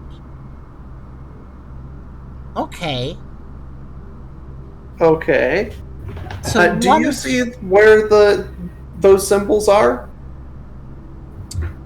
I see on the grid. Do you see the windmills and the crosses or anything? Would you like to just make a grid? I can give you icons. Well, I have the grid. But you have the same icons as me. That's what I'm asking you. Well, the only way to find out is to tell you what I see in each row. So how about I do that? Okay. So I'm going to go top row to bottom row, okay? Top row, I'm going to go left to right. So like if you go, 1, 2, 3, 4, that would be the 4th one for the left. Got it? Yeah. So first row has a water tower at 4. And I'll place that. Or sorry, a water tank at 4, I mean. And a fuel tank at 7. Or I'm sorry, wait. 9. I'm sorry, a fuel tank at 9. Forgot how long it was. Okay, and those are the globes. So water tank at 4, fuel tank at 9. The fuel tank is the globe. The water tank is the thing that's kind of tall. Column 2. There is a red X on 2. There is a fuel tank on 3. Yep. There is a flag on 5. Place. There is a red X on 6 and 7. That's it. Okay. Okay, row 3. There's a red X on 2. There's a fuel tank on 3. There's a windmill on 6. And a red X on 7. Okay. Okay, column 4. There is a water tank on 2. There is a windmill on 5. Whoop, you good? Yeah. And that's it for column 4. Column 5, there is a chapel on 3. There is a flag on 7. Okay. Okay, column 6. There is a chapel on 2. There is a red X on 3 and 4. There is a lighthouse on 6. There is a chapel on 7. And there is a lighthouse on 9. 9. Yeah. And in the last column, there is a windmill on 1, which means it's a windmill in the middle of the ocean. That's pretty cool. There is a flag on 6. Good winds there. Yeah. And there's a flag on 6. And that is all the symbols I possess. Okay. I've placed all of the symbols. Right. Now I'm going to read the book because it has more information. I think it's trying to indicate like where to place more things. So it says the northernmost water tower is connected to one of the windmills on the middle island. So is that trying to say that you need to add a water tower where it's connected to only one of the windmills on the middle island, maybe? So I can draw connections between different symbols. Okay, so take the northernmost water tower and connect it to one of the windmills on the middle island, but I don't know which one. No, well, I don't know which one yet. Yeah. Okay, there's more. The lighthouse located on a southern island... Okay. Oh yeah, I see which one that is connected to one of the chapels located in the sea. Okay, they're just admitting it. Like, that's just the Fishman's Chapel. It's just in the sea, you know? Okay, again, though, there's 2 in the sea, so that doesn't narrow it down. But we know that information now. The southernmost flag is connected to the lighthouse on the same continent. Okay, that one can be drawn. Okay, I can draw that one. Yeah. Oh, no! What? The lines that I draw, they can move around. No, be sure to cross through all the squares. I think that's a goal along the way. Yeah. Okay, so this one has to go, like, just basically straight across and then up. Mm-hmm. Also, I just explained, I have no the only interaction I have is entering the coordinates on the keypad. That's all I can do. Alright, I have more information. There's a lot more, so here we go. The fuel tank on the island with holes... Okay, that's the northernmost island. Mm-hmm. Is connected to the water tower located on another island. Well, there's only one other water tower on an island, I think, so... And that has to go around this way. Mm-hmm. Okay. The 2 flags located in the sea are not connected to the same type of structure. Oh, okay. Wait. Figured something out. The other lighthouse was connected to one of the sea chapels, so it has to be the left one. Are we trying to avoid something has to... So we can't cross lines, right? Yeah. Because then that makes connections, and that's not allowed sometimes. Only unless it is. So, do you want me to say that again, the last one I said? Because it sounded like you were doing something else. Yeah. Okay, I said the 2 flags located in the sea are not connected to the same type of structure. I guess that would imply they're connected to different types of structures. Yeah, so they're not connected to each other. Yeah. Well, not just that. They're not connected to the same type of structure. So if one flag went to a chapel and the other flag went to another chapel, that wouldn't be allowed, even if they're not connecting each other. It's not if they're not it's saying that they cannot be connected to the same type of structure, not just the same structure. Yes. Okay, just making sure. The chapel flanked by 2 flags. Let's see, which one's that? Oh, yeah, the one in the south. Okay, south and east. The chapel, flanked by 2 flanks, is connected to the fuel tank on that continent. On the continent. Which I guess means the landmass that is basically So it has to go up there. But it might be windy, but I don't think so. Okay. I have two more logic statements, okay? The northernmost flag connects to the windmill on the small middle island closest to it via the north. That's a lot to digest. Hold on. So the northernmost flag, okay, that one, connects to the windmill. I kind of figured it would. Connects to the windmill on the small middle island closest to it via the north. Okay, so basically a really short path is what they're saying.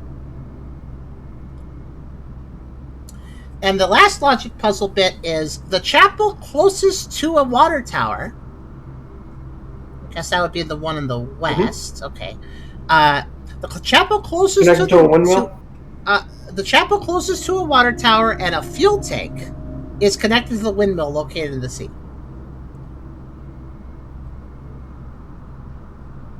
Yep.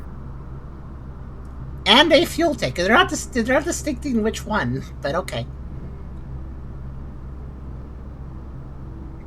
I think it's saying the one that's closest to a water tower and a fuel tank. Oh, is connected to as a windmill. collective statement. Okay. Yeah. Okay, so the chapel's connected to the windmill. Yeah, that one is. Okay. And that is all the logic statements I have. Alright, So loop back to the northmost water tower one. the northernmost water tower is connected to one of the windmills on the middle island. Yeah, that makes sense. So that has to go along like that. Okay, this has to be a windier path. So that this can come in and do that. Validate. No. Let me cycle all the logic puzzles again, so we can see if anything's messy now. Sound good? Okay. Okay, the next one is the lighthouse located on a southern island is connected to one of the chapels located in the sea. Yep. Okay, that checks out. The southernmost flag is connected to the lighthouse on the same continent. Yep. Okay. The fuel tank on the island of holes is connected to the water tower located on another island. Yep. The 2 flags located in the sea are not connected to the same type of structure. Yep. The chapel flanked by 2 flags is connected to the fuel tank on that continent. On the continent, sorry. Yes. The northernmost flag connects to the windmill on the small middle island closest to it via the north. Yes. The chapel closest to a water tower and a fuel tank is connected to the windmill located in the sea. Yep. I think that last logic puzzle is maybe being read wrong. There are 2 ways to read that. The one way to read it is the chapel... Well, you can't have 2 things connected to the same thing. What's that? You can't have 2 things connected to the same thing. You're not allowed to? Okay. Yeah, you can't do that. Alright, then let me go to the last thing. Note, be sure to cross through all the squares. Yep. So... Yeah, every square is touched.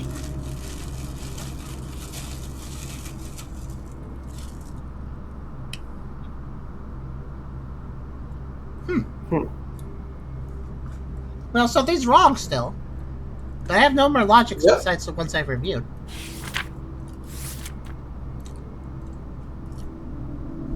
The most logical thing to say is that we're misreading something here. So let me just critique for a second on that last one. So, you said that you can't have more than 2 things connecting? Is that right? Yeah, you can't. Where does it say that? If I try to do it, I can't. Oh, it just doesn't let you. Okay. It doesn't say it's that. not possible. My instructions do not indicate that's impossible. Okay. If I do this and I do that, then it just crosses them both out. should we go over the icons again in case something was misplaced? Okay. Where are the flags in the water towers? Okay. The water tower is column 1, 4. Column 1? I'm sorry. Row 1, 4. From the top. Yes, from the top. From the left, fourth grid. Yeah, 1-4 water tower. I have 2-5 flag. Yeah, that's right. 4-2 water tower. Correct. 5-7 flag. Yeah. Then 7-6 flag. Yeah, those are all right. Are the flakes in the water towers? Are the flakes in the water towers the only things you don't have? Yeah, those are the only ones I have to place, and the X's. What about all the red X's? This one at 2-2 and 3-2. Wait. Yeah, 2-2, 3-2, those are red X's. Then there's 2-6, 2-7, and 3-7. Yeah, that's right. Then 6-3, 6-4. That's all correct, yeah. Because you don't have the X's on your side, right? Nope, gotta place them. So everything is placed. What are the X's for, anyways? You don't put a thing there. Okay. So they're like walls, basically, for my lines. Which violates the rule that every square has to be crossed through, but I guess they're crossed through. That's why I was like pausing and thinking about that. Like, I'm not. Yeah, it does violate that rule. Like, I physically can't put anything in there. So you have a specific validate button to hit? Yes. So the flag that connects to the windmill on the island, that specifies via the north. Let me find the hit for that one. So which one am I looking at? The northernmost flag connects to the windmill on the small middle island closest to it via the north. Wait, that's impossible. Well, the small middle island that is closest to the flag has 2 windmills on it, one of which it can connect to via the north. Well, I see what's impossible about it is that northernmost flag, so it connects to the windmill on that island that's closest to it, right? That's what it says. So that would be the windmill directly southeast of it. Well, the island closest to it has 2 windmills on it.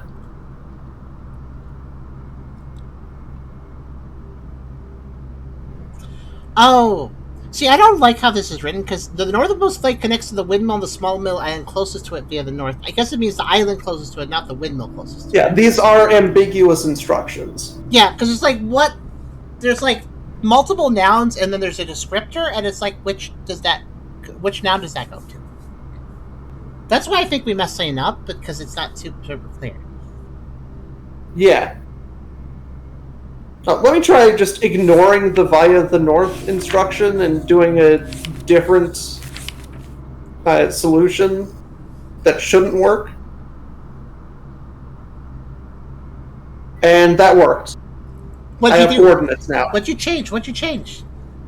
So I changed it so that flag connects to the one that's closest to it, and just ignored the via the north instruction, and then just changed a different path arbitrarily to make it work.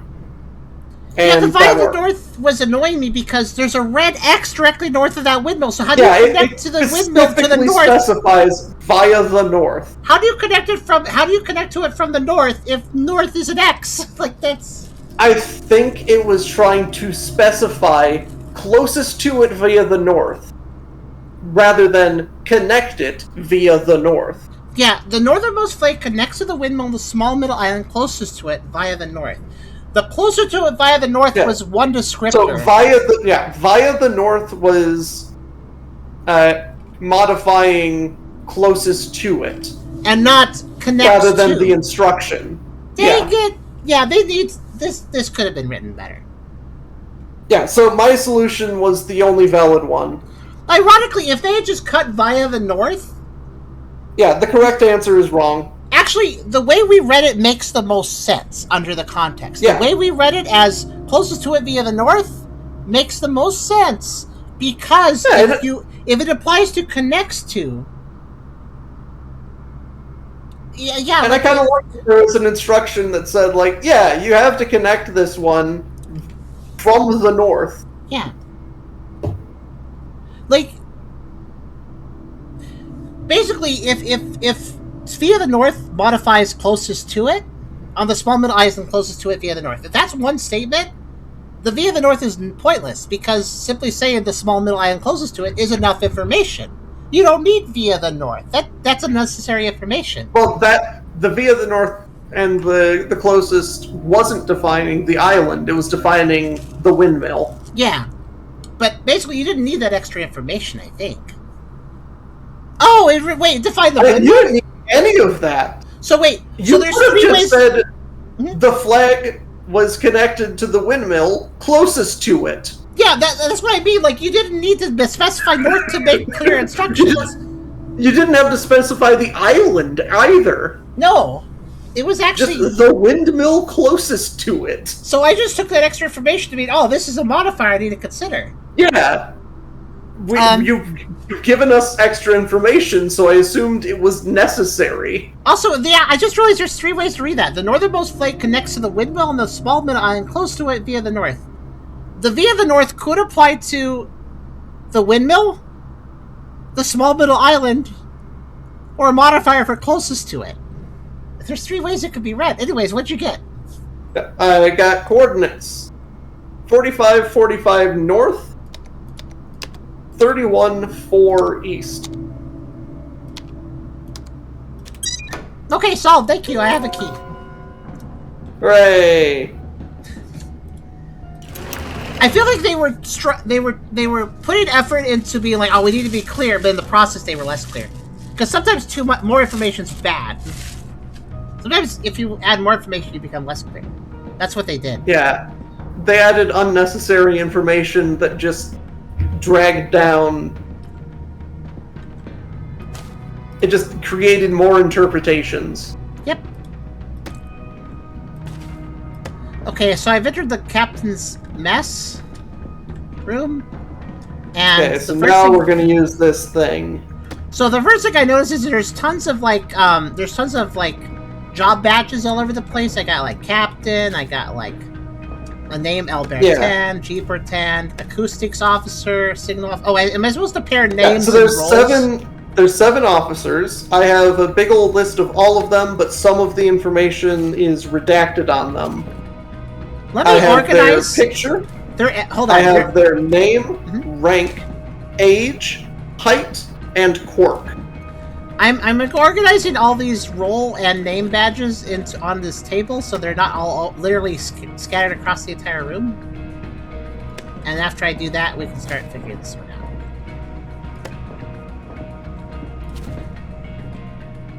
out. And I have one of them that only has one piece of information missing, and one of them that only has their name. I have all names and I have all roles, ranks, and stuff. Connected?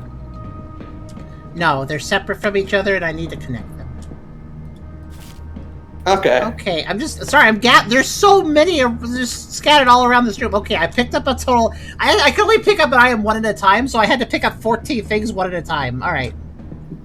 Alright, well I can tell you that Thierry Munier is the acoustics officer. Okay, hold on. We'll start with that. Thierry Munier? Oh yeah, wait, T, does it start with a T? Yeah. Okay, I'll put that behind it. And that Gaston Bertrand is the signal officer. That's a good start. Okay. Those are the only two that I have both the name and the rank. That's a start. Okay, so what else do I have here?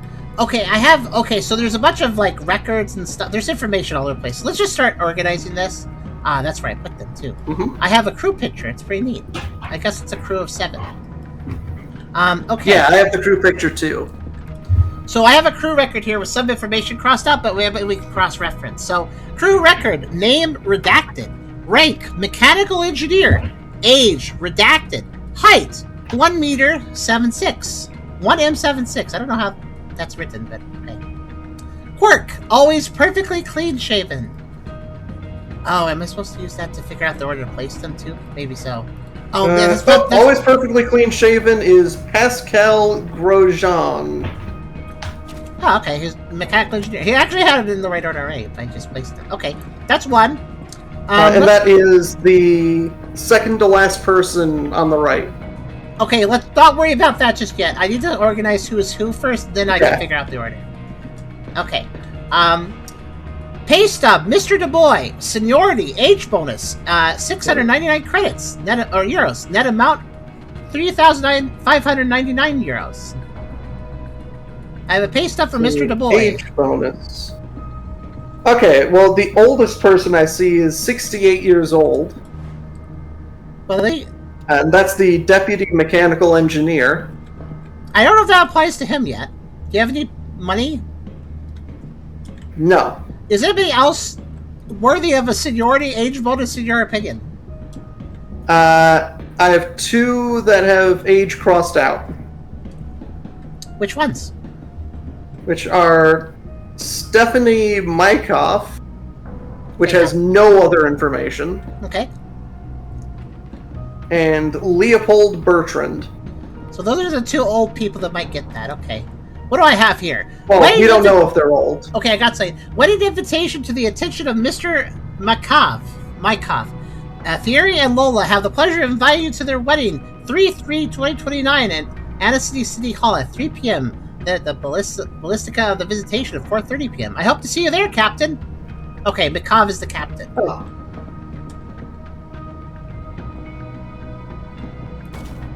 That solves that.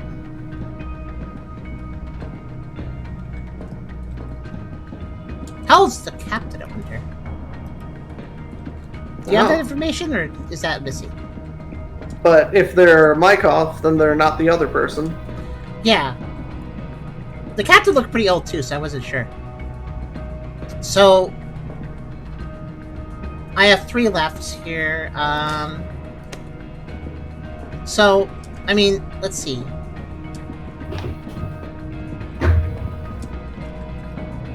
I can tell you that Leopold Bertrand is 1 meter 76, and that's the only information I have for them.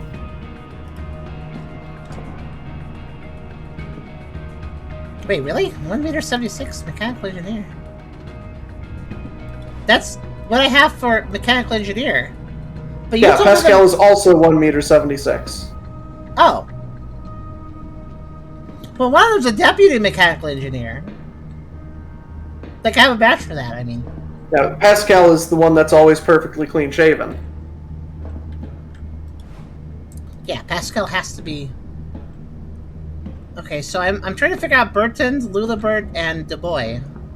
And Leopold is not the deputy mechanical engineer, because that's the 68-year-old one. Wait, okay, wait, which one's the deputy? We don't know. But we assume it's the one who got the age bonus. Why do we know that Bertrand is not that? Because they're a different entry. What's their entry say? It says they're Leopold Bertrand and they're 1 meter 76. And there's a different entry that says somebody is deputy mechanical engineer. Lulibert and DuBois. I don't know. Whoever's older. So unless there are 2 deputy mechanical engineers, there's 1. Leopold isn't one. Okay, so that means that DuBois or Lulibert are the deputy mechanical engineer.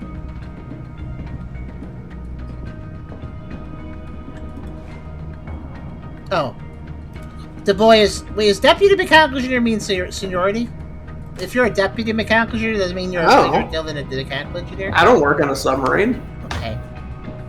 But there's also as executive officer. I could believe them being. Is there nothing involving money? You have no money amounts for anything? No. Okay. The only thing that's relevant to that is that one person is 68 years old. Alright, who's that guy? And Mr. that DuBois. is... we don't know. Well, I don't know. Do you have his role? But the 68 is the deputy mechanical engineer. Okay, he's gotta be that. He's gotta be DuBois. So that means that Lulabird and Burton are... I try to figure out which one's the detention officer and which one's the executive officer between them. So, I have the name Leopold Bertrand on one of these files. Okay. And the detection officer is in a different file. Lulabird is the detention and Burton's executive. Yeah, because that's the only other one that I don't have a name down, so they have to be the detection officer. Okay, so here's what happens now. I guess I have them all organized. I have a picture, and I have below it a place to put name and role. So basically, I gotta organize them in some left to right order. So Pascal's number 6. Oh, okay, you have it. Hold on. Yeah, I have their picture. Wait, can you don't have their last names, or? That's Pascal Grosjean. Okay, because the first names are only a single letter, so it's not very helpful if you give me their first name. Oh, okay. So at number 6? Yeah. Mechanical engineer. Okay, what's next? G. Bertrand, I think that's number 3. Yeah, because it's not the same picture. Okay. But I think that's the same guy. Got it. What's next? Maybe. We'll try Wait. it. Okay. Oh, wait. Wait. No, I think that's a different picture. Okay. So the picture that I have has them with, like, blood on their face. Oh, okay. And if I look on the big picture, then at the same spot, the second person has a scar. When you have... does my picture match yours? Is the guy on the very right, like, doing, like, a strong arm pose? Yeah. Okay, we have the same picture. Probably. Yeah, so I think that's number 2. Burton is number 2? Bertrand. Okay. What's next?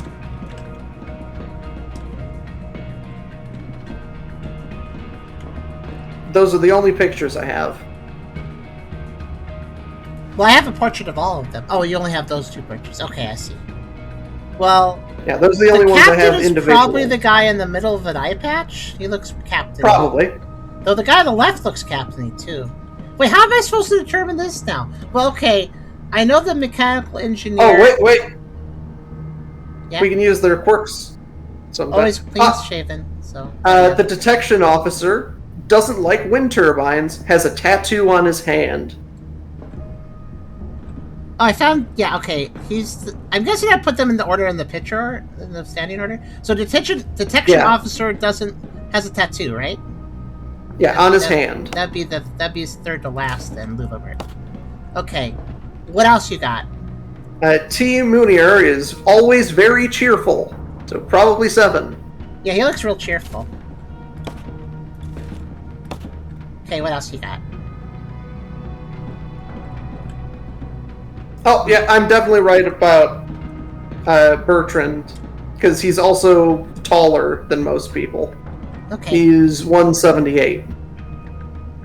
Yeah, he does seem a little taller. Okay, what's next? I don't know. I'm missing... I need... Burton? L. Burton, because I just realized there's 2 Burtons here. Just to confirm, Signal Officer G. Burton. Middle guy might be the deputy mechanical engineer. Because he looks older. Well, you put him... Yeah, okay, fair enough. That means the captain's probably the guy on the left. I just say that because he looks that way if he's not the deputy mechanical engineer. But hold on a second. You said he looks more decorated. I need to stop you. Signal Officer G. Burton, second slot. Are you sure it's G. Burton and not L. Burton? Yes. Because we got the Burton brothers. Oh yeah, there's also Leopold Bertrand. Yeah, where does he go? Oh, he must be the third one then. No, that makes sense because G. Burton is like giving him a hey, like probably what brother would do. So There we go. Yeah, and then we have the old one in the middle and the captain on the left. Okay, I did it, and as the paddle slid out, we're not done, and we have 8 minutes. Let's go. Codex 5104. 5104. Also, to note, the only thing I have interactive left is a keypad. 1, 2, 3, 4, 5, 6, 7, 8, 9 LPX.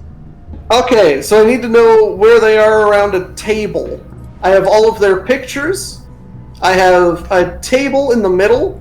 Above that, I have a bench with 3 slots. The third slot has what looks like a symbol of like a fountain on the table. I have a spot to the left and the right of the table, and 2 spots below. The left one has a symbol of a brick wall. Listen. All I have is information. I just need to give you that, and then you need to use the information you have. So, okay. The rules of conduct for the mess. The captain is always at the end of the table. Okay, so that's 2 spots. Okay, you'll just need to like logic puzzle this. So just like mark it or something. Maybe draw it real fast. I don't know. I can drag them. Okay. The youngest person is always across from the captain. So I guess he's at the other end of the table? Yeah, so I'll put these 2. I assume the younger, like the other Bertrand brother is probably the youngest. He looks it, but... That's what I'm putting for now. Lulubird also looks pretty young, so that's an alternative. Okay. I can move them. The signal officer is across from the person with the well. Who was that? The signal officer is... G. Bertrand. The older brother. Okay. Got that? The detection officer always has people on both sides. The detection officer is C. Lulubird, the guy with curly hair. Placed? The oldest person is always to the right of the captain. That would be, of course, the boy, deputy mechanical engineer. Yeah. To the right of the captain. I assume the captain's facing direction. Okay. And then the last thing here is the mechanical engineer always has a wall in front of him. Okay, so I have to switch these 2. Okay. You go there. I have a bit more information. Who's the mechanical engineer? What's that? Who's the mechanical engineer? The mechanical engineer is P. Grogin.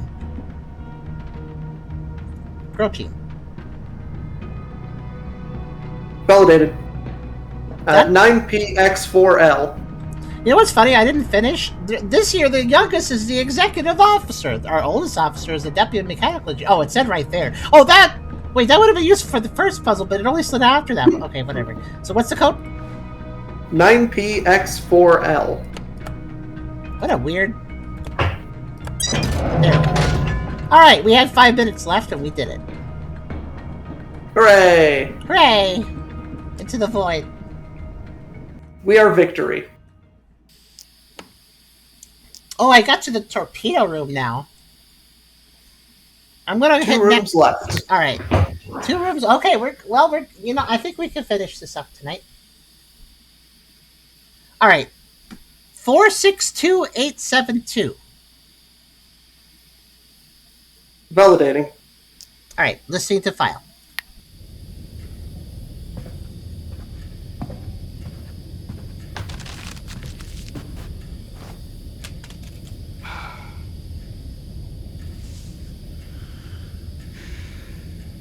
What in God's name is going on out there? This is madness.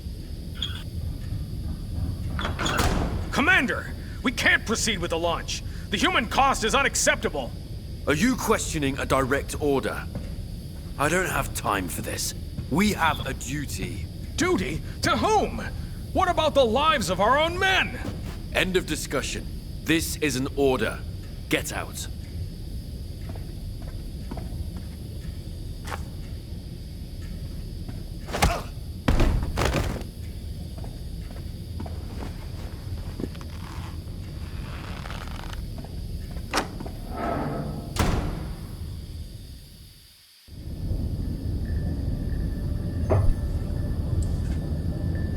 Well, that did go well. Yep. You know, they probably shouldn't have waited 3 hours before changing their minds. Yeah. Torpedo room. I'm collecting hint cards. Oh no, we got a coded alphabet for the torpedo monitor.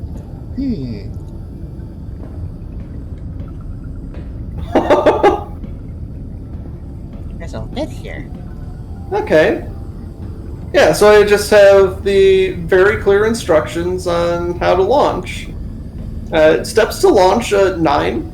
Activated down squiggly wiggly wiggly, and then you enter the crew member's wiggles. Just wiggle the torpedo where it needs to go. Yeah.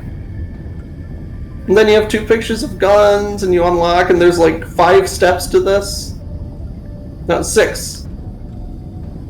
So that's fun. What other puzzles are there? I found all the hint cards. Let's see here.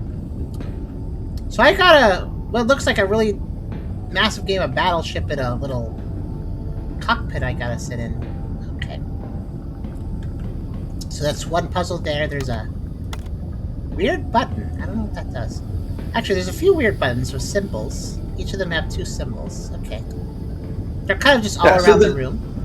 The torpedo monitor gives me information that is in code, and that's the only information I have on anything.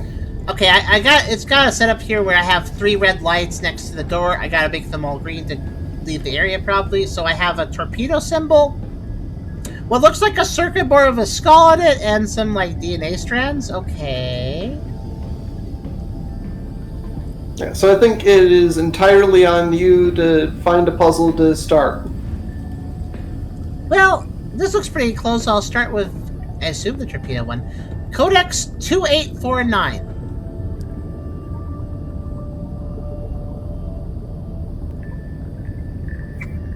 Valid. Okay, so I have a big old grid of numbers. I can turn them on and off. I have a big old grid of buttons with numbers on them, too.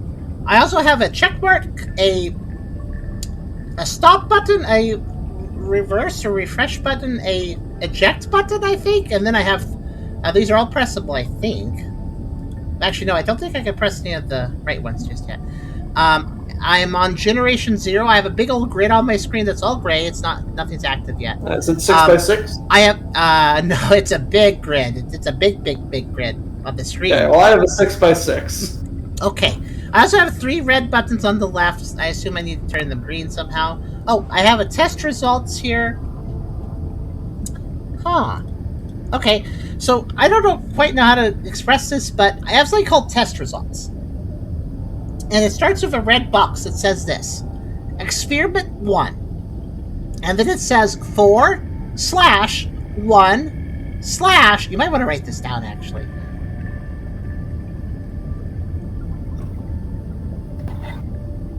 Okay. Okay, ready? 4/32/13/5/15/35. That's experiment 1, apparently. Now, alright, I'm on it. Below that, I don't know how to put this. I have two columns, and they stagger. So it's like there's a box on the left, and then staggered downwards. There's a box on the right, then staggered downwards. There's a box on the left. It kind of zigzags. And so I have 3 boxes on the left, 3 boxes on the right, staggered like that. So the top left one is... Oh, these make a pattern. Generation 13, which is just this red box with like a tablet on it. And then staggered right is Generation 29, which has a monitor on it and 3 lights. From top to bottom, yeah? I hit those buttons. Uh-huh. Oh no, is this Conway's Game of Life? What's that? I've drawn out boxes, and I think if I hit this button, yeah, it's Conway's Game of Life. Okay. I haven't played Life, the board game. That's where you go around trying to get more money than the other players, right? So, okay, so on Generation 5, I see an 11. Right? The Game of Life is the board game, right? No. Oh. Cowboy's Game of Life is the game where you have a big old grid with boxes on them. I do have a big old grid. And each generation, each box checks the boxes around it, and if there's too many lit, then it dies. If there's not enough lit, then it dies. And if there's, I think, exactly 2 lit, then it lives. Oh, yeah, I'm pressing the buttons to see how it works. I can just light things up, I guess. Okay, as complicated as this looks, Yeah. It looks like... So you know how you said, I said I had a giant grid? Technically I do, but I actually am only working in the 6x6 space in the middle of the grid. Every button I press corresponds with a grid that is lined up with it. So if I hit like the upper left button, that'll hit the upper left section of the 6x6 grid. So that's interesting. And every button has a number on it, and the numbers are all over the place. It's like, well, just to quickly rattle off some numbers from left to right: 42, 39, 48, 6, 24, 63, 37, 61, 71, 59, 66. So clearly I'm supposed to press these in the right order. Or yeah. So when I put in all of the numbers that you gave me, that created a particular shape on my grid, and I can play out what it does. And at certain generations, it has numbers in them. Well, you went off and started testing before I finished giving you the full test results poster. You interrupted me, actually. Because I said test results and then experiment 1, and I gave you a bunch of numbers, but that's the top of this picture. There's still stuff below it, so could I go over that now? Yeah. Okay. So, draw 6 rectangles in a staggered pattern. 1 on the left, and then stagger diagonally down 1 on the right, then stagger diagonally down from that, 1 on the left, stagger diagonally down on the right, 1 on the right. You get what I mean? There's a little zigzag? No. Okay. So draw a rectangle, and then draw a rectangle right What and left size of of it. rectangle? What's that? Just a rectangle. What It doesn't size? matter. You're just going to put basic information in it.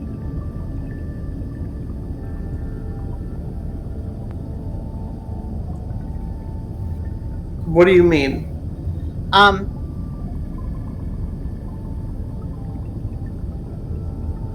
On your notepad, draw a single rectangle, Oh, okay. leaving space below for more stuff. It doesn't matter how you shape the rectangle, just make it a horizontal rectangle. Now, diagonally down right from it, draw another rectangle. Just a little bit, staggered down a little bit from it, like a step.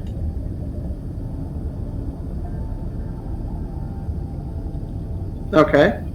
Now, draw another rectangle staggered down like a step to the left for that one. So again, underneath the first one.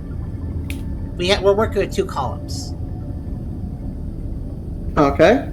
And then staggered down to the right again. And then staggered down to the left again. And then staggered down to the right again. So now you should have 2 columns of 3 rectangles that are just a little staggered from each other. Uh-huh. So in the upper left, so let's go by column, okay? On the left columns, write this down in the top left one, 13, and just, I don't know, an iPad symbol or something. Just, it's like a tablet. Okay. Okay, and then the box below that, put 67 and another iPad. Like staggered below it? The one in the left column, the top one is 13, the next one below it is 67, and the one below that is 38. So the one that doesn't have a rectangle written in it. Or what?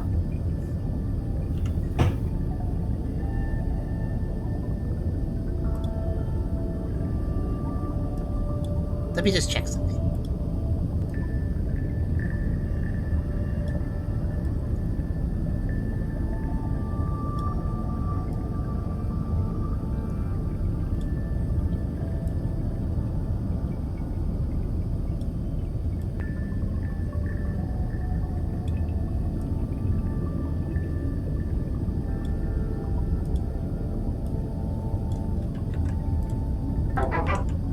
Sup killers Rygon Eevee Knife Krasov 2 dies. Hi, Crimson. Okay, I'm just DMing you what I mean, because I don't know if I can explain it. This is what I meant by staggered rows. Or staggered columns. Yeah. Okay. So, column That means... didn't answer my question. Okay, what was your question? Like, do you mean directly below or the next one down? I'm 'Cause working... It's a stagger. Left column. Left column. Let's work on the left column, and then we'll work on the right column. Sound good? Okay. So, just down, down, and then right column, down, down. Yeah, we're just going to do columns. So let's do the left set of rectangles, and then we'll do the right set of rectangles, okay? That's because the left set of rectangles have different things than the right set. So they share some qualities. You'll see in a second.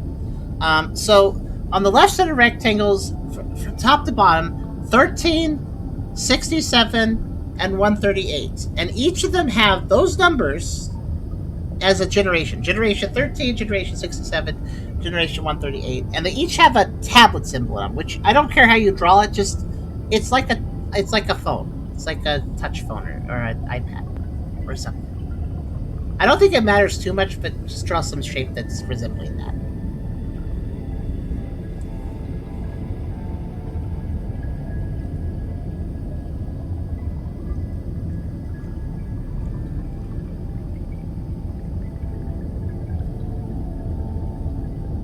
Oh, wait a minute. I think I get it. Those symbols are representing person on the phone has this, and the other symbols are representing person on the computer has this. It's representing, the pictures represent our roles. I get it now. Anyways, you ready for the next part? Esther?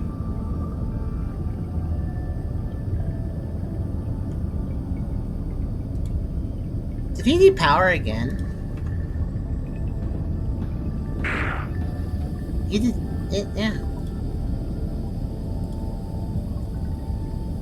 Hello. Hi again, what happened?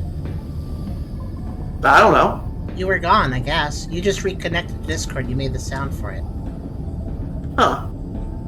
Okay, let me continue. Because I was in here alone. You must be having net issues. I was wondering what happened with you. You're having net issues. Oh, maybe Discord did that disconnect until I check back again thing. It does that sometimes. It's done that before. It's not even Yeah, because I heard you do the growl thing. Wait, that was my growl. Yeah, Discord disconnected me again. God dang it, Discord does this sometimes. It's not has nothing to do with my internet. Okay. Anyways, the last thing you said was 60. Okay, left column is Generation 13 for top box, Generation 67 for middle box, and Generation 138 for bottom box. Each of those have a symbol of a tablet or a phone because they represent you somehow. Okay, I don't really have space for that. It's fine. Just put 13, 67, and 138 in the left boxes from top to bottom. Yeah. The right boxes have numbers too. And by the way, each of these numbers is preceded by the word generation, but I'm not having you write generation 6 times because I feel like that's unnecessary. But yeah, these represent generations. The right boxes, the right column from top to bottom is 29, 59, and final. Not a number, just final generation.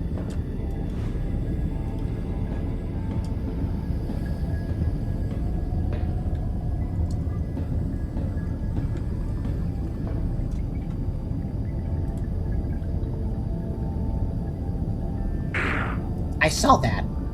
Discord's being... Oh. I'm gonna leave... The right boxes. Maybe if I leave Discord up, it'll stop doing that. We'll see. Okay. The right boxes are Generation 29, Generation 59, and Final Generation.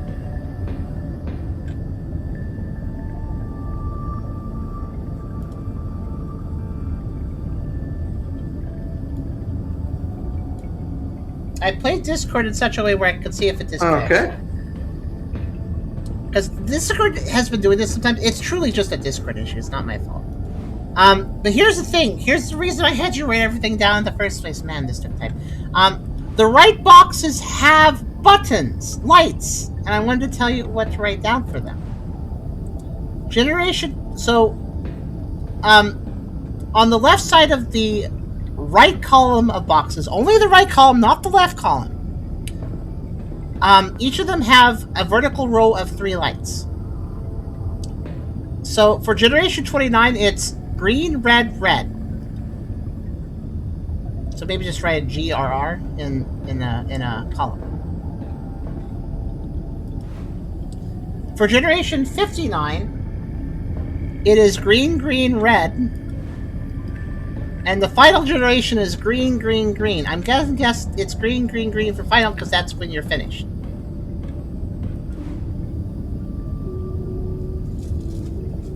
Please tell me you're so hearing it starts out GR. Okay, thank you.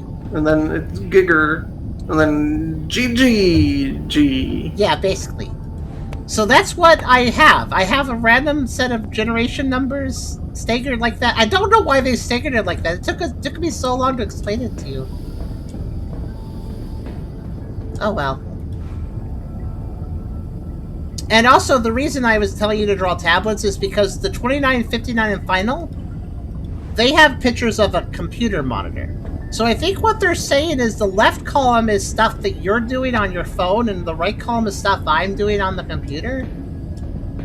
But I don't really understand what it's telling me to do. So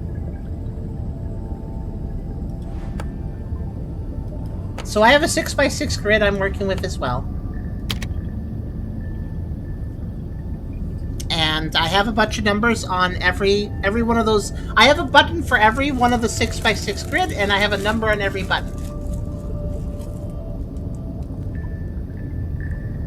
What should I do? Okay, hold on. Let me put this to Generation 13. Okay. Maybe that's like the start. I think that's like the starting point. What number range do you have? Well, every button is a wildly different number, so it's not like I have 1, 2, 3, 4, 5, 6, 7. It's like 2 and then 8. No, it's like... Okay, I'll try to say them in numerical order, but I might get this wrong. 2, 7, 8, 11... No, wait. 2, 3... How big do they 7, go? 8. They go from 2 to... I think 87? Okay. So I've got a bunch of numbers here. So let me know if you can do these. 37. Mm-hmm. 59. Mm-hmm. 63. Yeah. 42. Yeah. 51. Yeah. 69. Nice, yeah. 71. Yeah. 66. Yeah.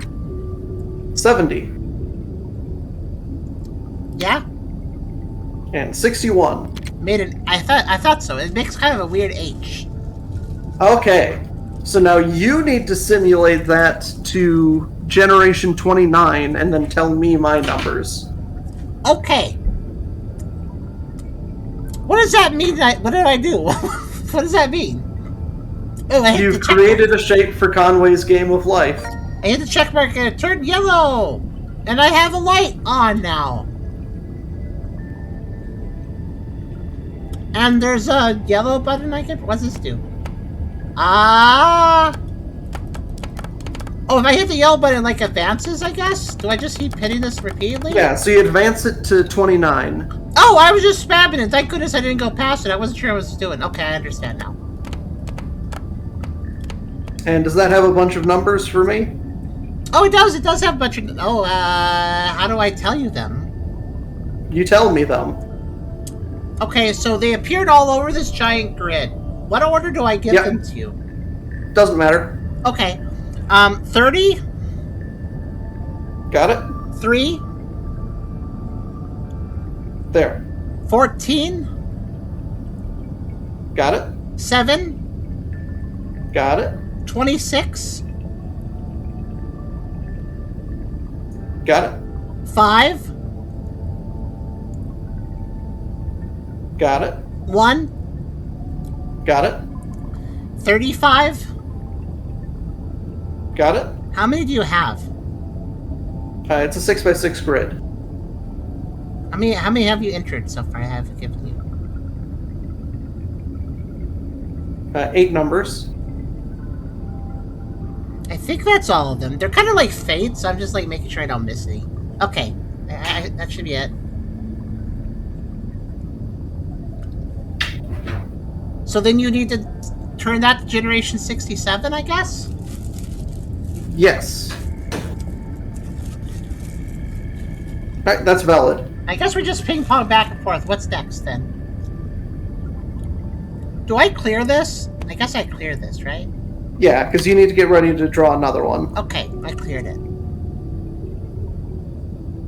And we're just watching Conway's Game of Life for a while. Just make us do multiple steps of the same. Okay, I got numbers. 11. 2.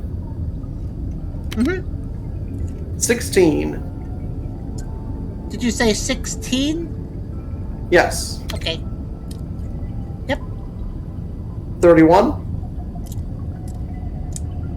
Yep. 87.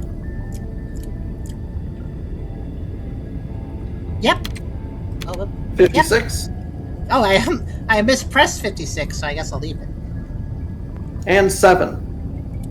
Okay, I made a little... Okay, cool. I guess... Okay, and then what do I do now? Put it to 59? Right, yeah, you gotta get to 59. And I'm gonna have to put my next one to 138. Oh, this is a lot of presses. Okay. That's not as many as yours. This feels very keep talking to make well, there is a time limit. What happens if I missed it by 1 and then I... Then you have to reset and do it again. Okay, I have something. Okay. 23. 28. Got it. Got it. 33. Got it. 20. Oh, my numbers are yellow now. Huh. Got it. 9. Got it. 32. Yep. 11. Got it. 4. Yep. 29. Did you clear your puzzle There it correctly? is. Because mine was yellow whenever I was active, and then I always reset it to enter the new numbers. Did you probably Yeah, clear I your validated puzzle? it again, and now they're green. Okay. I guess that's good. I have to hit this button a whole bunch of times. Okay.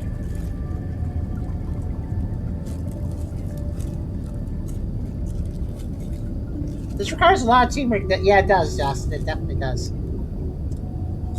We spent a little long on this puzzle. I hope the others are faster. Slow down. There we go. Okay. 71. Oh, wait, hold on. Hold on, I gotta clear everything. He said okay. 71. Got it. 61. Okay. 66. Okay. 48. Okay. 6. Okay. 24. Okay. 70. Okay. 3. I started to understand the pattern it was doing. 40, right? And 12. 12? Okay. Is it 40 as well? Yes. I was right. You didn't say yes or no, so I wasn't sure. So you gave me 10, right? Just to check.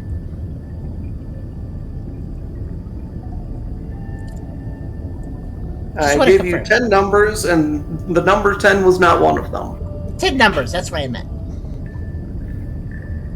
Okay, I'm gonna confirm that. Alright, connection reestablished.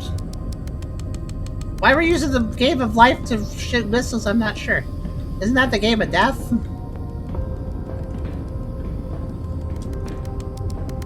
Let's just having fun now. Oh, wait, I think it created an infinite loop game. Okay, cool. Let's do it an infinite loop of the game of life thing, I think.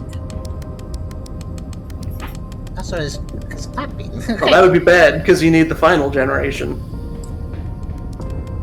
It's the final one because it's stuck now, so that's the final one.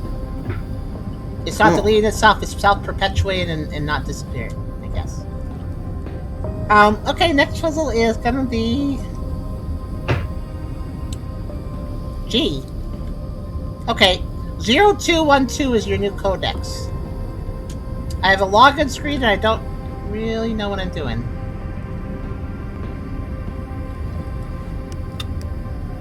I have a login screen. I can touch login. Oh, hi! That gives me 2 minutes. I have a whole bunch of screens. What is the user's rank? Mechanical engineer or captain? I have a choice. Captain. How many ships are detected on the sonar? 2, 6, or 5? 6. Which is the widget located next to the sonar? Next. What? Next to? I see submarine status analysis near it. I see submarine status analysis, submarine resource analysis, and undersea data analysis. Status. Was the corrupted.txt file downloaded? Yes or no? No. System error! You did it wrong, I guess. I don't know. I have lost. I have to restart. Okay. We should coordinate that. Okay. What is the user's rank? Mechanical engineer. I'm not on a timer, you are. Unzip the procedure _42 zip file. How many files were downloaded? 1, 2, or 3? 3. Move the downloaded text files to the audio folder. Which is the widget located next to the sonar? Undersea data, submarine resource, or submarine status analysis? Status. Set electricity at 30% watt. Oh, do I have to tell you to do these things? Oh! Yes. Okay, have you been doing them? Set electricity to what? 30%, water to 10%, and send. Sent. Okay, how many ships are detected on the sonar? 3, 4, 5, 6, 7. Deactivate communications. That one? Nope, not that one. They're just symbols. Okay, I'm on another one. Captain. Oh, I gotta restart? Okay, hold on. Okay, how many ships are detected? 5. Deactivate communications. Then the internal network. Okay. Oh, okay, so that's the network. Okay. Communications, did you activate both of them? Yes. How many torpedoes are loaded? 3. Load 1 more torpedo and send. Sent. New Please notification. confirm your identity. What? Please confirm your identity. Press on all the squares with the rainbow. Wait. New notification received. Messages or firewall? What? You gotta answer the question or I don't get you more information. New notification received. Messages or firewall? I literally heard a notification sound on your phone. What was it? A message or a firewall? I didn't check. Uh-oh. Well, that was important information, and now I have to restart. No, just guess one and tell me something. I already restarted. Okay, I guess I'll die.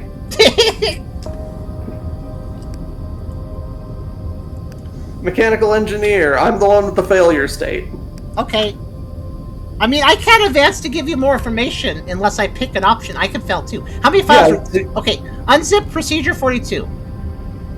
Zip file. Okay. How many files were downloaded?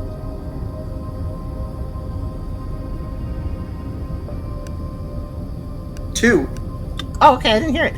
Move the defs.mp3 audio file to the audio folder. Then, how many ships are detected on the sonar? 6. Deactivate communications, then the internal network. Then, which is the widget located next to the sonar? Submarine resource, undersea data. Resource? Okay. Set water and electricity levels to 40% and send. Please note, is it a notification of firewall or messages? Firewall. Thank you. Run analysis. Fires detected or no threats?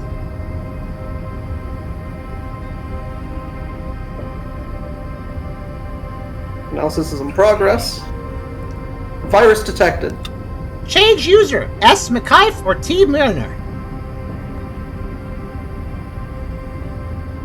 S. McKife. How many torpedoes are loaded? 1, 2, 3. Load 2 more torpedoes and send. Sent. Done. Unzip the confidential zip file. Did the sorry.txt file appear? Yes or no? Yes. Move the file to trash. 5613BA. What?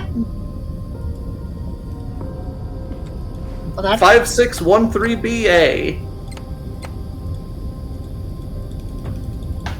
Okay. Oh, I didn't enter it right. Done.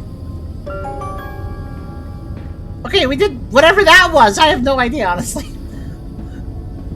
I was very confused. Yeah, that one time. was mostly on my side. But I still had to pick options to advance to give you more instructions. So, okay, that's good. We solved that. Now we just have one more part of the 3, so we're doing fine. Yep. So now you have to follow these simple instructions that are written entirely in code.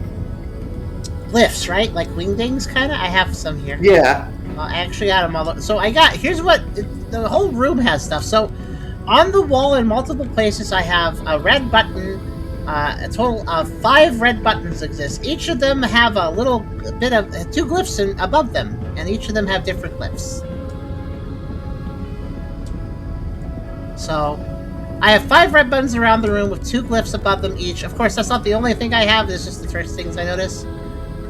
What am I looking? Oh, it's a hatch. Okay. So I have the steps to launch a fish. I have an iPad with 4 hatches. 1 of them is closed and 3 of them are open. And of course, there's glyphs next to them, I think. Yeah, looks like it. And it's giving me a check mark for the closed closed hatch, and an X for the open one. So I guess it doesn't want them open or something.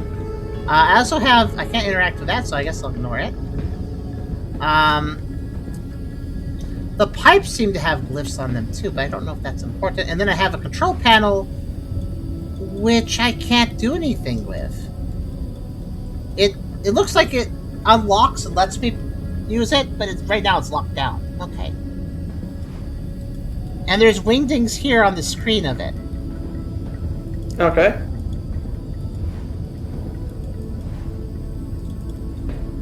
So I guess the only thing I can interact with are the buttons on the wall. There's a lot of information, but very little to interact with, I'm noticing. Okay. So I guess... the computer says... Okay, it looks like the end of a rake. That's the first symbol.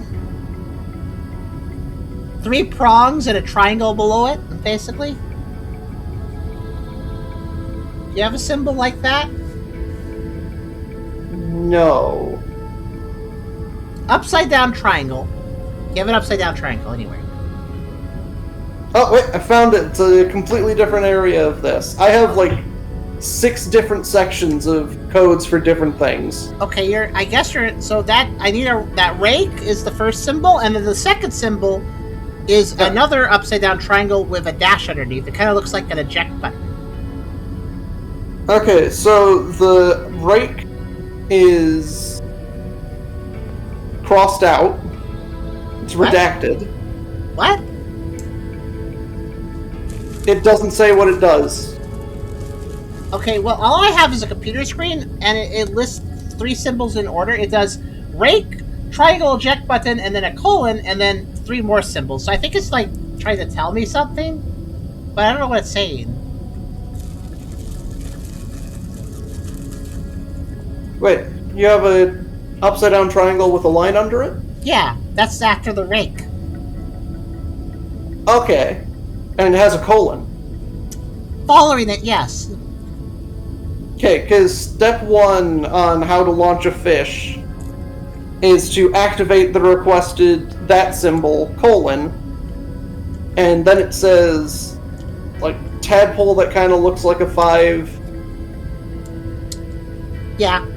Something that looks like a kanji and then something that looks like a slope. Yeah. Yeah, that. I have that. Yeah, so you have to activate the requested that. But it's locked down. I can't use the console, so I can't actually interact with it. I just have it on the screen. Okay. Literally, the only thing I seem to understand that I can interact with right now are the 5 buttons on the wall. That's the only thing. I assume I gotta press them in the right order or something? Okay, and what are those? Well, let's see. They're literally strewn all around the room, so I don't know how to communicate which one is which, but I have eject button and tadpole. Yeah, eject button tadpole. I think you call it that. You have to activate tadpole thingy badoober. Do you have anything which kind of indicates a pair? Do you have anything where it's like 5 pairs of symbols in an order?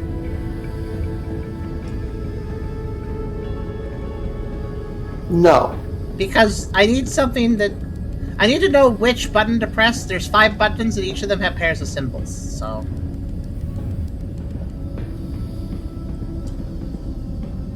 Yeah, each button has 2 symbols associated with it, basically. I can tell you what they are, but I don't know what that means.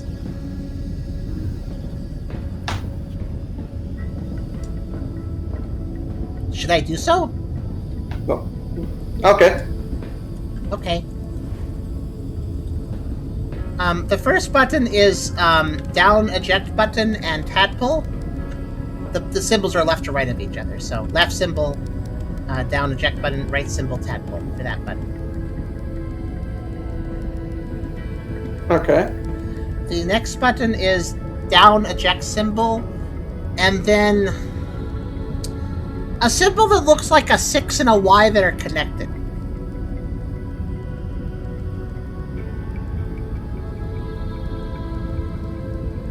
If you can discern that.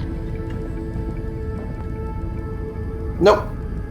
You don't see anything that looks like a 6 and a Y that are connected? Nope. Do you see anything that looks like it has a 6 on it at all? Nope.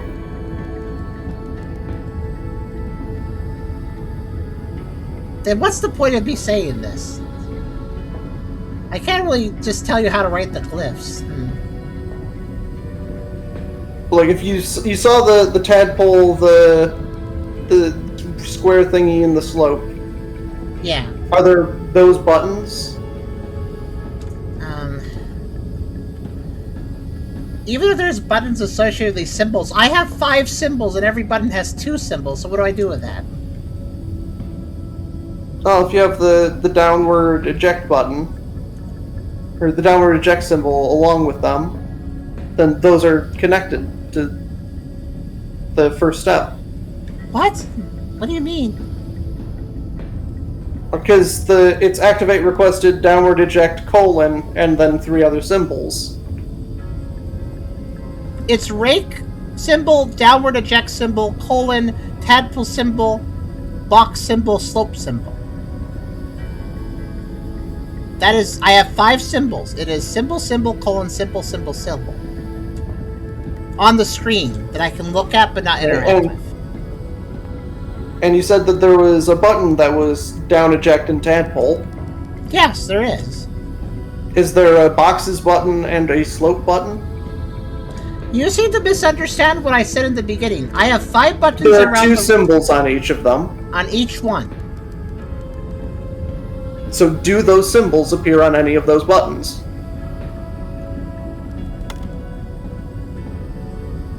Well, I guess wait a minute. When I press a button, a symbol appears on the blank below this screen. One button gives me a tadpole. Another button gives me the 6Y that you apparently don't exist. Wait a minute.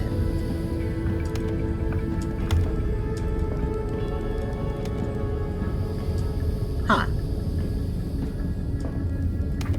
Let's give you one of the 2 symbols on the button.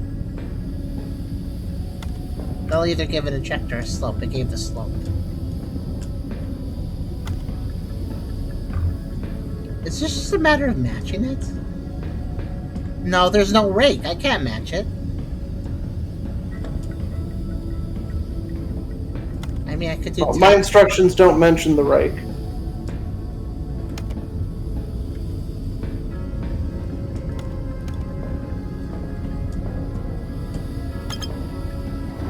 No, it was that simple? But how did I... Why is there 2 symbols on each button if every button gives me 1 symbol? What's the...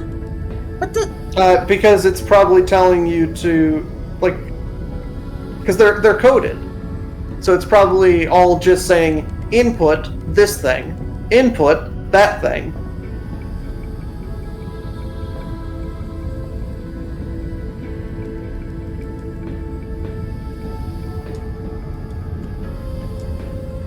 Oh, that unlocked the control panel.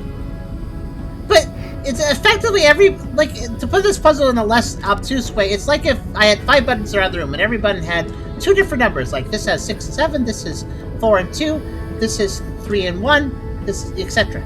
And the control panel was like, oh, I please enter, 4, 2, 1. And then I go around and I'm like, well, this has a 4 and a 3 on it, this one has a 1 and a 4 on it. Okay, I'll press this one. Oh, that was a 1. Let me press this other one. Okay, that one was the 4. Like, every button had 2 things, and I pressed it, and then I went back to the screen to see if it gave me the symbol. The first symbol is an instruction. Oh, it is. It's every one of them's an eject symbol. Yeah. But what about the rake? It was rake eject colon, and you were talking about the eject symbol, but you didn't care about the rake because you didn't have the rake. But I was like, what's the rake? Probably saying something like password here. I guess so. Anyways, the screen is now unlocked. I have a bunch of things. Yeah. More so symbols. Now you have to enter the crew member's square spiral.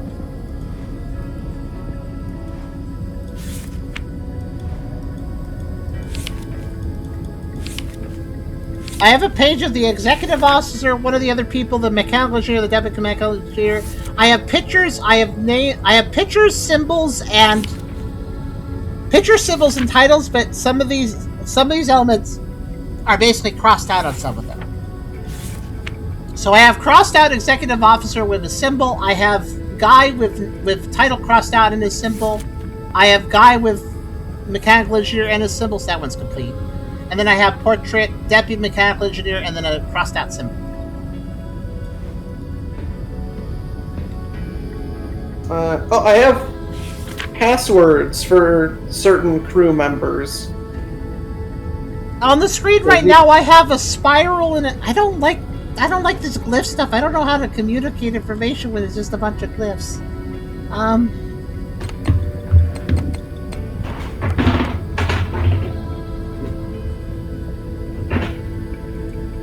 This kind of makes me frustrated. I just want a print screen to show you what the symbols are because it's so confusing to explain them. That's the game. I know, but it's confusing. And also, yeah, I don't like glyphs. Their glyphs are not working for me. Also, the symbols in the book and the symbols I can press as buttons are not the same. So I got symbols on the screen. I got symbols in the book, and I got symbols on the control panel. They're all kind of different. Well... Yep. There's a whole bunch of different kinds of symbols that we need to work with. So right now, we need to find the crew member's square spiral. I've seen far worse this to be told different puzzles. Well, I don't know how to explain these, so they're bad enough for me. All I have is a spiral, and then I have a symbol that's like a rectangle above a Z that's backwards, but also it has an extra little prong, and also it's a triangle.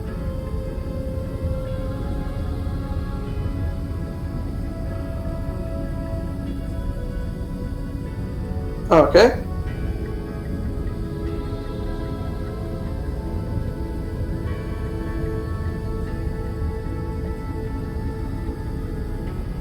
So, what did you have related to the crew members? I have 4 crew member pages. it presents a portrait, their title, and then I guess their associated password symbol. However, it's not as that simple because for the first person, their portrait is crossed out. For the second person, their title is crossed out. For the third person, I have everything, and for the fourth person, their symbol is crossed out. So basically, I have some information removed. And I don't have portraits for any of them. I have all of their passwords. I don't have the Deputy Mechanical Engineer's password.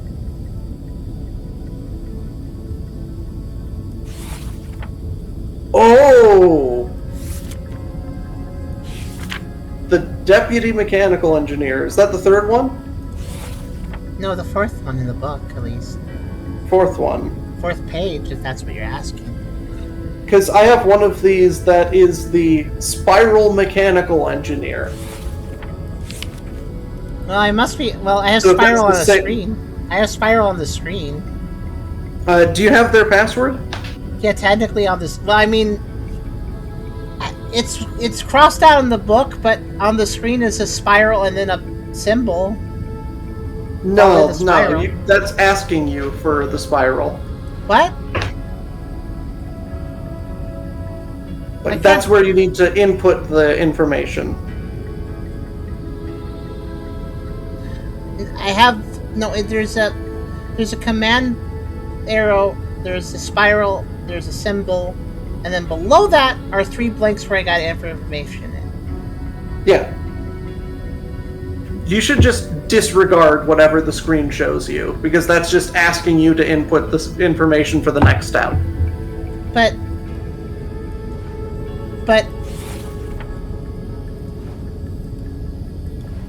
if I should disregard that, then why is it that the second symbol on the screen matches one of the people's symbols?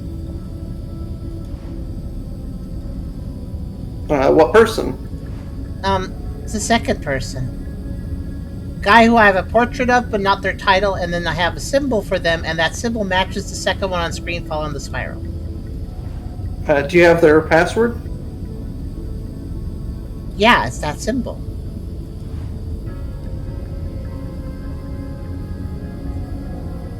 And what is that? Box floating above,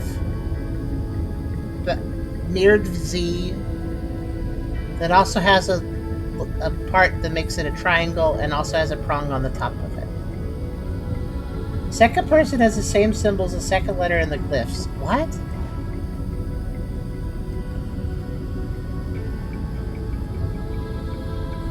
So I have the first letter and he has the second letter? Okay. No, you said it. Yeah, no, Christos. Yeah, I did notice that, but there's just too much going on, so I didn't know how to communicate until now. But also, I know you've seen worse glyphs, but I just had to write a full paragraph to describe this symbol, so I find myself exhausted. So the passwords are all numbers that can be translated into a set of 3 symbols. Christos, I'm not confused by that. I actually noticed that right off the bat. I noticed that symbol matched this in the book, but what I'm confused about is how this at all relates to this weird control panel I have here, where it feels like we're dealing with this giant glyph language, and then here on the keyboard we have a whole bunch of different... It's like if I have a computer screen that displays a bunch of Japanese, and then I have a book here with Japanese passwords, but my keyboard isn't Indian. That's what it feels like. That's what I feel like I'm in right now. Oh, don't worry, because your gun works in German.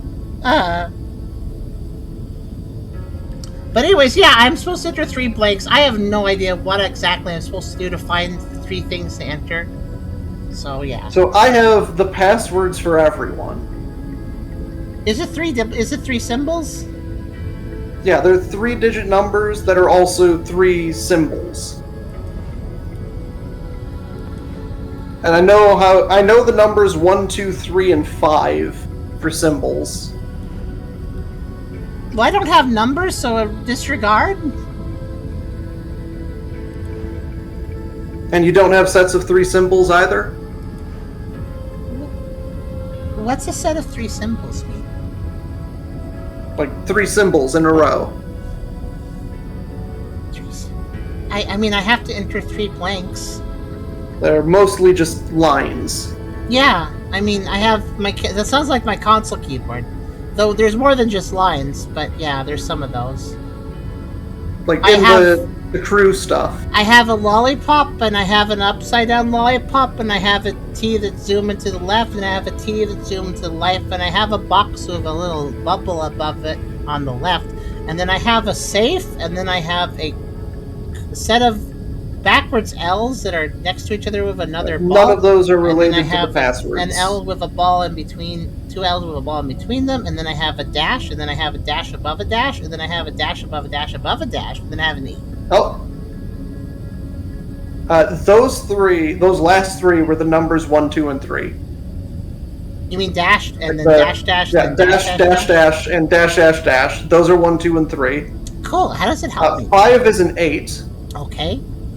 An 8? A 5 is an 8? Yeah, a squared 8. A 5 is an 8? Yes. A box with a line through it. And the letter B is actually the letter Z. Gotcha. Okay. I'm learning how to break my brain. Got it. Yep. And I have Spiral Mechanical Engineer. I have the Executive Officer. I have the Captain. Spiral Mechanical Engineer? Hold on. Yes. Like the spiral symbol, Mechanical Engineer. Yeah, I have spiral symbol. On the screen right now, I have a spiral symbol Mustache Man.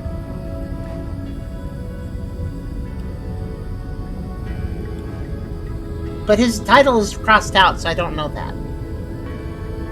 But I know it's telling me to... I know that the screen the same Mustache Man from before?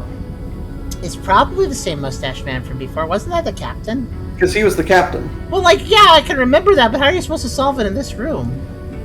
I guess. I feel like we're using knowledge we shouldn't have with that one, or, like, being clever, I guess. Well, we have to have that information in order to be here. But how did... But, like, within this room, how would I find that information? Or... So it's probably the captain. You would ask me to look back through our old information, probably. But, like, within this room, shouldn't we both have the information provided to us? What do you have on the captain? Because I have all of the information from all of the rooms. Do you have his singular symbol that relates to him, or do you not have that? No. Oh. Okay, well, what's the captain's Yeah, Mustache Man was the captain. Yeah. Because the really old guy who I thought was the captain was... What's that? Let me get back. Okay, Captain's password is 241. It doesn't give me the symbols. And I don't know what 4 is. It's E, apparently. I just... It was right after dash, dash, dash. Oh, okay, yeah, that makes sense.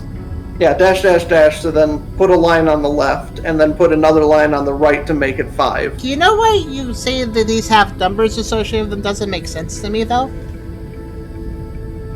I have 12 of them. What does that mean?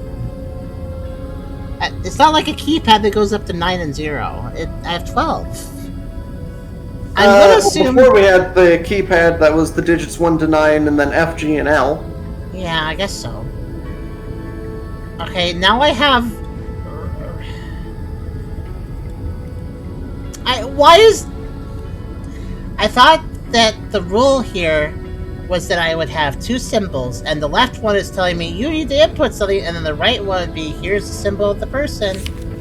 But now it's 3 symbols, and the rake is returned. Which I guess means input. And then I have the eject symbol, which I don't remember what that means, but it basically means do something with the thing. So I just should take it to the right symbol. Like, put that here. It says to put this here.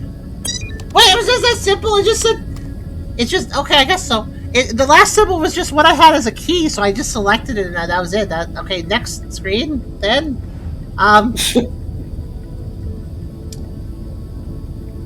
it was actually just enter the last character. Okay, the screen basically said, please press this button. It's basically what it said.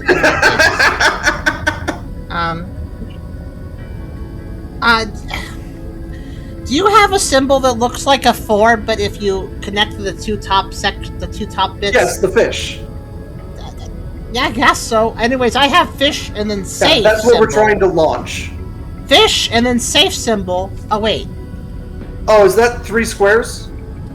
Yeah, it looks like and a dot in the middle. Yeah. Right? A circle. In the So middle. step 3 is we have to safe the fish. Wait, no. You said 3 squares. You mean 2, right? I guess the circle is not a square. It's a circle. Yeah. So yeah, it says fish that, and then colon. Yeah, we need to safe the fish. I have an H with an O, a little O attached to the side of it. Looks like a stick figure on their side.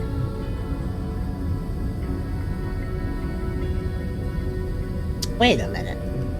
Does that sound familiar to you? No. Yes! I have another section further down that has that symbol. Oh! Okay, safe is lock. And kind of makes H sense. with O is erase. So, fish, lock, erase. Okay, and then I have a circle sandwich, okay? A circle sandwich. So I have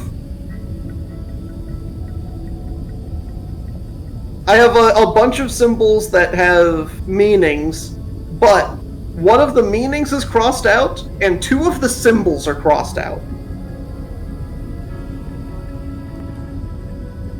So I have a symbol that's crossed out that means, like, write or draw, and I have another symbol that's crossed out that means unlock.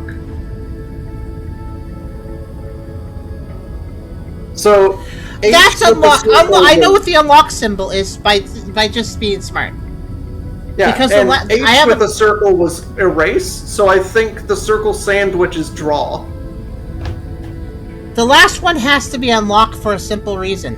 It is the safe symbol, or the lock symbol that we were talking about earlier, 2 squares and a circle. It's that symbol, but the circle's outside of the box.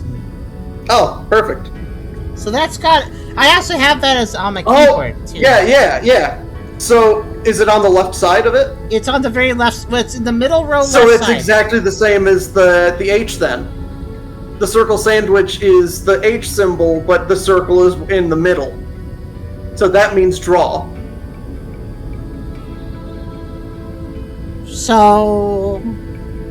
Oh, and that means that the 3 prongs with the downward arrow means activate.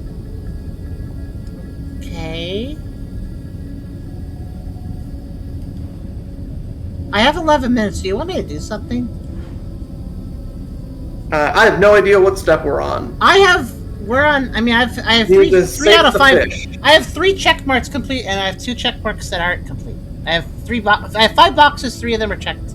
At the top of my screen. At the bottom of my screen, I have 4 blinks. I gotta fill it with symbols. I got 4 blinks. We have to lock the torpedo. Okay. I do have a little thing here. Which is I have a separate thing that away from the control panel, which is a little guide here that says it's 4 pictures. They're in left, upper right, lower left, lower right order. So there's 4 squares all next to each other. The top left one is a closed hatch with a check mark, so I assume that's important. But the other 3 are open hatches with an X, a red X. So they're like, that's not good. You want it closed. And so for the closed hatch, there's a symbol associated with each one. The closed hatch has a pair of symbols, I guess. Wait a minute.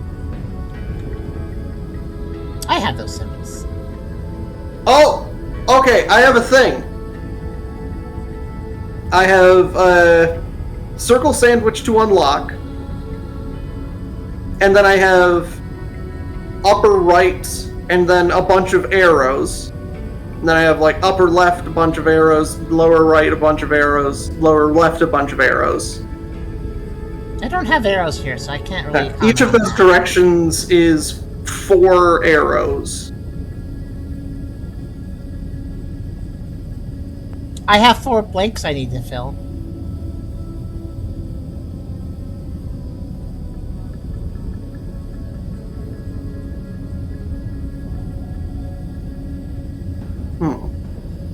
I wasn't finished. I have a PDF of an open safe or open hatch, 3 open hatches and 1 closed hatch. That closed hatch has a check mark. The open hatches have X's, and each of them have associated symbols next to them as well. Okay. And there's symbols I have on my keyboard, but there's only 2 for each one, so I don't know. The closed hatch is lollipop with the top being the lollipop, and I have a T where if you tipped it to its left, so it. Oh, okay. Yeah. So lollipop up means up. Upside down lollipop means down. What about the T? Left, right? I'm just going to assume left, right. So it's saying up, left. Yeah, so the side that has the top on it is which direction it is. Oh wait, up top. Oh, up left, down left. Oh, I get it. Yeah. Yeah, because they're in a they're in a grid. So yeah, they're arranged by the So the light pops and the T's are indicating what direction: up left, up right, down left, down right. I see what they're doing. I guess it's just teaching me what those symbols mean. Yeah. So I'm slowly figuring out what all of my symbols mean. We have 8 minutes to figure out 2 more sequences here. Yeah. So I have sequences of arrows for each of the directions. I can cheat though. There we go.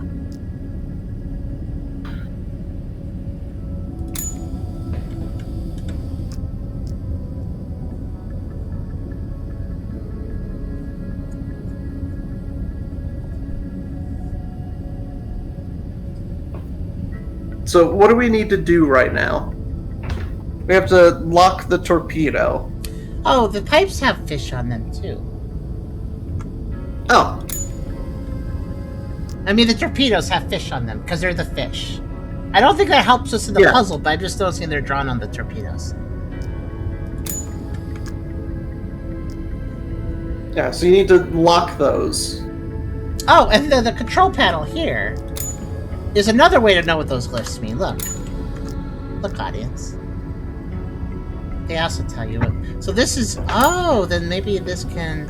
Yeah, so I have instructions on how to unlock things. So the control panel I couldn't interact with actually did provide me information. I just wasn't paying attention. 1 is dash, 2 is dash dash, 3 is dash dash dash, 4 is E, and 5 is 8. E, but if you made it a box. Oh, an 8, yeah. You shouldn't call it an 8 though, because that's confusing. So 1, 2, 3, 4. I don't have 5 on this control panel. I have up, down, left, right, unlock, lock, 2 symbols I don't know yet. That probably they look kind of like they work like unlock, lock. What are the symbols? Backwards L's that are kind of nestled together. With a circle in the middle? One of them has a circle in the middle, and one of them has a circle on the outside of them. Circle in the middle is load. Circle on the outside is unload. That's probably for the 5th step, though, because it's not showing up on the screen at this time.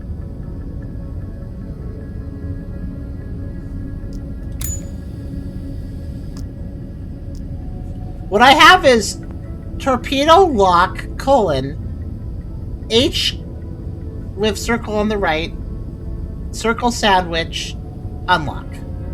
H with circle on the right? Yes. Okay, so that one is draw. That's what I said earlier. Yeah. Not circle sandwich. No, circle sandwich follows it. It's torpedo symbol, lock symbol, draw symbol, circle sandwich symbol, unlock symbol. We're working with 5 symbols on the screen. Not 4. I think you thought there were 4.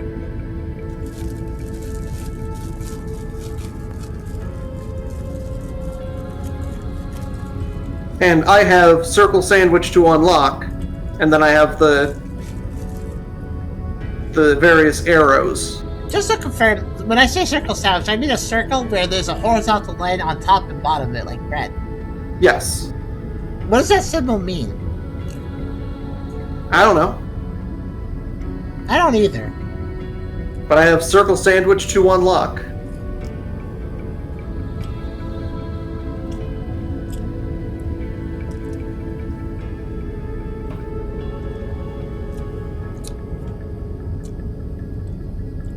circle sandwich doesn't mean to unlock, right? Like, to unlock does not equal what circle sandwich is, It right? could.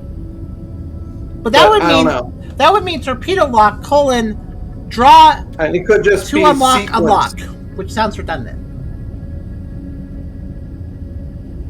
Because I got the Could be unlock symbol sequence or after order. that. Yeah, sequence to unlock. It's basically saying to lock the torpedo, I need to draw, or basically type, something to unlock. Basically, torpedo is locked, and do I this to have unlock. sets of arrows. So it's telling me to do this to unlock, but what is this? These arrows. What are they? So, for example, the upper right one is left down, left right. Oh, I need the upper left one. That's the hatch that's closed. Upper left is up, right, down, left. You have the information this whole time. All right. I told you that several times, and you kept telling me to stop telling you that. I didn't. I think was that before or after we confirmed that I understood. During this step. Was this before? During this step, you kept saying that you had nothing that you could do with those arrows. Because I didn't know you had an input code. I didn't know you had a code with those arrows. I thought I was just trying to learn the arrows. Yeah, like the first time you told me about these 4 things, I said, oh, that's related to these things. I have a sequence of arrows for that. I'm pretty sure this was before I understood that the lollipops and the T's indicated directions. That was while I was telling you that those indicated directions. Yeah, but was it before I figured it out myself? Like, probably. Yeah.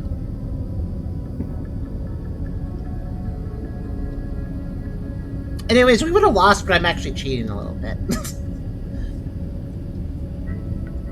I feel like running out of time, so I've been pausing while looking at the screen. Have we locked have we safed the fish? Fish unlock semicolon LL circle outside of the L's slash L Unload. Circle inside the L question mark? Is it loaded or not? Oh, it's asking if it's loaded or not, and then I have one character to give it. I guess it's loaded? Yeah, so you have to tell it yes, I guess. And then you'll have to select the tube where the... Oh, I disarmed it torpedo... apparently? Okay.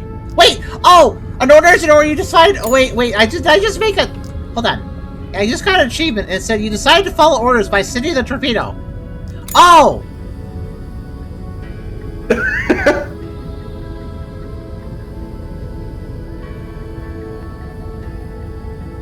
I'm pretty sure I was supposed to stop that.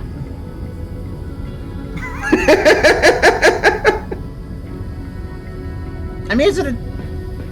Wait. I mean, we did just follow the directions on how to launch a torpedo. Did we have to do something counterintuitive to not do it? Oh, no.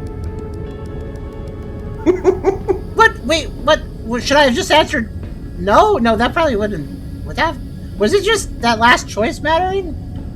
Which one did I press, guys? Did I press the one with the circle inside or the outside? I don't know what I did, because I don't remember what those... Did we learn what these symbols did? The L ones? Yeah. Inside is load, outside is unload. Which did I pressed the inside one. Yeah, so you told it the torpedo is loaded. Then why does it say or torpedo? To load the torpedo. But weirdly on the screen it says torpedo successfully disarmed. I don't think disarm means launching a torpedo. That's... Game, what are you trying to tell me? I don't understand. The achievement said I launched it, but the game's computer screen says I disarmed it. What? Hold on, let me look here.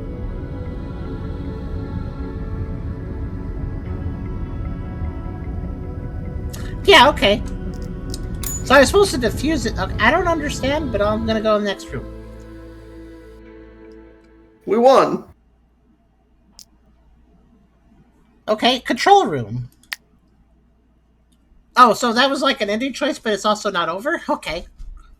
756-398. Got it. Okay.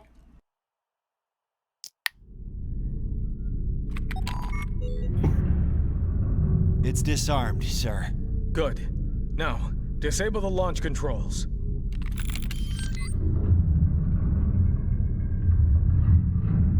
Control secured, sir.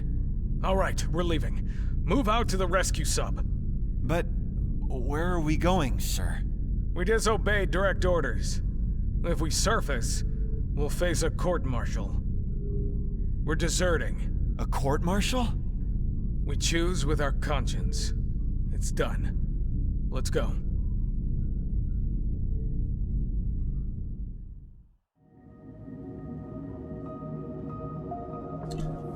Okay. I mean, it's funny that Chiba was So saying, nobody's like, here because they left to come meet us. yeah, I guess so. We just, like, it was like a little bit of, like, And we just oh, I missed just them, went to your I house. guess. Oh, I just went to your house. Just like, Oh, and we're too deep, so they can't send us a message to tell us to come back because they already came back. also, it said, like, the Chiba was like, oh, yeah, just following orders, saying, because I launched Chiba. My orders were to stop this for the first place, so that wasn't following orders, actually. I guess I followed their original orders that weren't my orders whatsoever, which means I disobeyed order. But also, really, does that mean you have to play it twice to get, I guess, to get the other ending? I wonder how this changes this room if it does. I guess we'll find out. I guess I got the bad ending. Wait, it's a so I launched a disarm torpedo. Well, yeah, I don't know what that'll do. Huh. Oh, okay. I have battleships. Oh, I still have a countdown though. Why did it? Okay. Despite that seeming like the final objective. Alright. I got a screwdriver. I have instructions on how to repair a radio.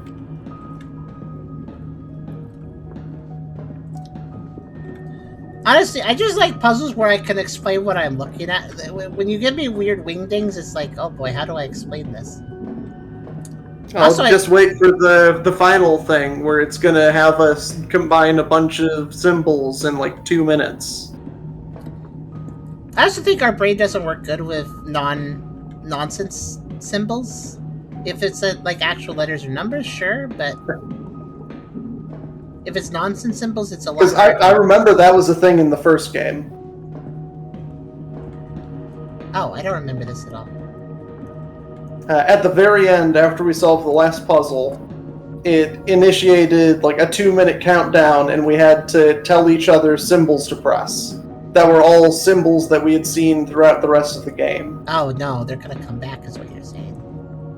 Yes. And we're going to have to very quickly explain to each other what symbols we're looking at. Well, I'll try. I'm not good at explaining things. Let's see. There's still a...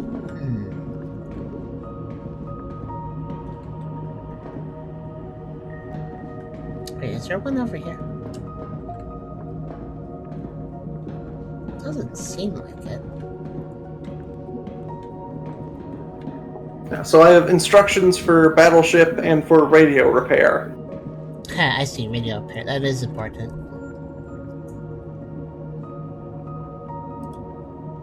Okay. I'm trying to look for the hint cards, but I can't find the last one. May as well get out of these up though while I do so.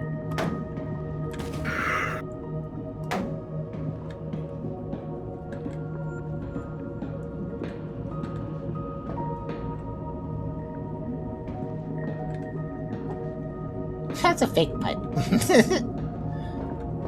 Just drawn on for some reason. Sounds like you do good content if please keep calling no big spoons. Why? Because I would not be good at it? Or not good at communicating? Yeah, I have a game of Battleship in the middle table. That's how real subs build. Maybe we should do that sometime. We could consider it. Let's see. It's a fun game. Where is the last hint card? It's over there. It's on your left. Oh, no, you don't know this.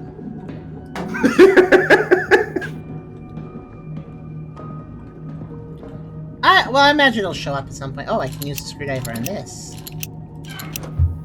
Okay, sure. I had a key item, so I may as well use it. Well, if you guys do the hint card, let me know. I don't know. There should be another one around. You get an achiever for finding. That's why I'm looking.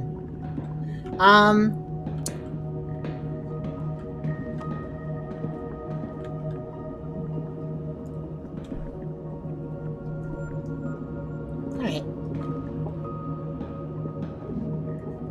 I can't find the last hint card, I think, so I'll just keep going and look for it as I go.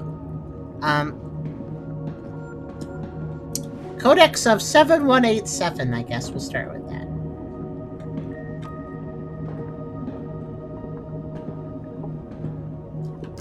Alright, what was that? 7187. Also... Got it. Oh. I have soil, sand, and water, and a, like, globe kind of thing. Yeah, soil, sand, grass, sand, and water, and I have some circles and I have a couple circles. So yeah, soil, sand, and water, that's what they're called. I see it too. I have a couple circles, one circle pointing out a dot on the sand, one pointing out a dot on the soil, and there's also a red dot in between them. I also have a grid. Okay, I don't know. Do you have an I have three symbols that I can place on a grid. Do you have an A through L and 1 through 7 on the grid? I have letters on one axis, but they're all jumbled, and they're 4 rings. Oh.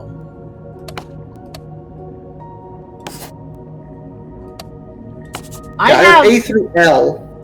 For the soil, sand, and water, it's weird. They're like shapes, and I can move them over the grid, and then it leaves a little marking of that thing. Right?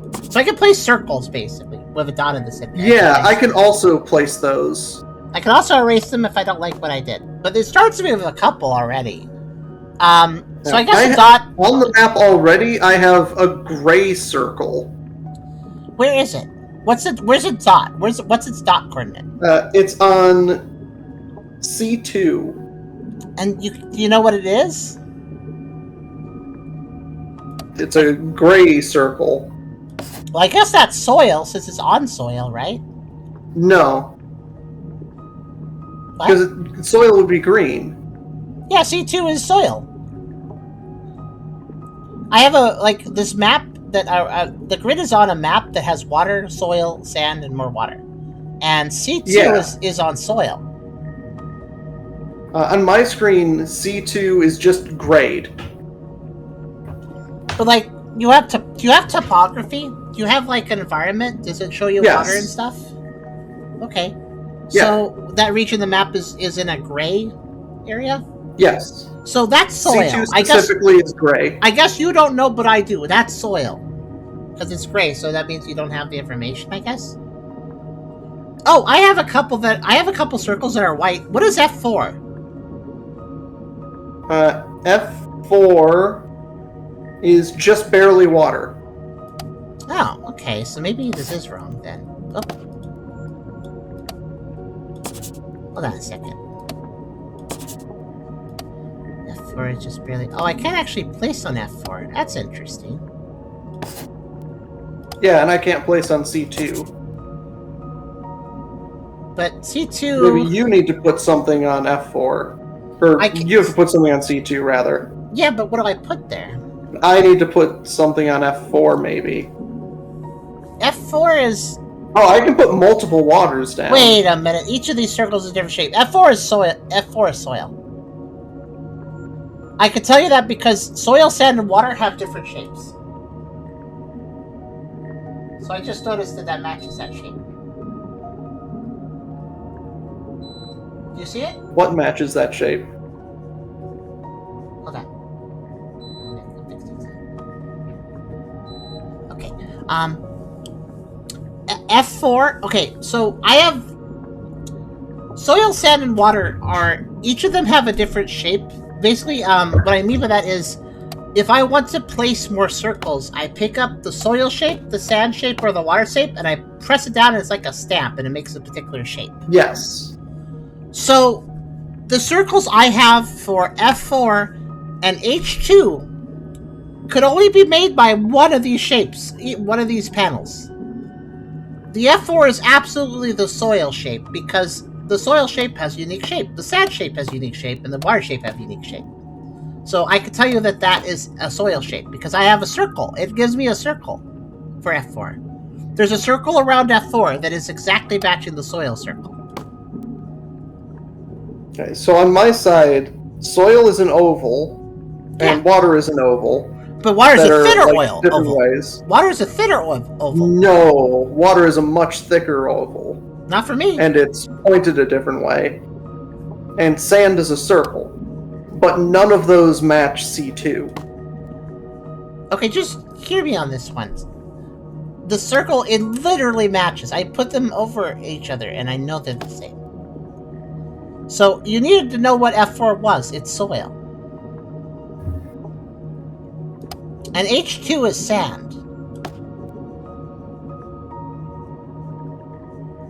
I know you said you needed the information as to what elements they are, so I could tell you them, because I have that information. Well, I don't know if I need to know those. Well, that's all I know. I have no idea what I'm doing. That's all the circles and dots I have. Well, I can take the soil, sand, and water cards, and I can stamp anywhere on the grid with them. Yeah, but what are we doing? Well, there's a keypad right next to this that has A, B, C, D, E, F, G, H, I, J. And it looks like you can enter up to 5 characters. So I'm guessing I need to find the 5 coordinates that have letters. I need to find the 5 letters. And maybe the numbers would indicate the order to enter them in. So for instance, H2 would be entered as the 2nd character, and F4 would be entered as the 4th character. Only 4.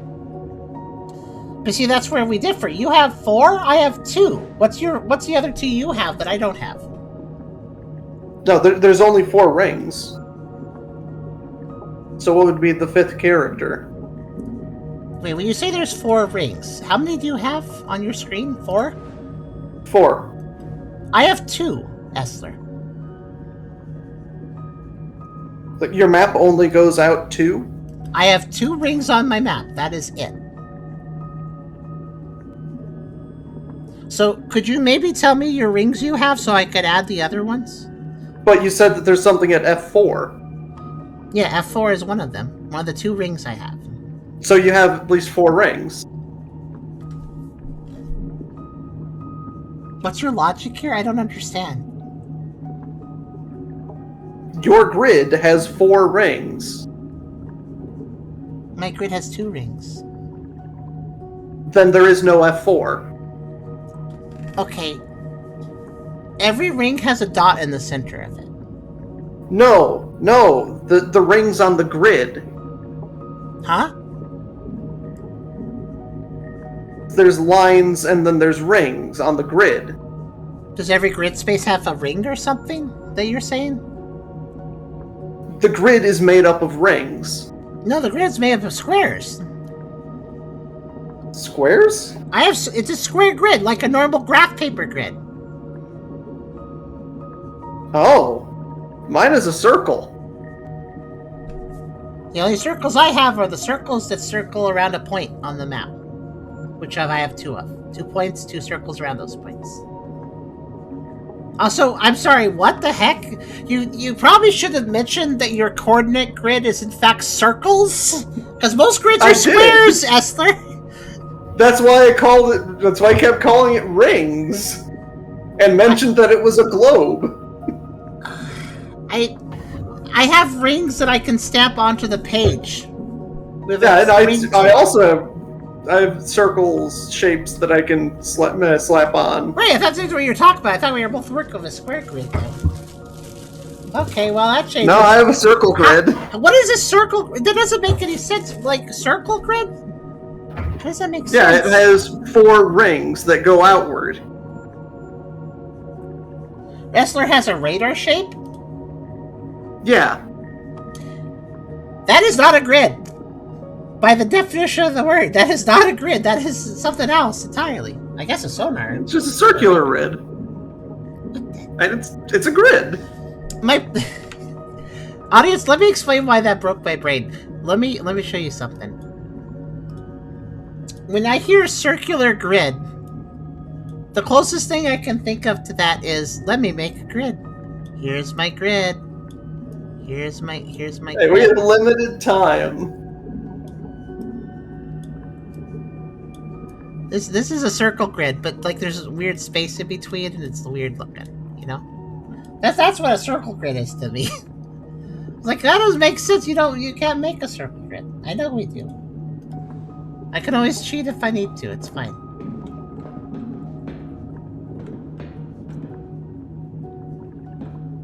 This whole thing only made sense because Krasov said radar shape, which is way more sensical than whatever you're trying to say. Alright, let's see. So, again I ask, do you have any dots on your whatever it is? Wait, you said you have A through L and 1 through 7, right? Yeah, no, 1 through 4. So you have coordinate points where things crisscross? Yeah. How Yeah. the heck does that work with circles and a radar shape? It's a grid. A grid minus It's the just grid a part. circular grid. I don't. There is a grid part. Can you go to like Google and show me what this is? It's a spider web. It's a spider web with 4 rings. Okay, so 4 rings with like lines in between them to divide them into little sections. Yeah. Okay. Like pie slices. That is so very different from what I have that I don't understand how we're supposed to do this puzzle together. I have no idea what this puzzle is. I have an A through L 1 through 7 grid, which I guess means it's a 13 by 8 grid, and Do your letters go in order? yeah, they do. Mine don't. Okay. Could you tell me the points you have on that, on your, like, if you have the letters and numbers, whatever order they're in, lead, like, if there's a point that is like, oh yeah, that is, So J2, from the center like, going out, then it's 1, 2, 3, 4. And starting from what I'll call the north, it goes B, J, L, H, A, I, G, D, C, K, E, F. Well, that wasn't actually the question I gave you, but alright, cool. I mean, I don't know what that means, but I'm just curious if you have any points on the map. And if you could just give me their letter and number. Whatever order the letters are in, I don't care. And C2 has the center of that gray thing that I told you about. Yeah, now I'm really confused what does this gray thing look like with a spiderweb shape? So, It's wait, just like a gray circle. what shape would you give the circle, I guess? Circle? Is it an oval? What, is it a perfect circle? Or is it an oval? Just about. Okay, which way does it stretch if it's not quite perfect? A little bit up and down? Slightly, like, towards the center and out. Very slightly. Center in and out. Center and out. What does center and out mean? What does that mean? Center and out? Well, it's not a direction! What's center and out? Those are directions! I asked if it was up and down, and you said center and out. That's not up, down, left, or right. Okay, well, it's upper right-ish, but a little bit lower than that, and lower left-ish, but a little bit upper from that. I think that's his shape. And that was C2? Yeah, and it's very barely any kind of oval. It's basically just a perfect circle. Do you have any other shapes on this No, spider web, or is that the only one? that's it. I have nothing to do with this. Well, at G3 is a red dot for me, which is not circled with anything. G3. What's G3 for you? Sand on. Oh, I put a sand on that, and now there's a red dot at D2. Oh, that's what this hell thing is. Oh wait, D2. But what? Okay. So I guess you just put down the circle. You put down the circle that connects to another gray thing. But how do I know which one I place? Oh. I think it's just whatever's in that territory. Maybe. Or that was just lucky. And it's just whatever connects to D2 is on soil, and I placed soil. Okay, E3. This was the puzzle. E3 is another red dot.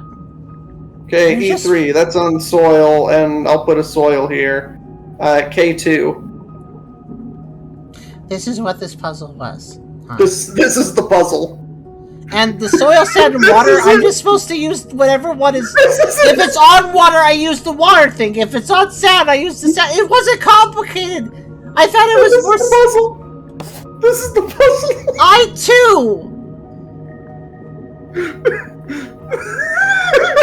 We're just supposed to... Oh, I have a red dot. You put a red dot. Oh, is that on soil? Well, I guess you use the soil one. Oh, is that on sand? I guess you use the sand one. Oh, is that on water? I guess you use the water one. I'm dying. Yeah. All of this. Do you all agree with me here that it was? Do you all in the audience agree that like figuring out which one to use, soil, sand, or water, was like going to be part of the puzzle? Like, oh, maybe a sand one needs to be used on this tile here that's on the water because of this logic. No, it's not. It's just literally just. You know, hey kid, make sure to color in the red around the red area. I wish that could be clipped, but it was probably like 6 minutes of us fumbling to get to the punchline. I recommend somebody try to clip part of it at the very least. If Yam notices part of the clip, he might go back and grab the rest of it. I2 though, you should do I2. Okay, I2. That's another sand. Oh, I4. That's another sand. H4. How long do we have to do this? That's water. That's really sad. A3. A3. If you have basic color comprehension, it's not too hard. C3. How long do we do this? C3. That's water. Okay, GFBIC. What? Okay. How'd you find that? There's your answer. I put a thing there and it told me GFBIC. Puzzle I hate that puzzle. That was the puzzle. Not even because it was hard, but because you'd expect more out of it. It wasn't hard. Okay.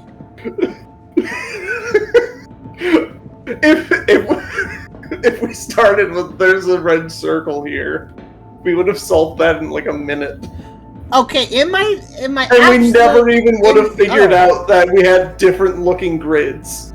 Well, I figured out why this puzzle was so deceptively easy. It turns out the control panel isn't even solid. I can walk into it. Oh, there's a spider web on this screen over here!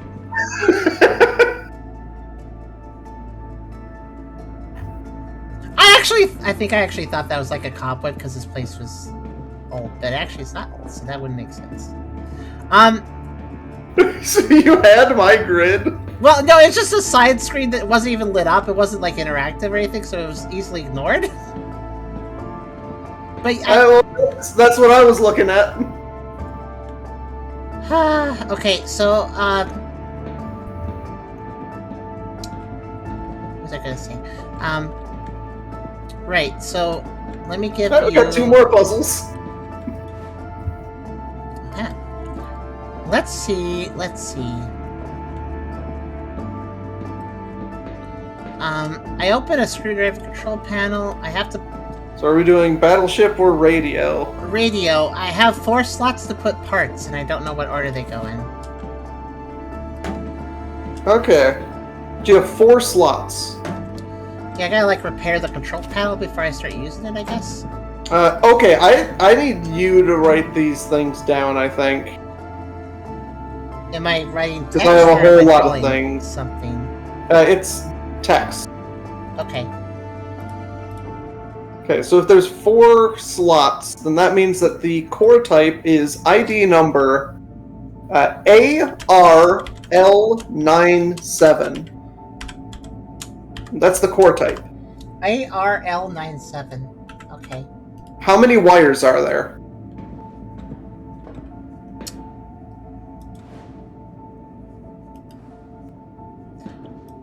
Oh. There's 4 wires. Okay, so that means that the resistor is ID number AYS85. Hold on. I guess I should put resistor, and what was the first set of numbers was linked to the core type. Core type. Okay. And AYS85? Is that what you said? Yes. Okay. For the resistor? How many buttons? For the resistor. Yes. For the resistor. Oh, not the transistor. But there's a transistor here, so I'm just thinking. No, transistors later. Okay. What's next? The next is LED. How many buttons are there?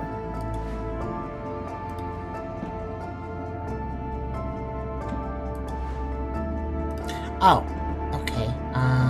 3. The LED type is GCT24. Okay. So transistor type, how many DVI ports are there? Thankfully, there's this little panel here that has a picture and then tells me what the thing is, so I can actually figure this out.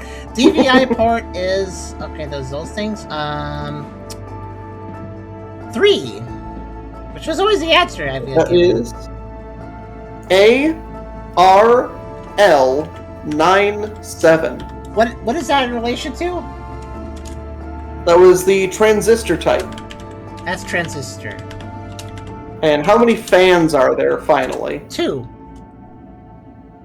That is ARL97.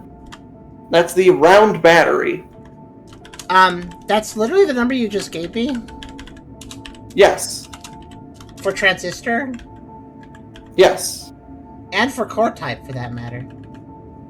Yes. Huh. That's all you needed? Yes. Okay. Okay. So next I have a chart that has those ID numbers for each of those parts. And it tells me probably something I need to tell you. Wait, hold on. It's funny. Math, you're the 3rd person today that's brought that up. Like, literally, just peppered throughout this stream has been like, oh, this reminds me of the thing we keep talking about. That game was very popular. What was the core? You hold on right now. While I look up what is each of these. That's the core. So I have boxes with symbols. I'm making sure I understand which is which. So that's core. And then which one's resistor? That one. Resistance is the lever thing. Yeah, that one. And then the last, and then I have an LED, and the LED is that box. And then, what's the circle? That's a button. No, it's a battery. It's battery? Battery. Okay, I'm ready to go. What's your question? What's the core? The core type is ARL97. Okay, that is 16 contacts. Wait a minute, hold on. I just realized I don't need to figure out which box goes where because they're all different sizes. 1 second. Okay, there. Now I'm ready to go. Okay, now I can solve puzzles. The control panel is fully functional. Alright, so what did you say? 16 contacts. Oh, that's this one. What do I do with it? What is it? Well, I have a box with multiple, and this one has 16 contacts. The others have 12. What does it look like? 4. It looks like the courtship is a thing with a spiral, and the outside there's 4 contacts on each of the left, up, right, and downside. That's 16 contacts. But what is it? I figured out where to place it. Moving on. Oh, okay. Okay. At least I think I did. That looks right. Because I have a radio circuit diagram that tells me where everything goes. I figured it goes to the upper left, upper right, I think. Probably, if it's basic. If it looks like a computer core. Yeah, I think it works there. It looks off center, but like a big square, basically. Yeah, that's basically it. What's next? Yeah. So resistance. What type was it? AYS-85. That is 3 lines.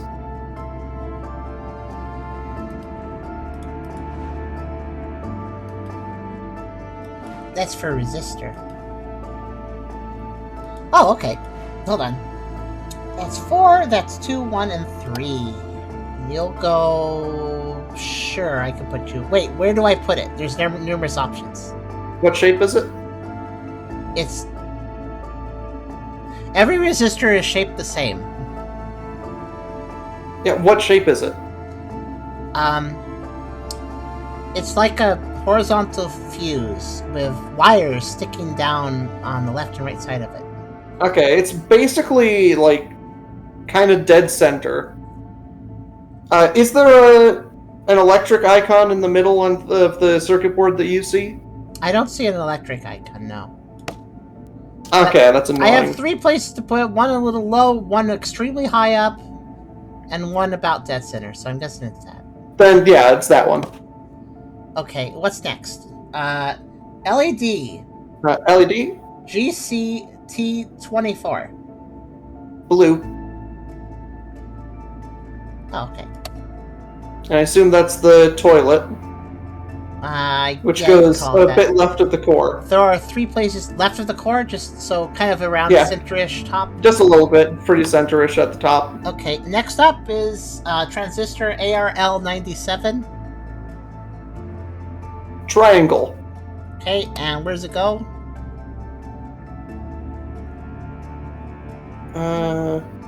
It goes... Okay, there's 4 slots around the wires. Upper left, upper right, lower left, lower right are the options, basically.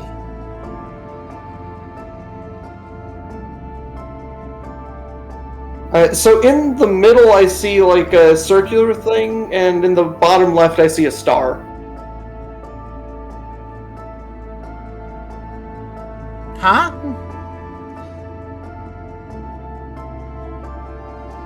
Those are the shapes that I have left. Oh, are you asking me to describe what a transistor looks like? Okay, it's it has little. It looks like it has little legs standing on it and a little triangle on top. I guess in this case, that's the shape I'm trying to find. I'm trying to figure out where to place the transistor. I have 4 places I can place the transistor.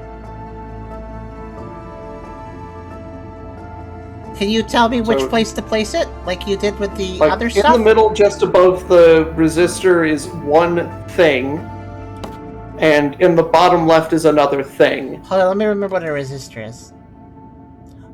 Okay, it's that. Okay, say again? It's like right above that was a circular thing, and in the bottom left there's a star.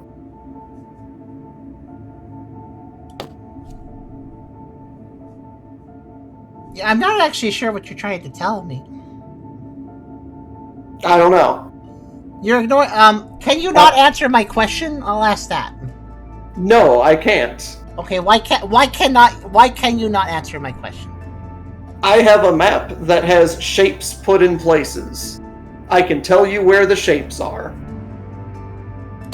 But you told me so specifically, like, oh yeah, the resistor is like kind of center. It's like here. It's like, you're very detailed about because you described the shape of it. The shape of the thing I was placing. Yeah. Okay, so like I just did, where I explained how this part is different shapes. Okay, just it's a. You told me it's a triangle transistor, right? Yeah, but there's no triangles on the diagram. So the transistor is a thing where it's like a metal chunk at the top, and then it stands on two little legs that zigzag a little bit. Yeah, I don't have that. It looks like a kind of... I have a circle and I have a star. It must be a star then. Where does the star go? Yeah, like, can it go in the middle? No, it has to go... So... Then it goes on the bottom left. Bottom left. Okay. But does that mean it's the star or the other thing? Yeah, that would have to be the star. And the bottom circle would left be is the round battery. The slots are all in the bottom left. Wait. There's 4 slots in the bottom left, basically. And okay, let me explain it this way. In the bottom left of this big old mess of circuitry are that's the wire panel. That's where all the wires are. And basically, the transistor has to be put on prongs between some of these wires. And I can either place it in the top left section of the wires, the bottom left section of the wires, the top right section of the wires, or the bottom right section of the wires. Do you see 2 sets of 4 hexagons? Yeah, those are the bottom. Yeah, those are the... the star is to the right of the left set.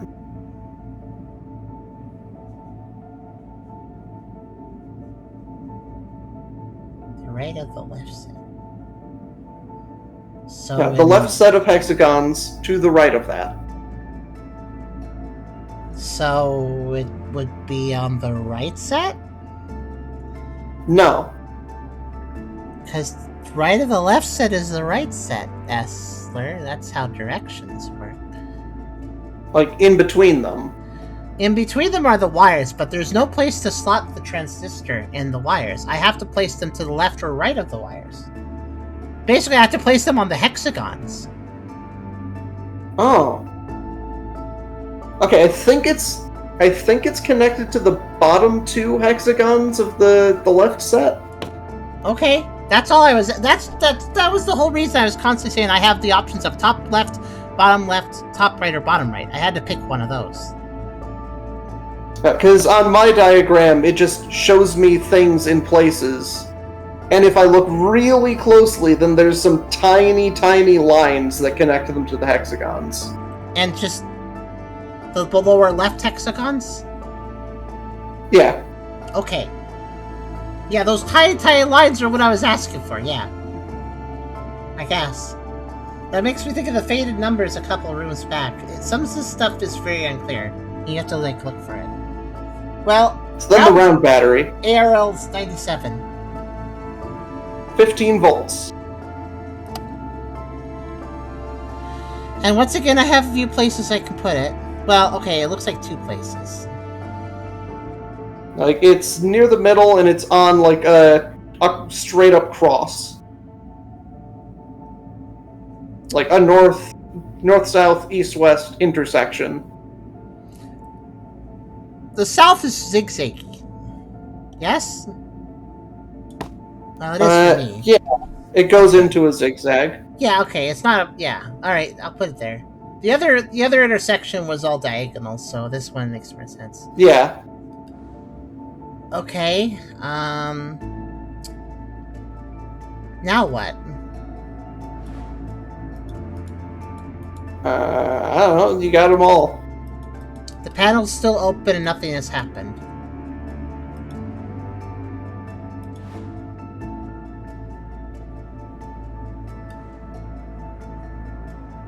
Wait, am I supposed to do something? Let's see.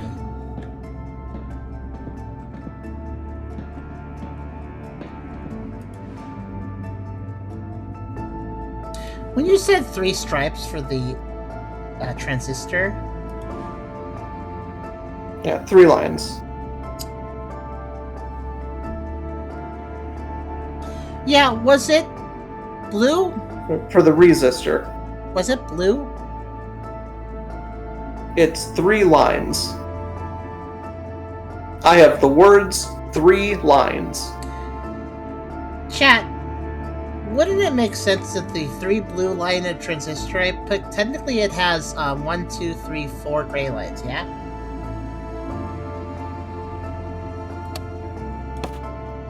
Yeah, and the numbers do go from 1 to 4. Now that would make sense only for... Then it has to be the blue lines it's counting. Because otherwise that wouldn't make sense. So that's the... Something here is probably misplaced, but I don't know what it would be. Most likely.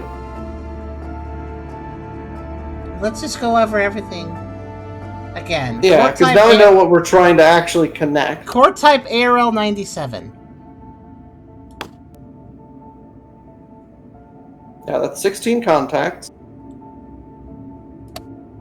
And is there multiple places to place it, or just one?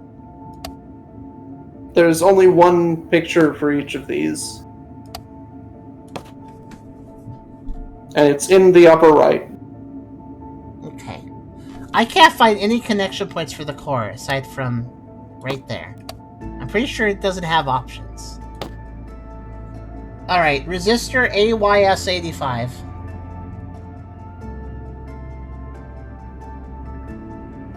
That's 3 lines. Which I'm using that. And it goes southwest of the round battery. Yeah.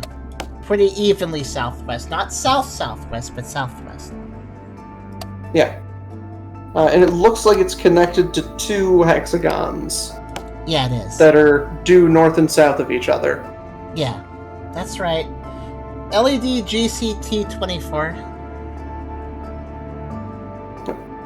And the line going north from the round battery connects to the toilet.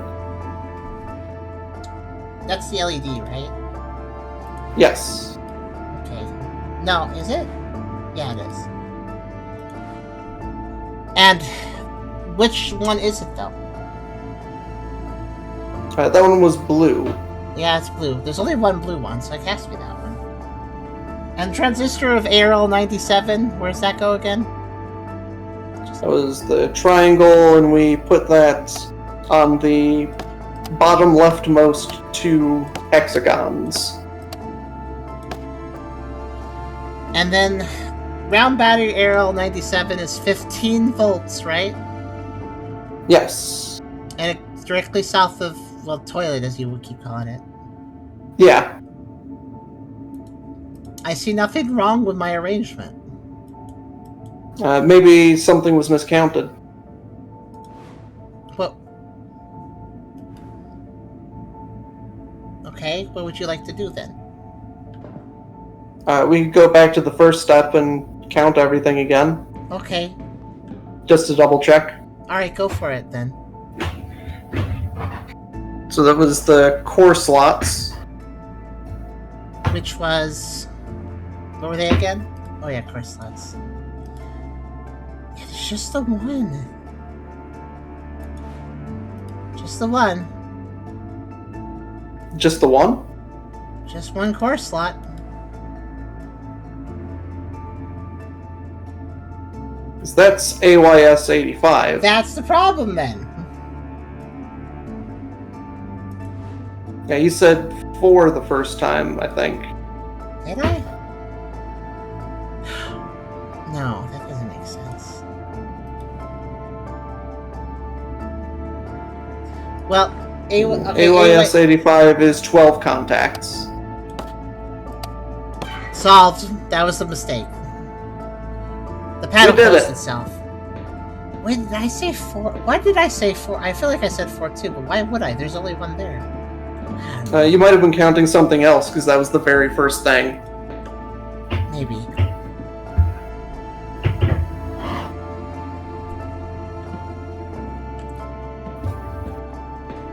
Oh, another panel opened. Okay. Codex 3914. What is this? That's like a Morse code. Okay, I've got a bunch of dials that I can move up and down. I have Morse code, and there's like a frequency in the middle. I already solved one by accident. Alright then. So I have dot dash dot dot. Yeah, I think that was probably what I did to solve the... I got a square wave for your radar thing. Okay, square wave. Do you know what the frequency and amplitude are?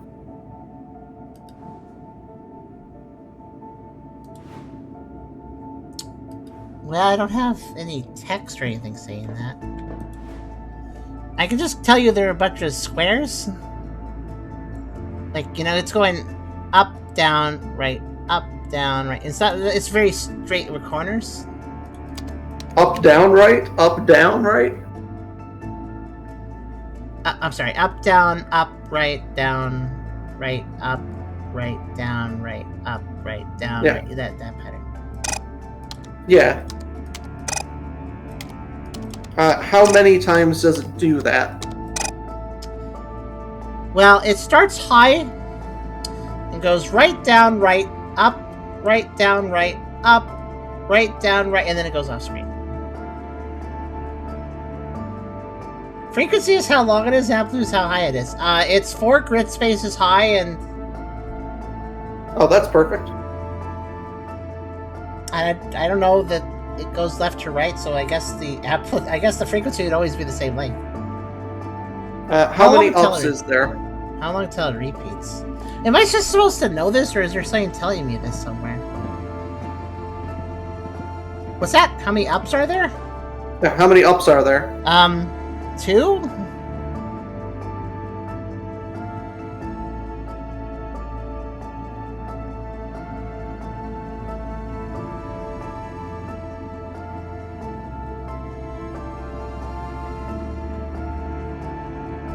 And also 2 downs?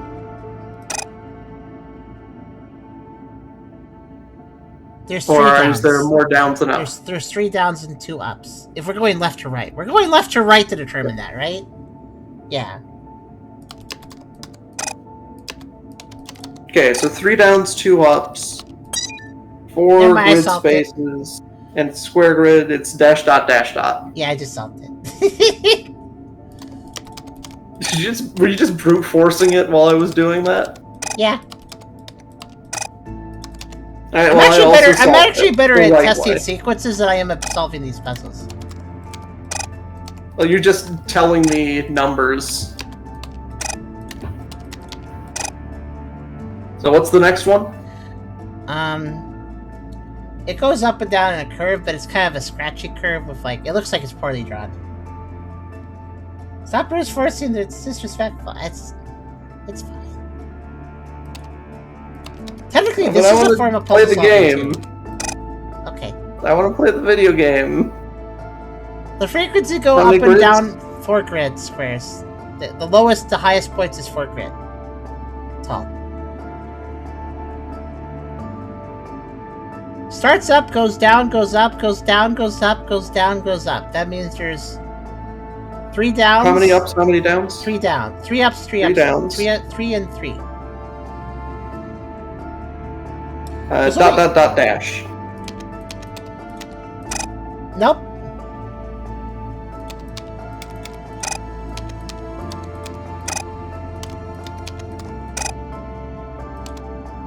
Dash dash dot dash. Nope.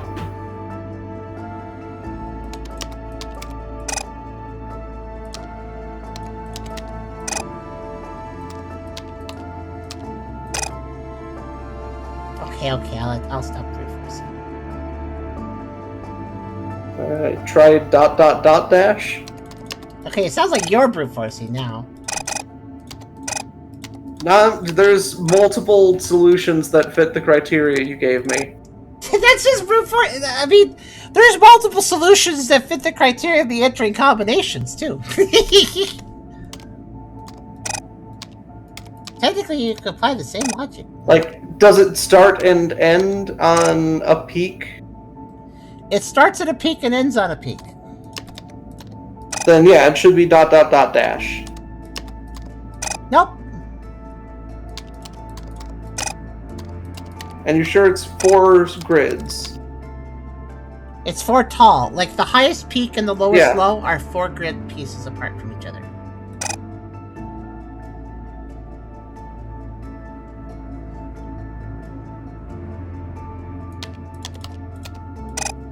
Unless it's this one. That's just a face. Try just 4 dashes. Nope. Okay. Yeah, because that one doesn't look round. Because I have a square, I have a heart rate, I have a roundish one, and I have another roundish one, but more pointy than the first one. The more pointy than the first one is the one we're using. Okay. Because I was like, it's kind of sloping, but also it looks poorly drawn, like somebody did an MS Paint, and there's all these... Well, if I move it very slightly to the right, then it changes to dash dash dash dot. No. Alright, what happens if I move it very slightly? No, that goes too far.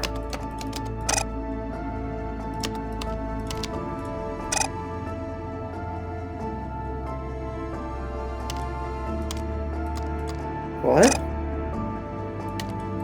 I just wiggled it back and forth a little bit, and now it says dash dot dash dot.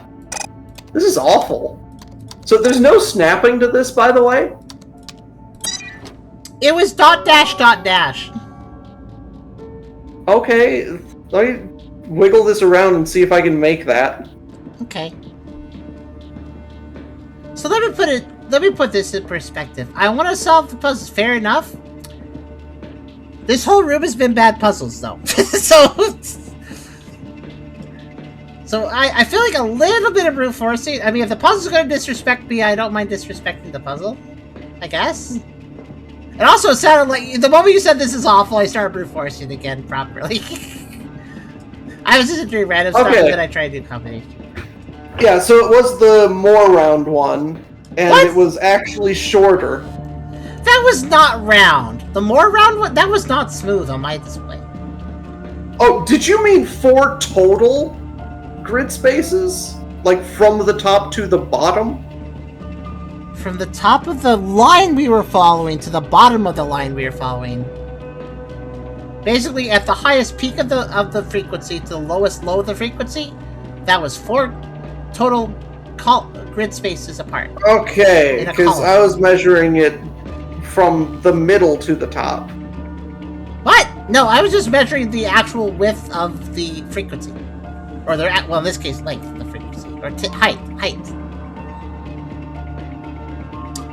Oh, you were using the top. I don't know why you're doing that. The question I asked was, how far up does it go?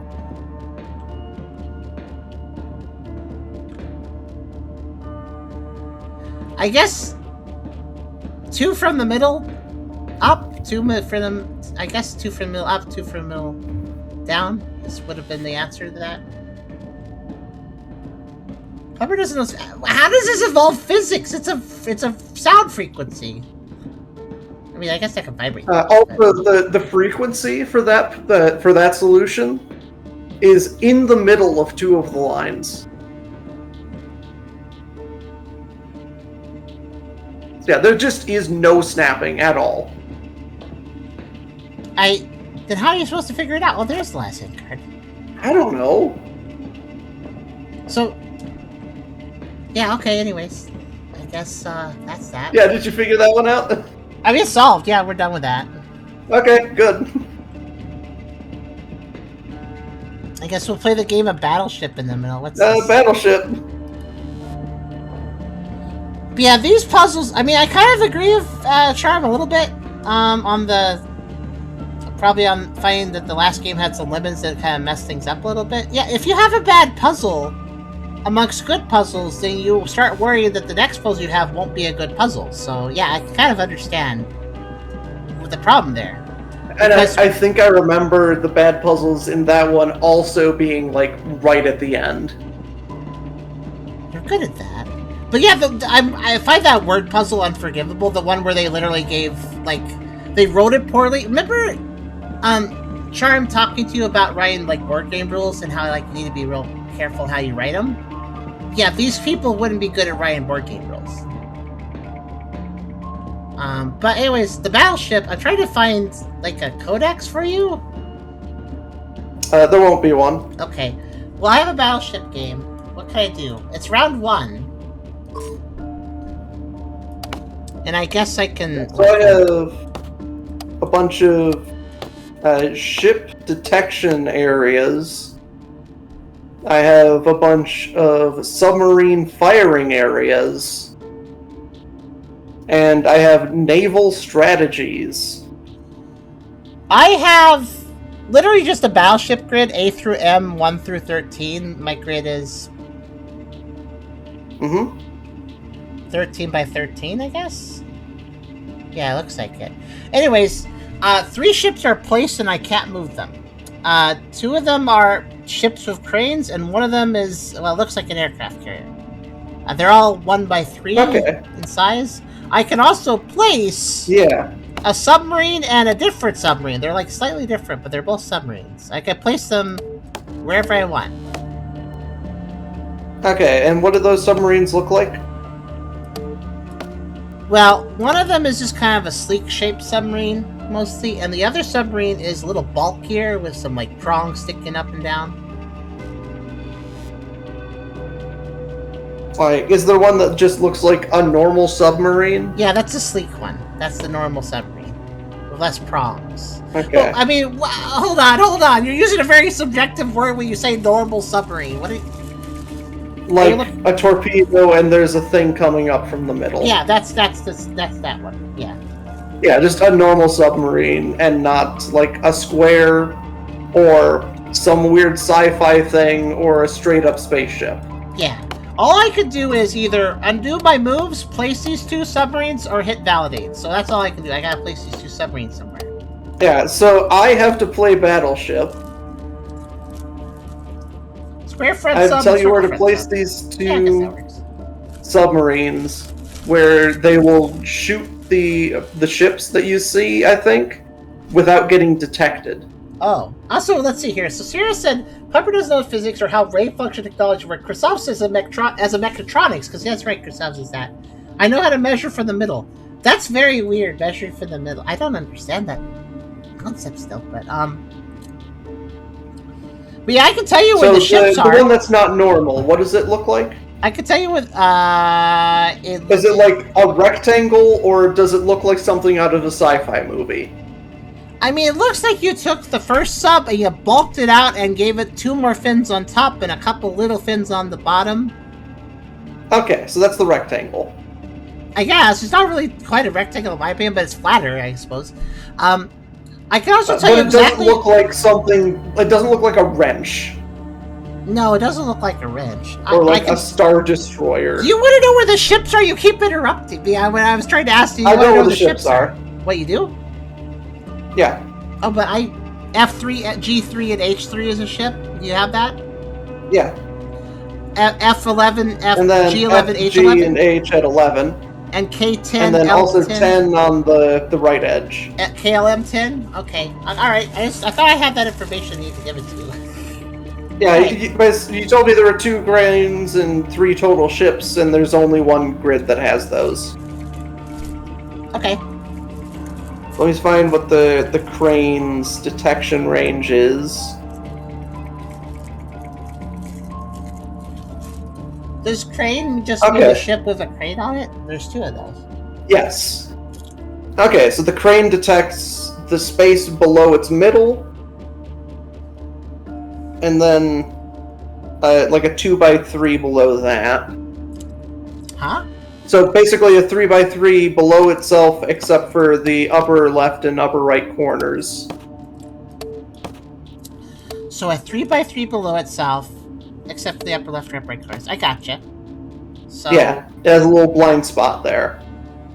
So I can't. So I shouldn't place the subs underneath the cranes, I guess. Yeah, unless you put them in the blind spot. Okay. Then that other ship is that one. The one that I think is just an aircraft carrier. It's fairly flat on top, and it's got all the antennas. It detects every space around itself, plus 1 further out at its nose. Okay. So what am I supposed to do? Just place anywhere that they don't get detected, or? So the submarine, the regular submarine, has like a diamond pattern that's centered on its nose, except the space behind it. It's like goes 3 up, and then diamonds.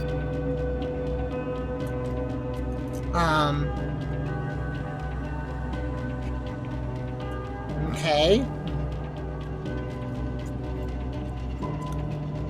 These puzzles are so annoying to explain.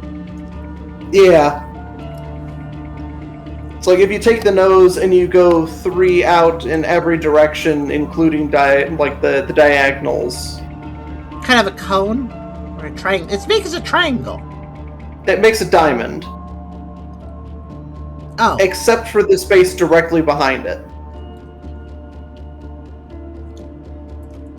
I don't get it. Actually, I don't understand. I understood the other shapes, but okay. How about this? 1 second.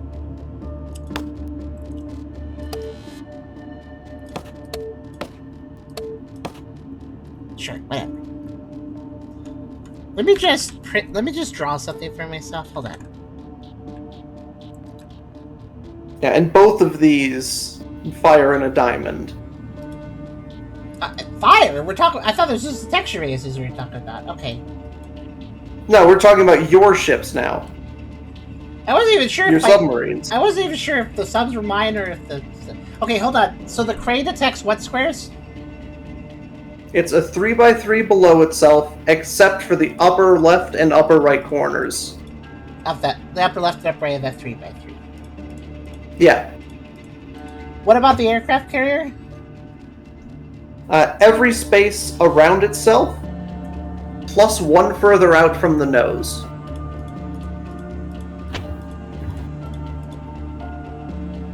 Okay, and my subs do what now?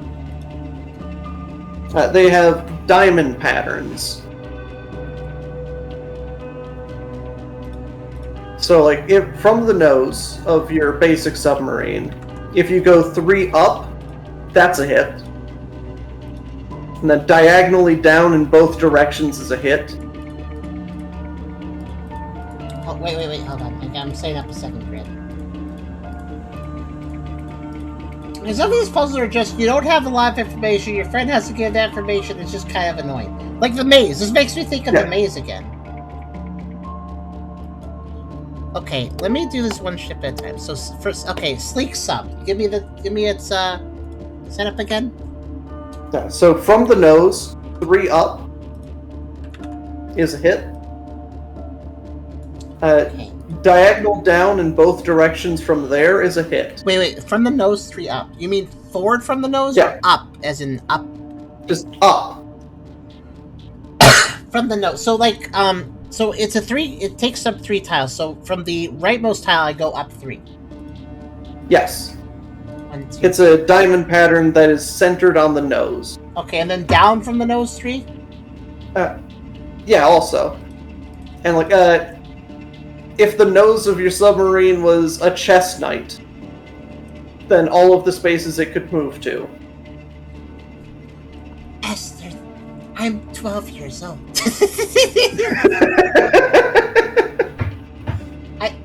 You're asking me. Okay, from forward from the sub, like if, from the nose of the sub, forward from it, 3 more squares. Yeah, it's 3 in each direction except for behind. From the nose. Yeah, from the space that the nose is in. So 3 from behind the nose would be 1 space behind the sub, right? Yes. Okay. And then it's a diagonal connecting each of those squares, including the backspace that it doesn't hit.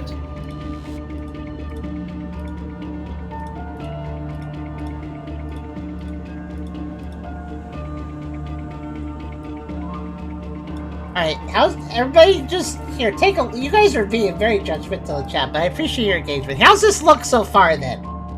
Tell me how this looks so far. Is this following directions? No idea.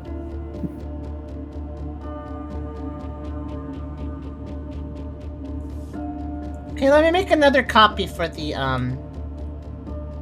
other sub, because they have such weirdly long texture races, I gotta like make multiple images. Okay.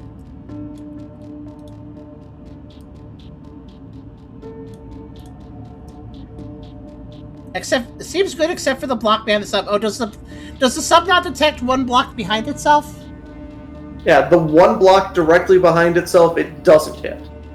So it's a diamond except But for the that. diagonals going to that, it still hits, but just not that one particular spot. Okay, I think I fixed that.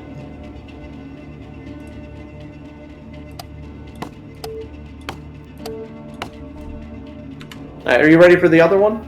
Not just yet. Yeah, I get it. Like it's trying to get me to, get us to work together to fill in the information we both don't have, and that's fun sometimes. But on some of these, it's not fun. Basically, is how I feel. All right, I'm ready for the bulky sub. What you got? Okay, so that one from the center, you go out 4 in all directions. From the center, not from the nose. From the center. So the nose counts as one of those 4, so it'd be 3 from the nose, and 3 from the back as well? Yeah. Okay, fat. I didn't place it in the grid in the space. I had to make an extra grid space for it behind it because I didn't place enough spaces in front of it. Okay, that's fine. And then you connect those with diagonals.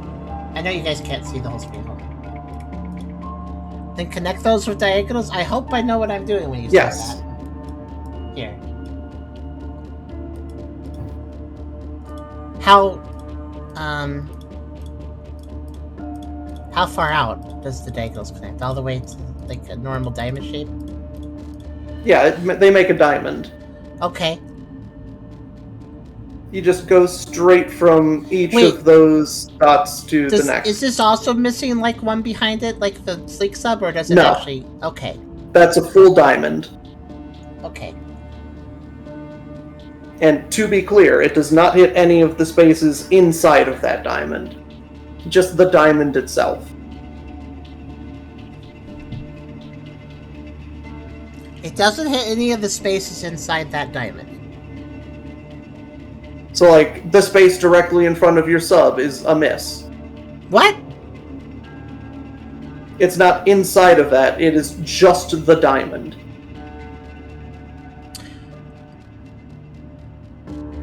Guys, what do I do?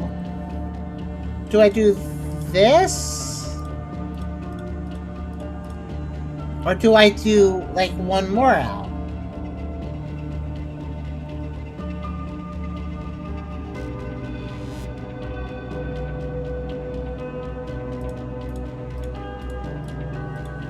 So, well, the squares it hits are just a bunch of squares that are diagonal of each other without any of them touching sides?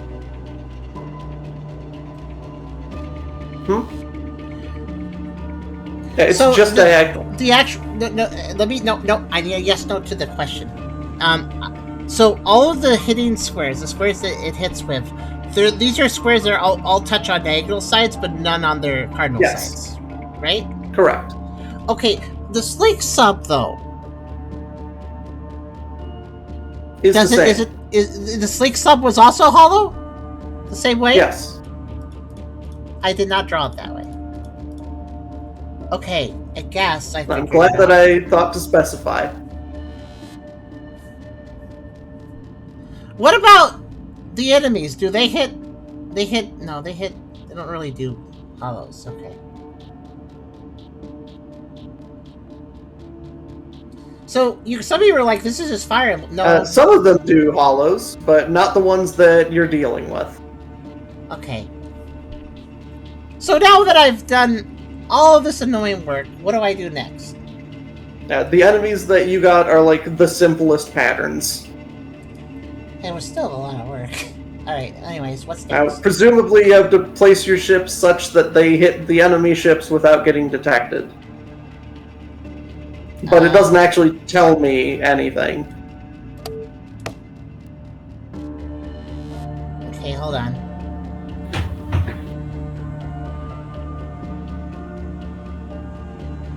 That would boop that. And that would boop that.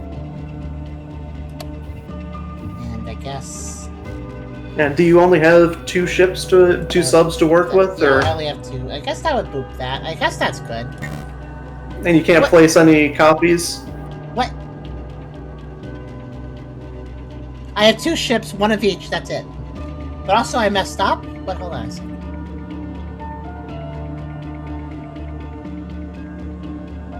We can't see, that's true.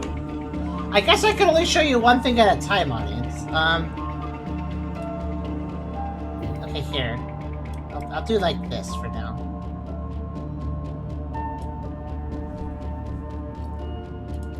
So this bulky sub should be able to hit 4 tiles above and below it, right? Yes. So that should be hitting the crane and that guy. Your small sub missed, it did.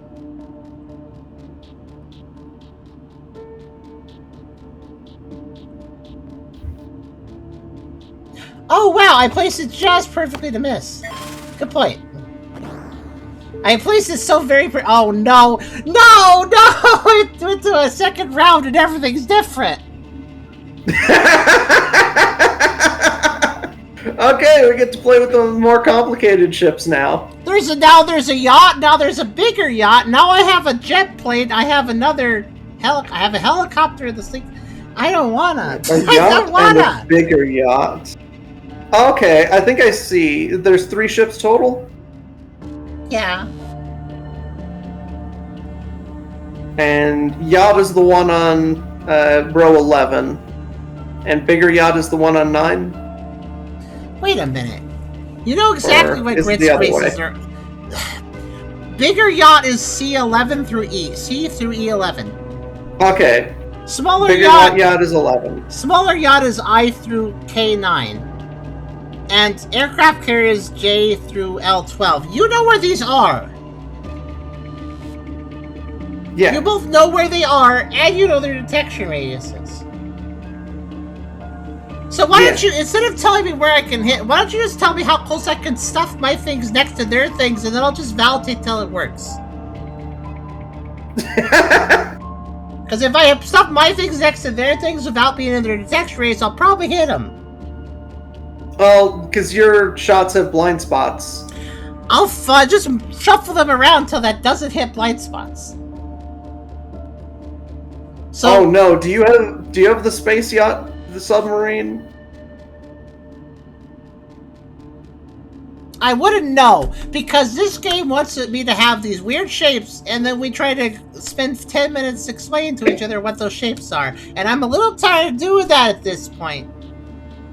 So yeah. Okay, is it the one that looks like a 4-year-old drew it?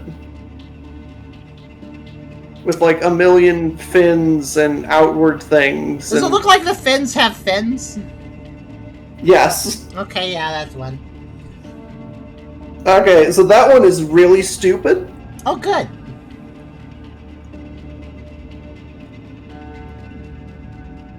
So from the nose. No! Stop! You're getting me in a loop there.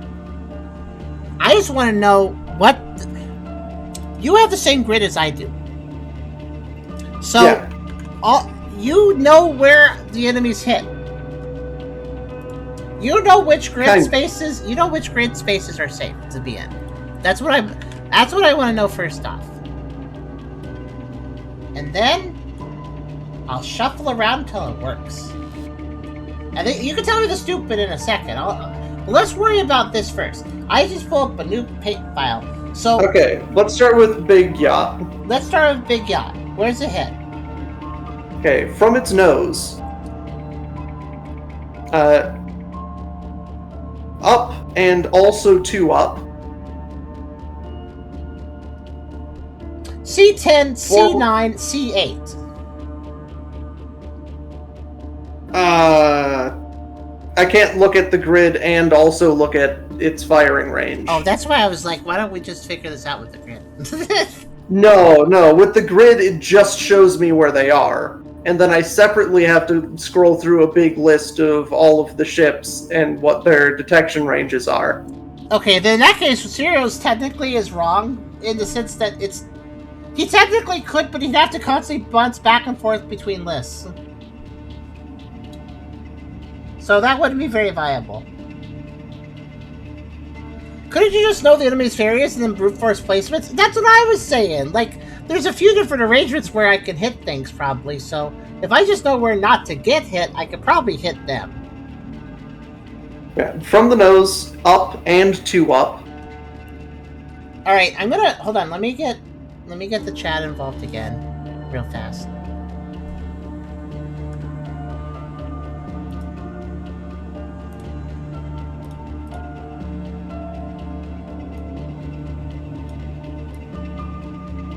Okay.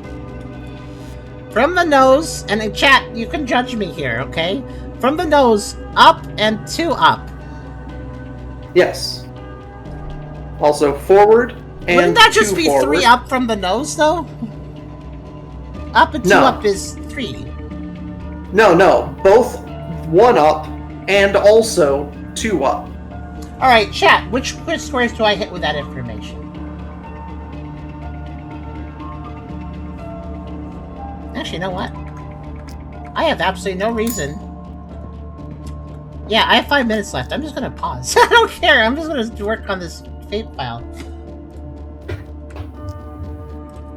Okay, everyone's confused. No, there's no hole in the middle. It's just the 2 squares above it. 2 squares above the nose of the big yacht. Yeah, but it's not just 2 squares up. It is also hitting 1 square up. Wait, am I doing the big yacht? I just realized I don't know. Yes, the big yacht. Wait, are you looking at my screen? Oh, well, I guess the one that you described as the big yacht. I just realized I'm actually now unconfident to know which one's the big yacht. I don't know! Big yacht is the dolphin-y one. And not the gun. It kind of does look... By gun, do you mean because there's like 2 barrels on Yeah. top of each other? Okay, yeah. Okay. So, the dolphin-y yacht, so it shoots... Okay. 2 up from its nose. Yes. Okay. And also 1 up from its nose. You'll have to try a different way of explaining that if you want me to And it's understand. both of those 2... It hits both of the squares 2 spaces above it.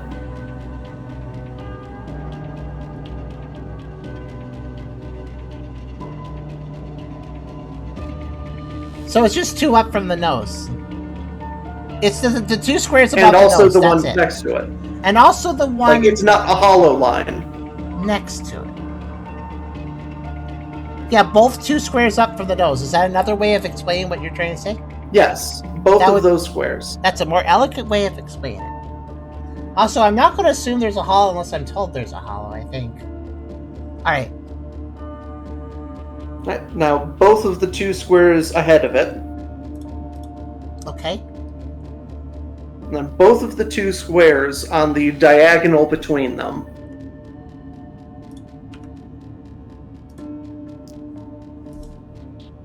Okay, that makes sense. And then you mirror it out the back. That's a simple explanation. Okay. And that's Big Yacht. Okay, what's that? What else? So then Small Yacht. So that's an annoying one to... I didn't know I went to explain, so in other words, it's Yeah. normal. Okay, so put a 3x3 in front of it. 3x3. Like just a full-on 3x3 cube in front Yeah, of its just nose. put a 3x3 in front of it. In front of the nose. Hollow? No. Okay. And then the third column out from that, erase it. What? Because it's a 2x3, but I didn't want to describe how to place a 2x3.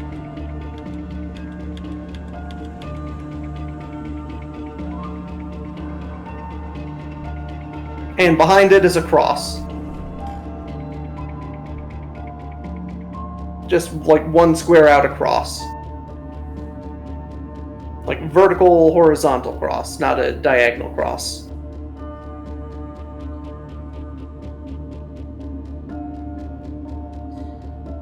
Okay. 3 wide, So that's 2 deep rectangle. Krisov's, would the rectangle go above the ship or below it? Because this is 3 wide, 2 up. in front. I'm in front. I'm just trying to figure out what. Both. This is the nose square. This is the nose square here. This one here.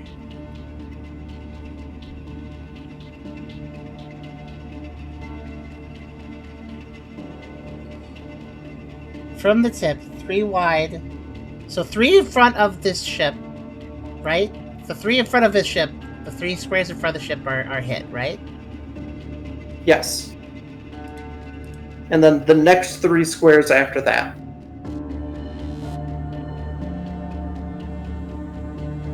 I really know you're trying, but every time you explain, it's like after that. You always use words to just make me wonder. I wonder what that means. That's why I keep thinking in my brain over and over again. I wonder what that means. Front column. Did I? No, I mean 3 wide, vertically centered on the tip. So that has that Krisov's.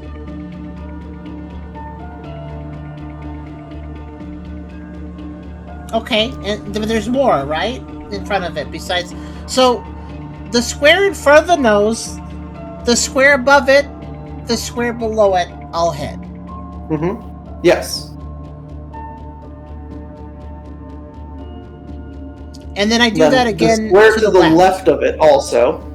The square immediately left... So this one, so it's now a... Mm-hmm. Now it's a T Tetris piece. Yeah, and then the squares up and down from there. Okay. So a vertical 3x2 in front of the nose. Yes. Okay. And then you said behind, and then I heard you about the back. You said behind to do a cross, and I'm like, okay, what part is the center of the cross? The space behind it is the center of the cross. Okay. And so basically a T tetromino. Up, down, and right. A T tetromino is behind it. Because technically the cross also hits the back of it, so there's no cross on that. Yeah. Okay. And then what was the aircraft carrier again? Because at this point I just don't remember. Aircraft carrier... Wait, I can pull up the other thing. Yeah, that was the one that hits everything around it plus 1 extra. If I hadn't paused, we would have lost. Even when I unpaused to solve this, I gotta be quick. Because there's another step after this, too. I don't even care that I'm pausing. I can't think as fast as this game demands.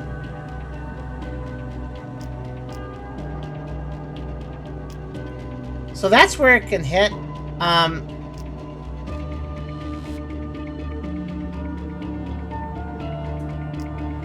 On this particular grid. Now, hold on a second. There's 3 of these, though. We're gonna have to do another one. Okay, I'm gonna pull up another paint file so I can...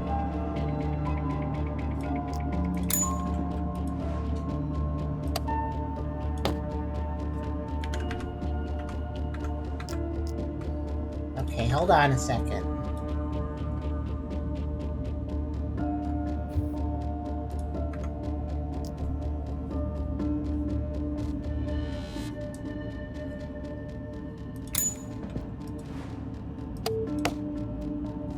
And I think I can explain the sub easily. Just let me get a whole thing set up.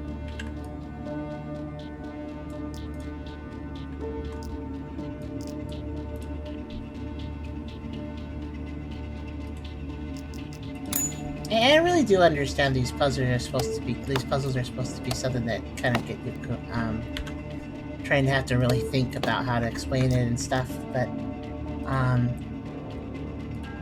I still don't think they have good flow.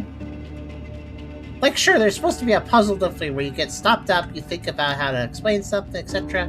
But there should be an elegant way to explain everything. An elegant way to share the information, and I just don't feel it is very elegant.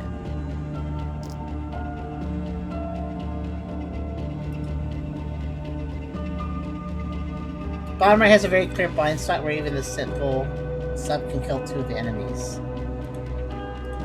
I mean this little spot here? I was thinking that, yeah. That's probably meant to be used. And then probably placing the other 2 things below that would probably kill it, honestly. In fact, let's just...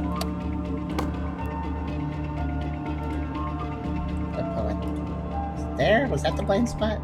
No, it's above. Just above that. Okay. And then just, like, shove these guys here and they'll probably kill it. What? So much for that blind spot. What? It said it blew up my ship. Wait, hold on. Is that because... Huh. Hold on, I'm mixing up my files down. I have so many big files up. Yeah, those go down. What do you mean? What do you mean that? Oh wait, can they hit each other? Ooh. You can hit yourself. I just figured out you can hit yourself. It is the same color. Because I put 2 right next to each other and they kept dying, and then I moved them apart and then they didn't die. So the puzzle is, how do you hit these without blowing yourself up? So, not only do we have all this stuff we have to organize, but also our ships are so DACA heavy that they will literally not fire on the ships they can hit, but fire on every position they can hit. Good work, guys. Bloodthirstiness will get you nowhere. And they will fire on every position they can. So you have to watch your shots and their shots. Now there's germs. While they're all invisible, and you have a 30-minute timer.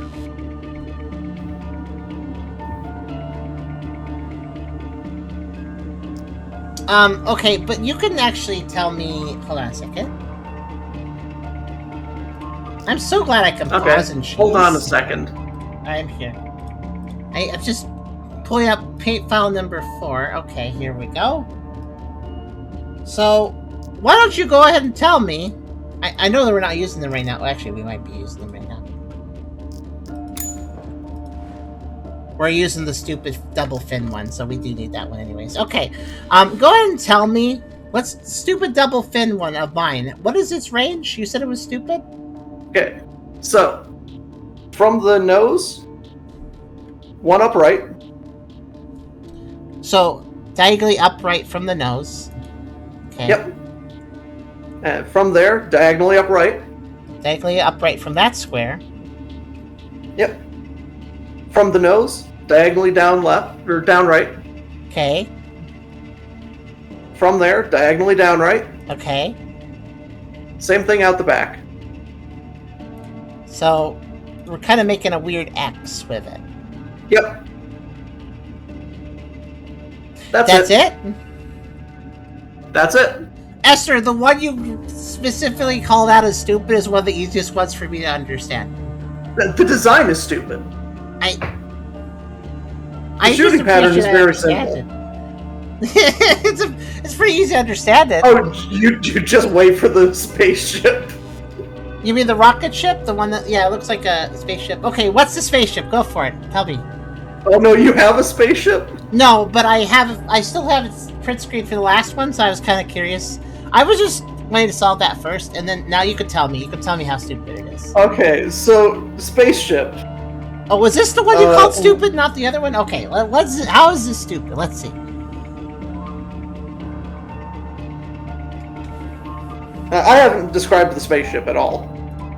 But was that the one you referred to as stupid before you described it? No, the double fin one is stupid in design. Okay. The shot pattern is easy. The spaceship is just a regular space shuttle. Okay. But its shot pattern is really stupid. Okay, this is the one that was stupid. Okay. That's what I thought. So, let's see if this is stupid. From the nose, one forward. Okay, one from the nose. Right. Wait. Above. When you say one forward, do you mean there's a gap? What? You mean the square right in front of the nose, right? Yeah. Okay. Okay, next. Right, both of the two above, and both of the two below. Okay.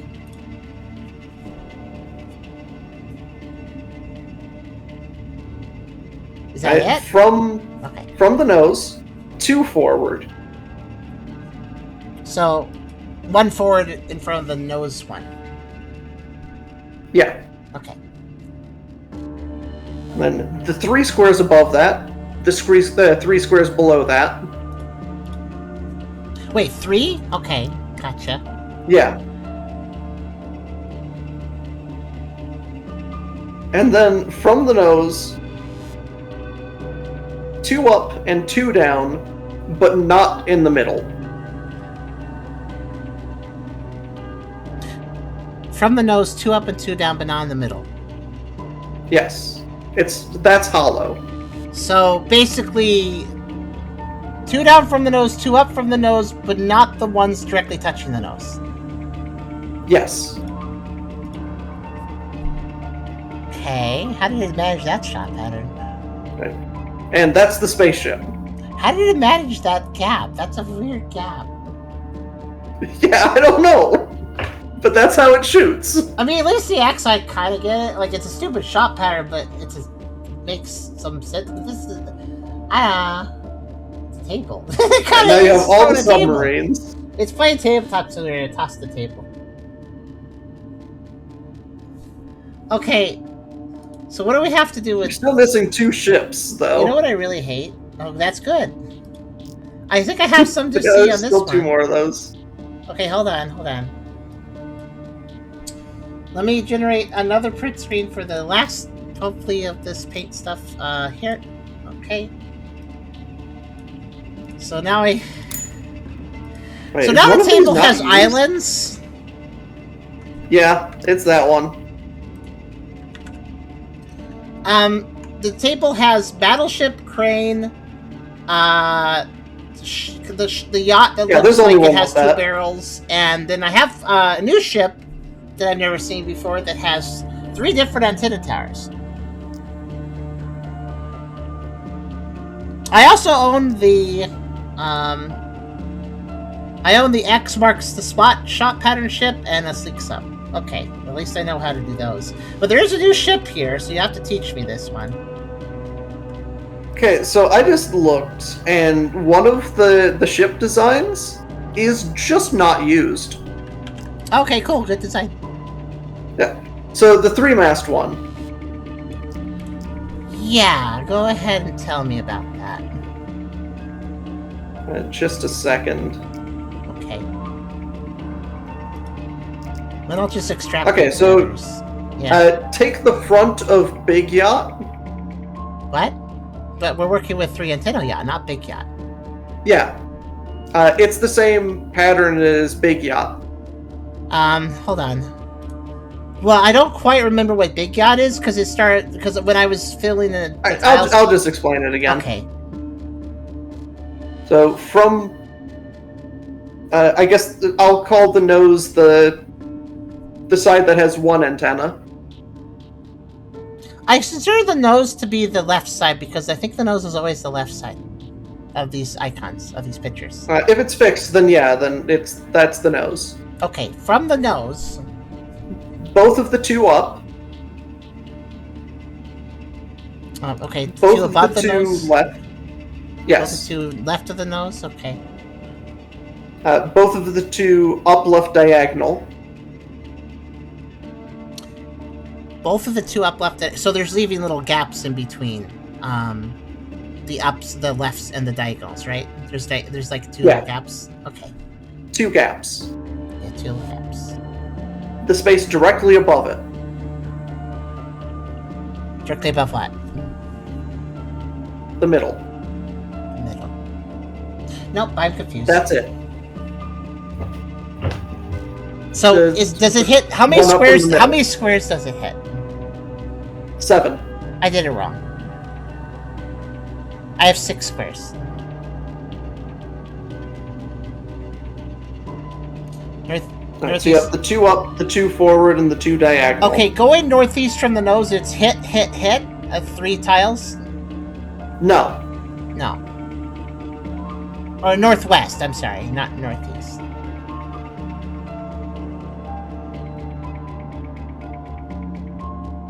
Yeah, so you have that part right. And then from the middle of the ship, 1 up. Wait, how do you know I have that part right?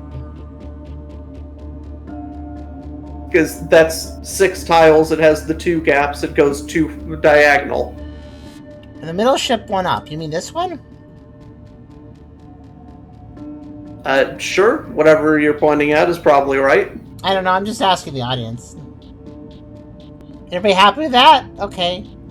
So basically the tile right above the middle of the ship is a tile it hits? Yep. And then the tile That's above the the whole nose... pattern. And then the 2 tiles above the nose of the ship is tiles it hits? Yes. And then 2 tiles in front of the nose, going left, I guess, in this case, are tiles it hits. Yep. And then 2 tiles going northwest from the nose are tiles it hits. Yes.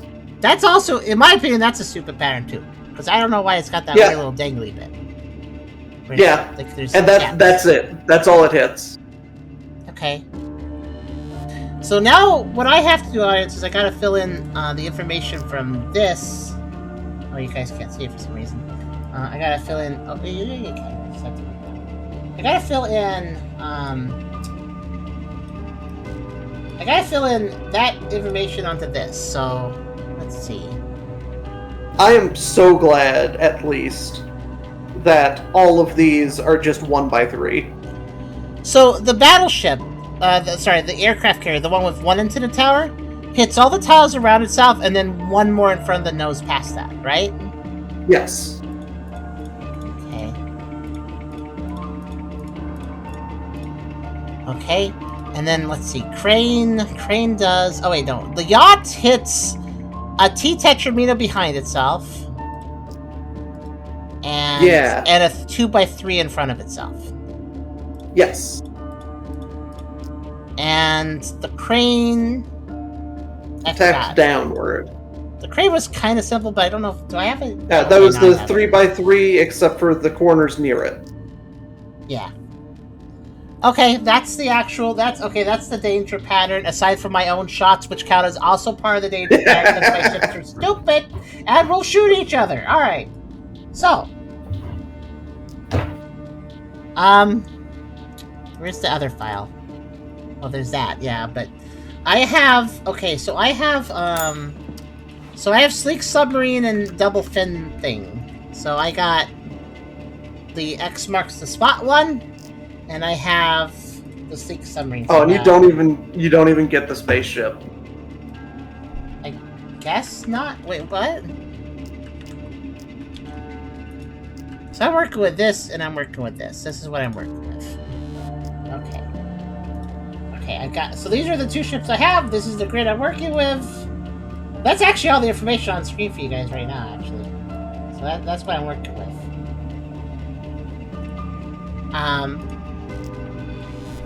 So where would you put things?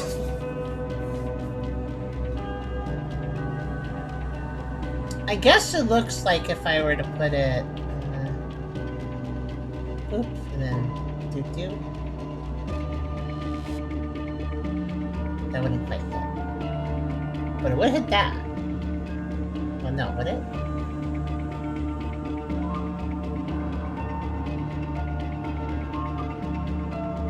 Yeah, it would. So if I put the bottom sub below the triple antenna aircraft carrier, I could hit it and the yacht at the bottom, but I wouldn't hit the crane or the aircraft carrier. But the crane or the aircraft carrier could probably be hit by the weird stupid one if I placed it right. Yeah, that'd probably be safe. I really want to see your perspective of this later. You should watch it back. Maybe you'll understand some of my confusion. I have to see your notes. My notes are doing their best. Okay, so I think if I place the sub and put it right, I want to say here. That should hit. Boop, boop, boop, boop. That'll take it out. That'll take this guy out. That should be safe there. And then this guy can probably go like here to hit those guys, I think. Yeah, that should be safe. There we go. I did it. Hooray! Hooray! I had 2 minutes 47 left, even with pausing. Okay, the door opened. Oh boy, does that mean we get to the final challenge? Let's see. We can't see. No, I placed it where I said I was going to, so nothing too surprising. Here, take a look. Yeah, we definitely need to make sure that the final cutscene we coordinate, because it might put us on a timer immediately after. Well, the timer did stop. Now the door is open, but there's a cockpit I got. I'm going to the front. Yeah, but the final challenge is going to be at a timer. Yeah, you have a codex. 2911.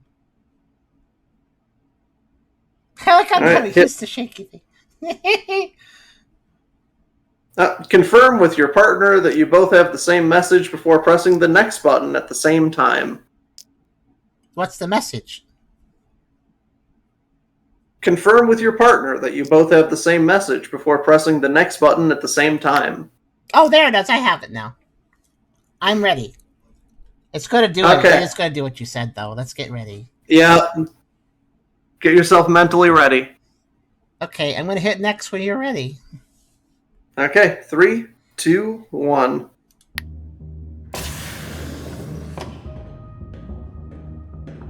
Cutscene. General, the mission is complete. Le Triomphant will not launch the torpedo. But the situation on board was far worse than reported. I did launch. The consequences of following the direct order put the crew in a profound state of moral crisis. Major, orders are orders. With all due respect, they chose conscience over compliance, humanity over obedience. In doing so, they prevented a war that would have killed millions. They risked court-martial, imprisonment, perhaps worse, to avert unthinkable disaster. I understand the gravity of their actions, but... Enough! This conversation is over! Sir, I will not challenge you as a general, but I am addressing the man behind the rank. Do you truly believe every order should be followed without question? I'm confused by the story, actually. No matter the cost? I thought we were stopping the sub. I thought that was our mission. Why are we arguing with him? Yeah, we did. Oh, okay. Credits. Huh? Credits. Make sure you're ready! Make sure you're ready with your partner so you can view the credits at the same time. I'm like, what? Hey! We don't know. There could still be something. I'm gonna watch. I'm confused because I feel like the story, unless I missed something, but like the intro to the game was like, all right, this sub we set out is gonna go blow up thing, and it's gonna cause a lot of bad things, but it's what we had to do at the time. But now we have new information, new plans. We gotta send you out and have you coordinate to go get over the sub because we can't communicate with them and tell them to stop. You gotta go over there and tell them to stop. And the general that told us to do that was the guy at the end there. So, but what happened there? They stopped already before they got the order to, hey, stop, which means they defied orders, even though they were about to get orders to not do their orders. That's a very... But at the time, it was their orders. I guess under military rules, that would get you in trouble under military rules, even though... Yeah, it's like, so they defied their orders, even though they were about to be told to, hey, don't do that. But what was the argument at the end with our general? Like, orders are orders, do the thing. Well, do what? What were we... Go court-martial that? I mean, they're already gone. What were we going to do? Yeah, they're going to go find them and punish them. Oh, okay. Because they violated orders. Even though they were about to be told to do exactly what they did. But I'm very confused. Let me show you, Essler. You maybe you'll actually watch the stream again, because I'm on title screen. What I'm really confused about is like I also like my character reported to commander, like, alright, we disabled the missile.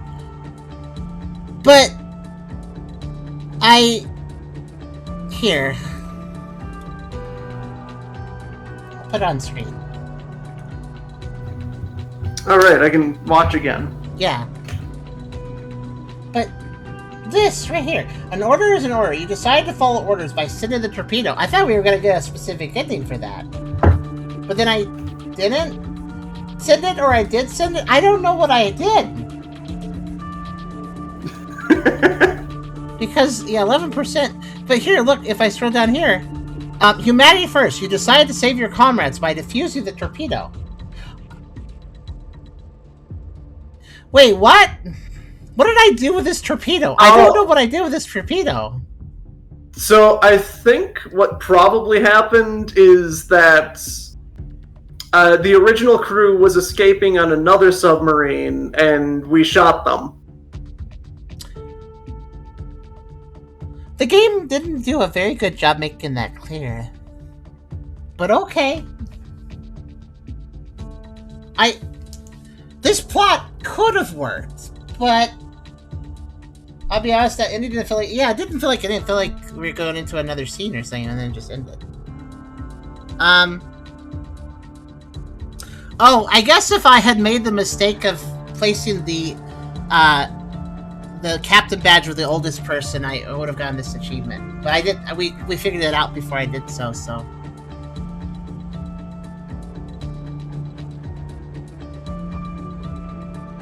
You cheated by placing all the circles correctly. I wonder what puzzle that was for. But yeah, this story kind of You cheated by doing everything right.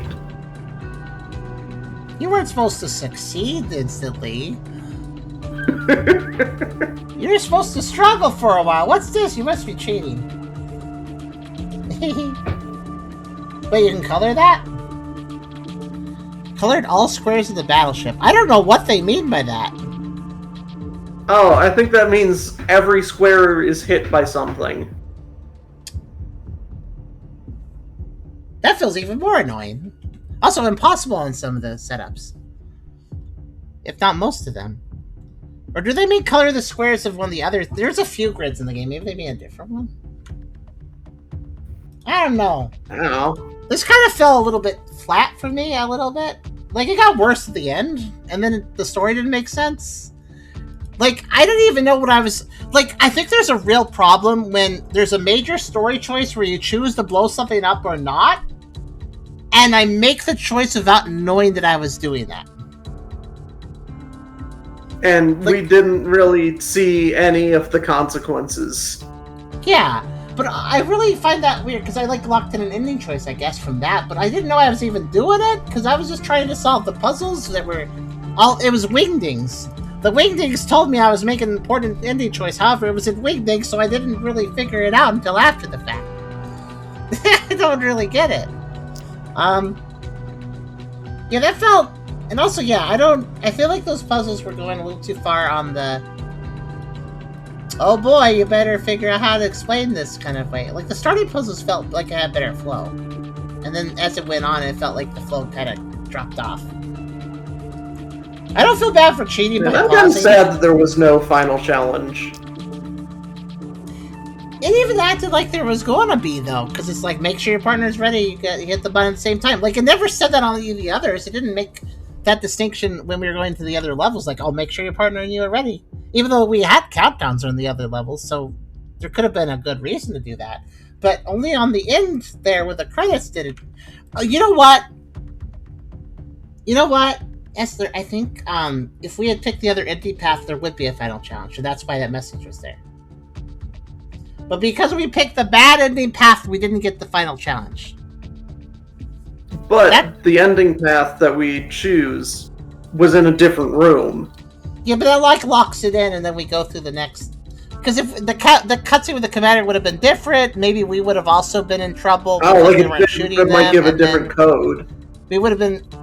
Yeah, I bet you the game changes if you play it. Oh, if I hit continue, I don't have to play the whole thing over again.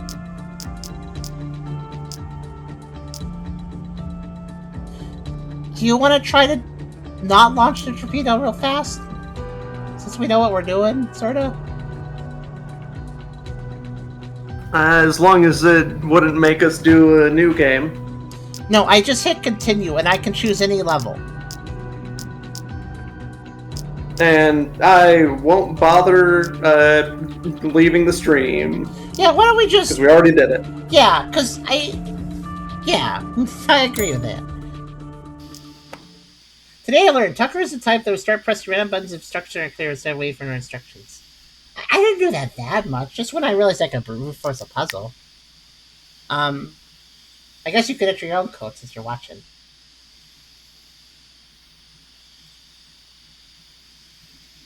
Plus, we've already beaten the game, so now you can watch and get more context, so... So was this worse or better than the first game?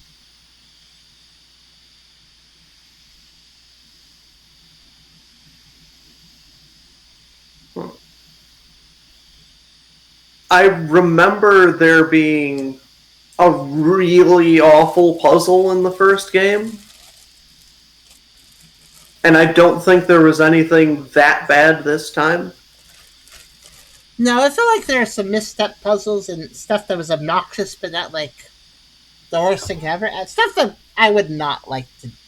I mean, stuff that I didn't really like, but not that I would call horrendous, I guess. Yeah, but like, I remember... I think I remember there was a puzzle where we had to go through all of the pictures from all of the previous rooms to spot little details. Oh yeah, with basically no prompting that was a thing that we were supposed to pay attention to at any point. Yeah, some of the puzzles here didn't prompt us properly either. Again, that the land, sea, soil, the soil, sand, sea one, that did not prompt us properly. Let's agree on that. 462872 though, are you good? Yeah, I put it in. Okay. Interestingly, that actually reduced my accreditation. What? What do you mean it reduced? So I no longer have the final room. Probably because the final room changes with... Yeah. So by the way, this is where I locked in the ending. This thing here. Let's start over here. Let's just clear this out real fast. Because this is actually pretty fast now. There's your codex.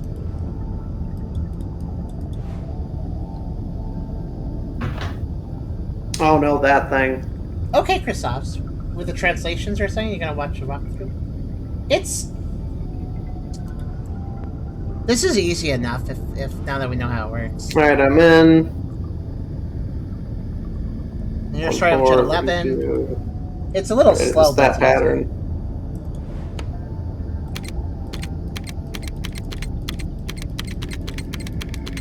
This is the thing that I was like, coloring all the squares. Maybe they mean this.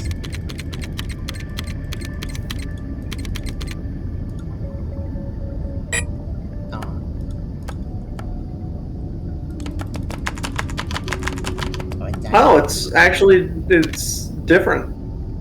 That makes sense. I think they meant this to be replayed. Sort of.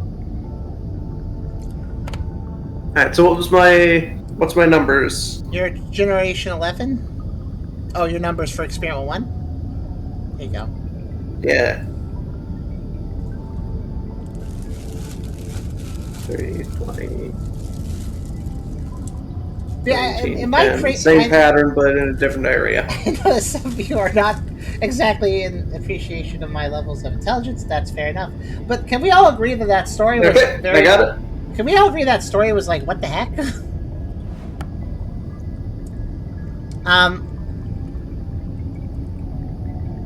87. Okay. 11.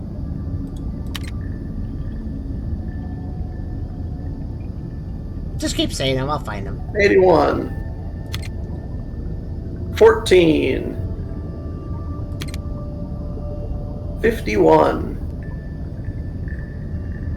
44. 69. 16. 36. 2. Oh, wait, that's the same age as before. Okay. And then I go to generation 17. Yeah, it'll be the same patterns. Because they have to then- know that it'll go that many generations. I'll still read the numbers out because they're so very faint. I bet you can't see them easily. 20, 29, 4, Yep. 32, 33, Yep. 9, 11, Yep. 28. Somewhere. There. 28. Yep. Chriso says, doesn't look like there's any different puzzles or any next area. I'm gonna guess it just changes the end cutscene then, right? If anything. It might just change the context. Where instead of complaining about, like, wow, you made us blow up people, you're justifying why you didn't blow up people. But what about that final challenge, though? The game seems to, like, prep you for it, but it doesn't do it. Maybe they just want you to watch the cutscene at the same time. That seems kind of... I mean, sure, but... And it gave us the same warning for the beginning. Did it? Okay. Christoph, did you see anything different? Is that all the at very numbers? end? 20, 29, 4, 32, 33, 9, 11, 28. That's all of it. Okay. Oh, I'm missing something. 20, 29. Got those? Oh, there's a 20. Yeah, there's also a 20. There. That was the first one. And it's 70. Mm-hmm.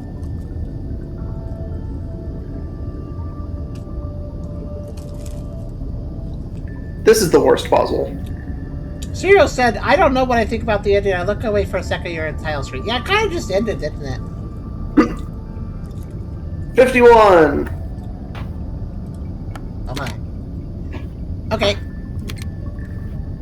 81. Okay. 36. Okay. 44. Okay. 19. Okay. 3. Okay. 22. Okay.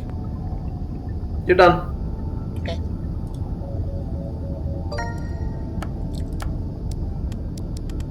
Oh, if you hold it down, it does speed up. Okay, that's good. Haha. 57 will be... Let's see. The numbers you want are... 3... 26... 7... 5... 1... 30... 14... 35... 4...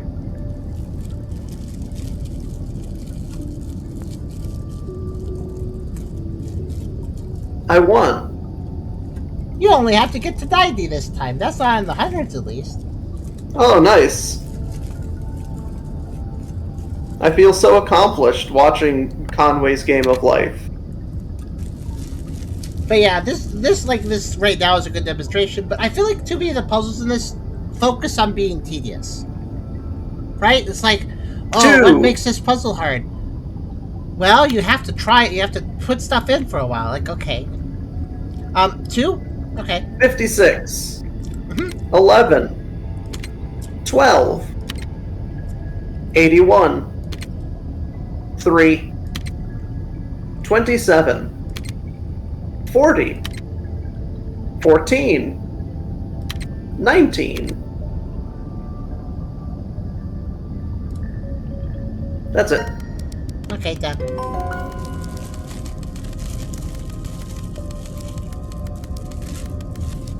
What I'd like to know is, how do I choose not to launch the missile? I guess I probably that last option on the computer. Yeah, you had to choose to disarm. But it still would launch it just unarmed, I guess. Which be fine. Finer, I guess. Okay, 0212.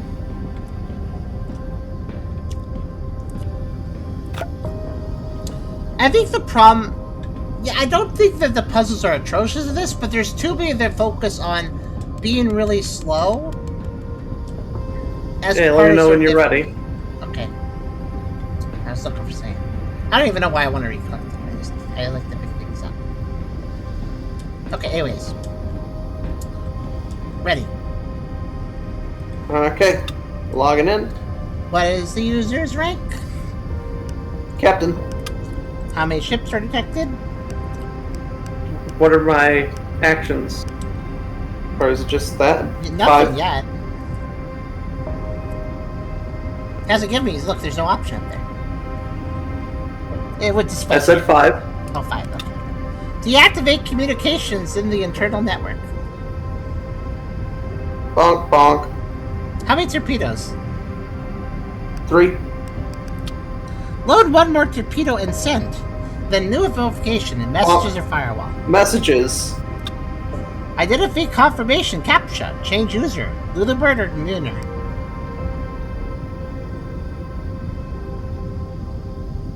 Lulibird. Okay. Did you do the identify confirmation captcha? Yep. What is the widget next to the sonar? Resource. Set electricity to 50%, water to 70%, send. These are really annoying buttons to hit. Done. Unzip the urgent zip file. How many files? 3. Put the corrupted .txt file in the trash. A31 CAB.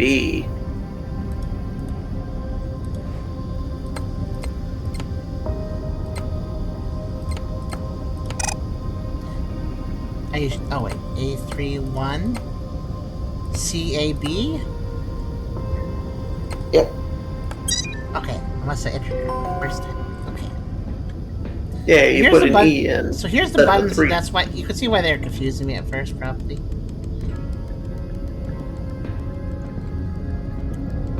Yeah, that's input this. Input that. Let's see, how do you start this again? You enter. You have to draw input.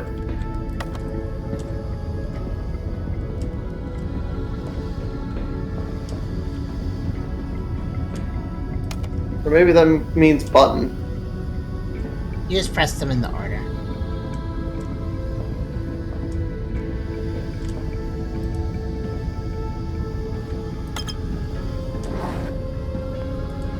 Okay, and then,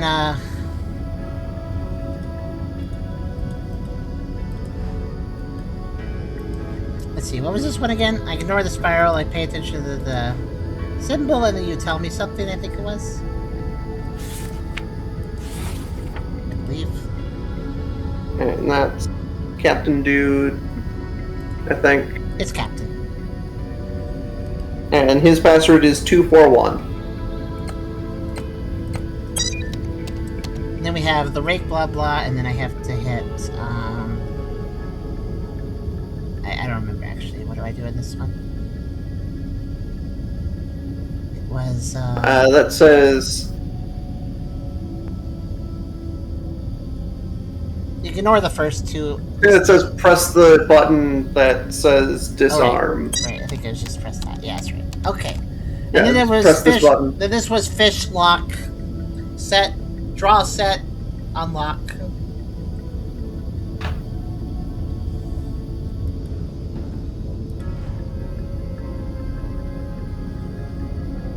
And here's the hatch diagram, by the way. Alright, yeah.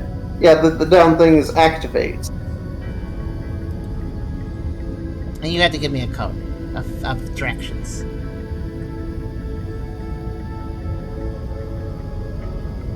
And you need up left?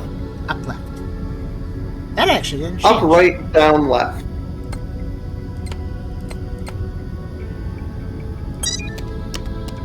And then this here.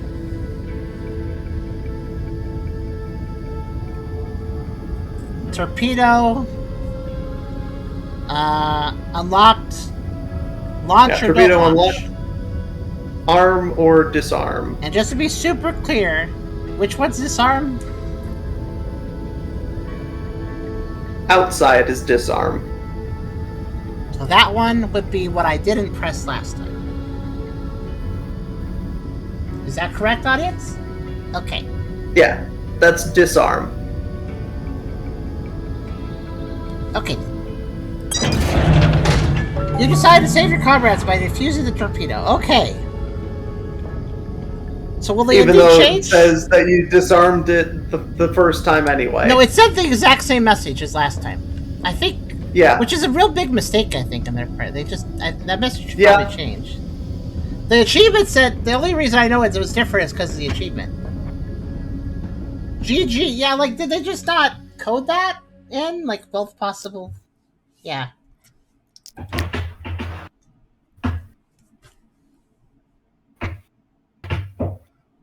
At least we can blitz this one nice and fast at this point. Even if the puzzle changes a little bit, at least we know the logic. Alright, got it. Okay. And you already have all of your battleship notes. Oh, please show me your battleship notes. I closed the paint files, but I can definitely show you them still. It's all recorded. Here, let me show you.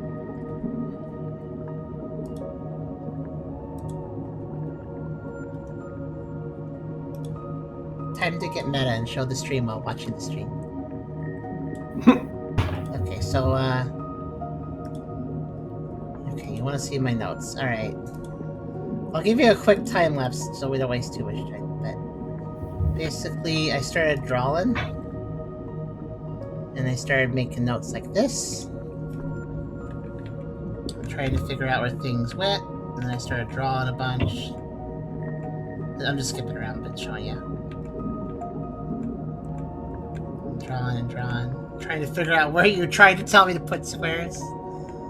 Draw, draw, draw. Figure out the patterns, figure out what they hit in each one. As you can see. Taking my time because it was very confusing. And I had multiple paint images up. I had like 5 up at one point. I was taking pictures, drawing, trying to figure out. And this is where I figured out that you could hit your own ships, right here. I was like, what the heck, this should work fine. And then I was like, wait, what if I move these two together over here and launch it? And then it still hurt itself. And then I was like, wait a minute. And then I moved them apart. I was like, ah! And then then we got the last screen and I started drawing again. Oh, and you did have a spaceship on it. I guess so, yeah. But I had figured that one out without knowing the spaceship or something. And then I started drawing a bunch, but I don't know why. It's not really that exciting. Just me just trying to figure out what the heck's going on. But I had a lot of images up at one point. But my idea was basically just take the play grid, figure out where all the enemies hit, and then figure out where I can place, and then go from there.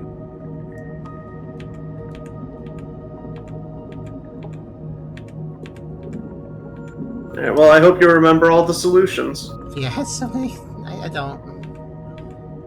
They're here, though. If I need them. If they're the same. Well, the ships are probably the same, or at least mostly the same. Yeah, there are only 4 grids. Okay, anyways, let's go over here and do this really fast. So, G3. Oh yeah, here's your codex too. I can't see it. Your face is in the way. Oh, 7187. How dare you judge me, Stu?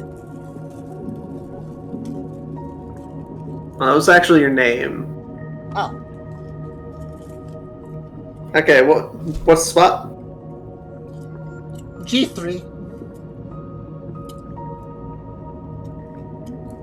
And D2. And this is what this amounts to. Oh, D2 is on soil? Okay, let me just get this little... Oh yeah, you have a completely different grid from mine. Yeah, it's nothing like yours. Anyways, Oh, what? Yeah. You have like a template thing. I can make stamps. Yeah, I just drag the circle. Mm-hmm. That's why I said I knew the exact shapes. K2. Looks like I made a bunny or a mouse. K2. Okay. I2.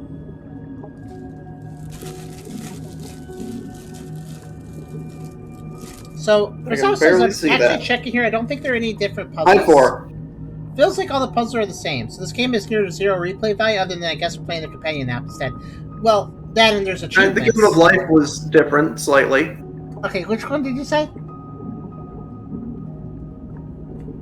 Please repeat your last coordinate. I4. Okay. H4.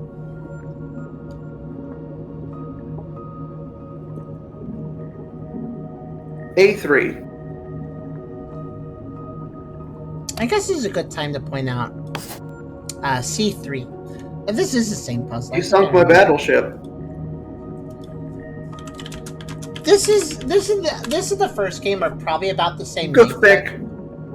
But these games are probably about the same length. The first game costs, if you're wondering, the first game costs $12.99, and the second game costs $12.99. So they have a consistency there. It's $13 USD games. I guess that's whoops.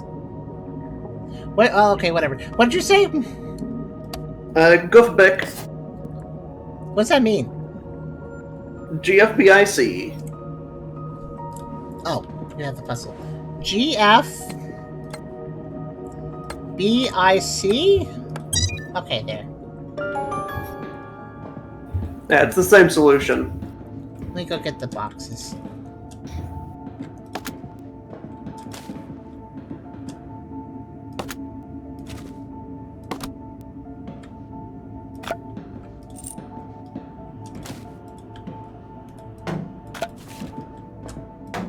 Let's pick them up. They're in my way. By not being in my way at all. Okay, there's that open. And here we go again. So your code... Oh wait, is there a codex for this? I don't even think there is. No, I just have a thing. Okay. Alright, how many core slots? Oh, it's the same as before, again. It's the one. I think this is the exact same... This is the same pattern. No, it doesn't change. It doesn't 12 change. contacts. It's the same setup as before. Okay, 12 contacts, yeah. 12 contacts, 15 volts. I don't remember that was actually. 3 stripes, probably. There's again. 2 fans. It's all the same as before, if you can remember. 97. Yeah, 15 volts. It was blue the first time. That's the number of buttons. And it was on 15 volts on the one that's cardinal directions, right? Yeah. Triangle resistor on bottom left, I think it was. 3 stripes on... Yeah. I don't remember 3 stripes, man. Middle? Yeah, in the middle. Blue thing on somewhere. I don't remember where that was. North. There. North. Oh, I placed something wrong. Maybe it was that. Maybe it was that. Maybe it was that. Okay, maybe it's something that's different here. Let me check 3 stripes. That's DVI ports.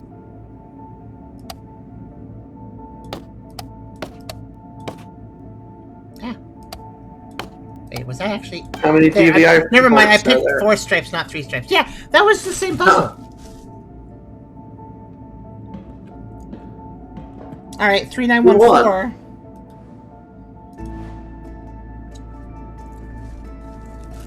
Yeah, I definitely see... Christoph says there's a replay value issue here, and I kind of seen it. Do you think this game is worth $13?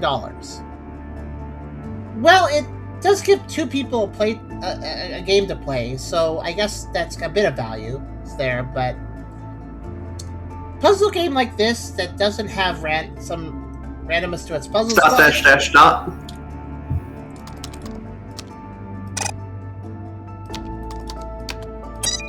I didn't hear what you said first. Yeah, it's Dot dash dash dot. No, I already solved that. What's the next one? The next one's the square again. Well, you said you didn't hear me. But I extrapolated that I didn't hear the first word properly, so I just did the alternative. Dash dot dash dash. And here's the one that tripped you up for a little bit.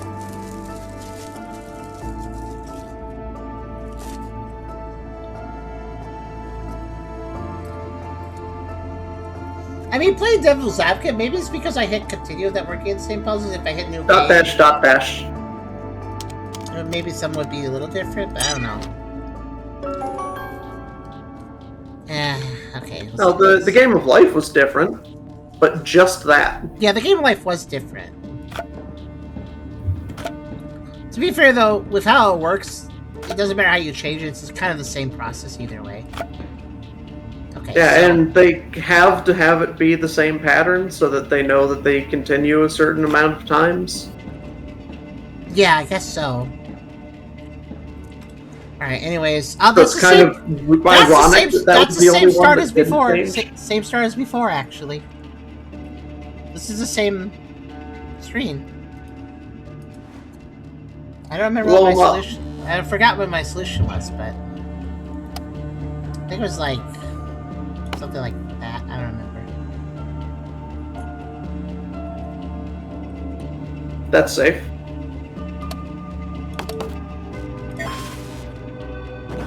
Huh, I wasn't completely sure. And it hits both. And yeah, and then I get this, and then I place that. There was a safe spot around here. I don't remember. Yeah, and you have a spaceship. Where was it safe over here? It would have to be below rather than above, because that one shoots all around it. Yeah, I think it was like there then. What's funny is, if you do like that, like look, you see how it blew up? I just realized there's a bit more information. When you hit validate, there's something to blow up, it's fine there. So, that stuff blew up, so it's not fine there, etc. Wait, I'm sorry, what's the range of this thing? Because it seems to be blowing up its that friend. one... It was blowing up its friend somehow? Even from that distance? What was that one? Well, I don't know how it was doing that. And this one, crane only attacks from... Yeah. That's not... Let's see. Where was this one safe? Well, those are safe, but they're not killing everything. Okay. Yeah, that one was just the shoots on a diagonal one. Very close to itself. Then how was it hit? It said it was killing its friend because, yeah, it was blowing up that one friend. If any was detected, all blow up. Oh, okay, that was confusing. All right, what's the winning play here? You'd probably want to switch those two, or have that.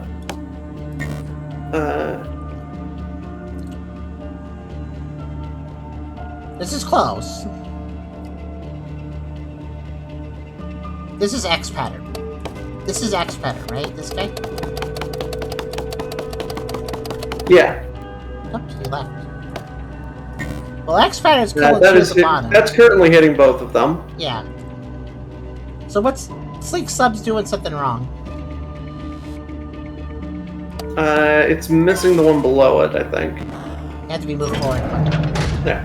Krasav's is correct. Skraz is smart. Okay. Slightly better time. Okay, let's go ahead and see if the ending changed, because that's what we're here for. Probably not. We'd probably have to go through the whole game again. 2911. If there even is a different ending. If you want to do it. Okay, let's see. Validated. I'm ready. Oh. General, I guess I'll hit it. mission is complete. Le Probably right, Triomphant though. will not launch the torpedo. But the situation on board was far worse than reported. Yeah, it looks the same. The consequences of following the direct order put the crew in a profound state of moral crisis.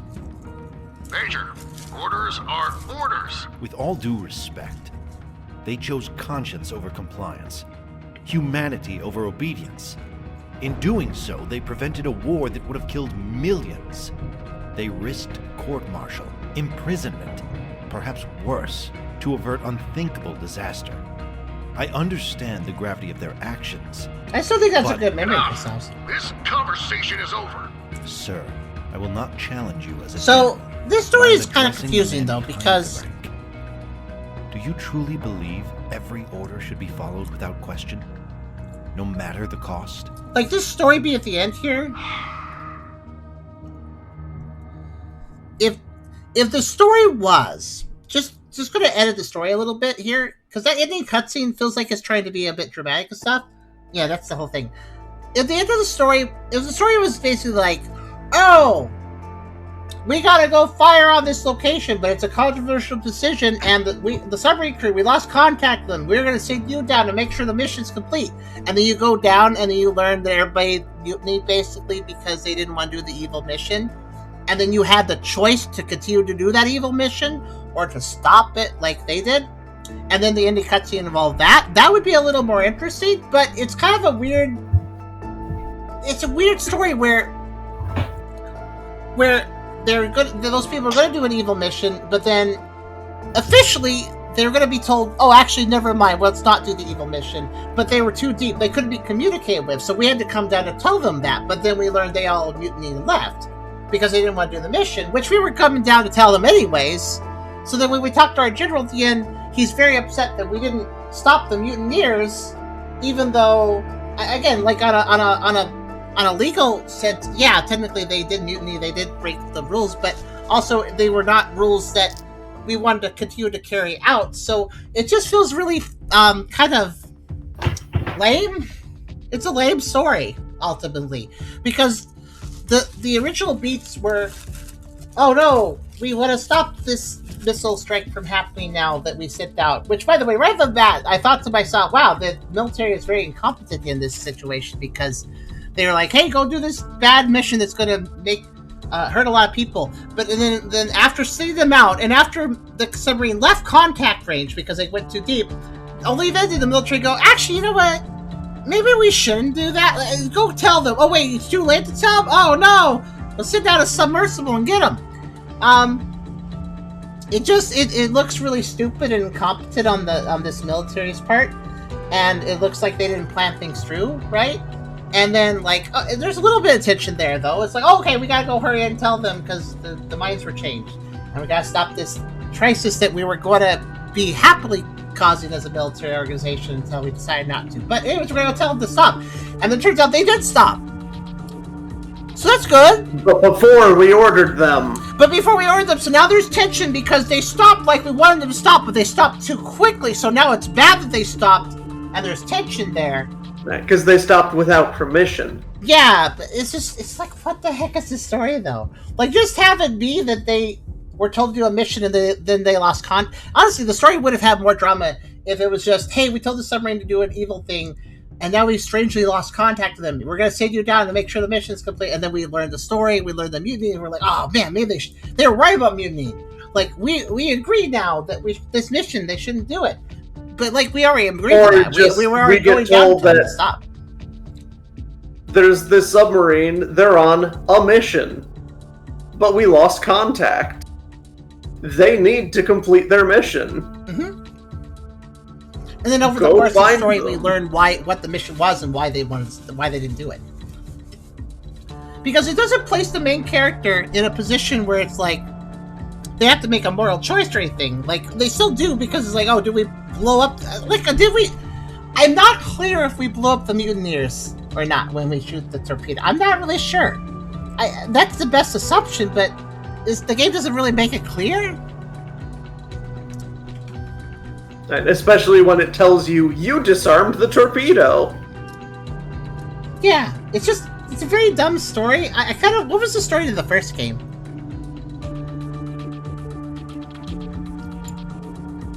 Also, you notice how your remember. character got like, hey, introduce, hey, you're the guy who's gonna go on the submarine. Hey, you're the navigator for that person, and then you like never showed up again after like a mid conversation after the first or second level, and then after that you're just gone. You weren't part of the ending either. But Yeah, it was just the navigator. You didn't matter after that.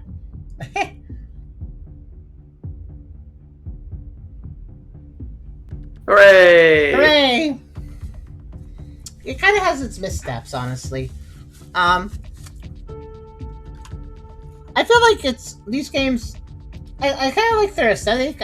Some of the puzzles are fun. I feel like they're trying to be creative with the puzzles. I don't feel like the puzzles are like, oh, this puzzle's identical to the last one. Like, no, I feel like they're trying to do a diverse set of puzzles. They just don't all land, I think. You know? That happened. Yeah, I mean, so glad to play through it. I guess that we've beaten both of them now. I guess what I would say is that while I didn't play the first game and it was Charem's experience, so I kind of only have secondhand knowledge of that, I still think that this probably was around the same level as the first game, maybe a little worse in a few ways, maybe a little bit better in a few ways, but for a sequel made 2 years after the first game, I think I would have expected more.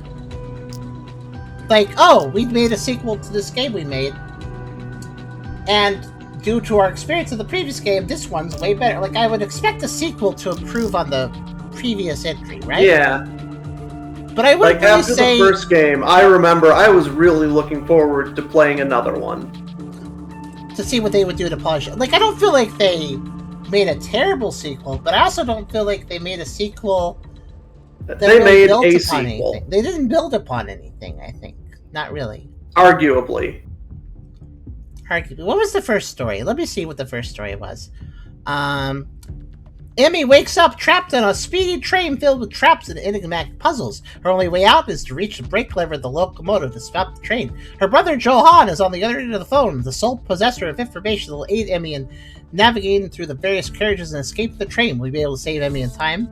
I don't remember a real story ending to the first game either. I feel like these people want to tell a story of their puzzle game, but they're not the best storytellers. Because like, this story was all over the place. There was, like, you suggested an idea of how the story could have been done. I suggested an idea. I think there was like 3 ways that the story of this game could have been done to build a little more dramatic tension and mystery. It did have mystery and it did have tension, but then it like sabotaged that at the end. Like, and then it they wouldn't put have a to moral do too much choice more to make the in story the more second interesting. to last mission. What's that? And then they put a moral choice in the second to last mission. Yeah, that was a weird place to put it. It's like, okay, you've made your choice. Now, go do another set of puzzles. Okay, you did it. Roll credits. I figured I'd look at the first game again, because remember how I said that... Well, here, I'll show you guys, also. I think it's interesting to note this. The first game, because of the way Steam reviews work, like, all reviews are mostly positive, but recent reviews are mixed. Granted, that's not a huge number of reviews, but it's still a fair number. And I was thinking, I wonder what that's about. Yeah, I don't think it's a bad... It's not necessarily a bad game or a bad sequel. Same with the first game, not a bad game, but I just feel like there could have been a bit more to polish the stuff up and make it land a little bit stronger. What do you think of this? Some of these reviews for the... I think these reviews are for the first game, but they kind of apply to both. Do you feel like the asymmetrical multiplayer misses the point? You're stuck doing robotic small talk instead of actual teamwork. In some places, yeah. I feel like that's accurate for some of the puzzles. But it's just like, hey, let's try to share this information. I don't know if that's exactly teamwork, yeah. It's more like, let's do this trial and error together where we both have parts of the information for the trial and error. Kind of feels like.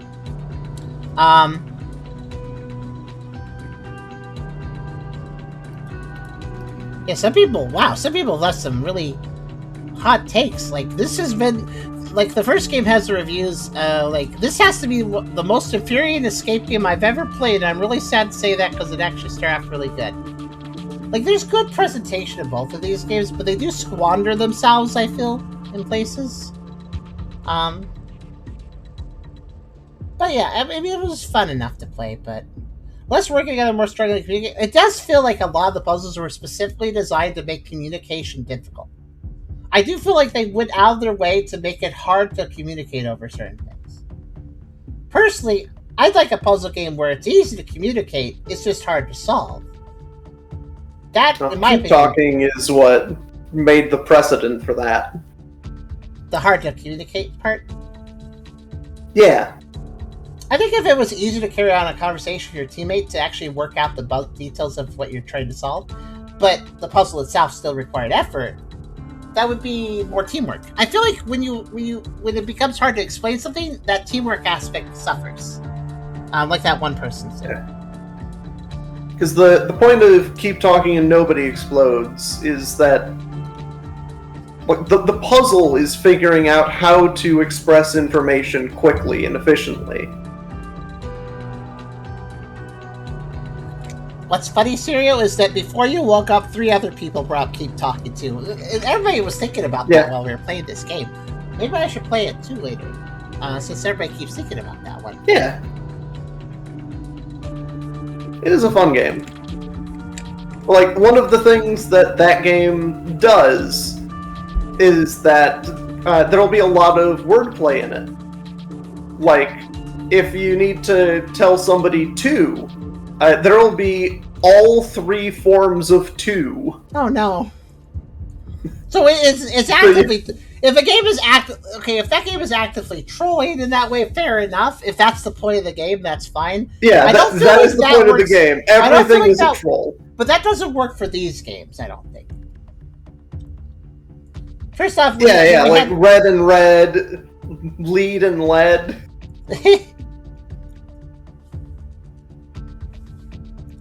Let's see.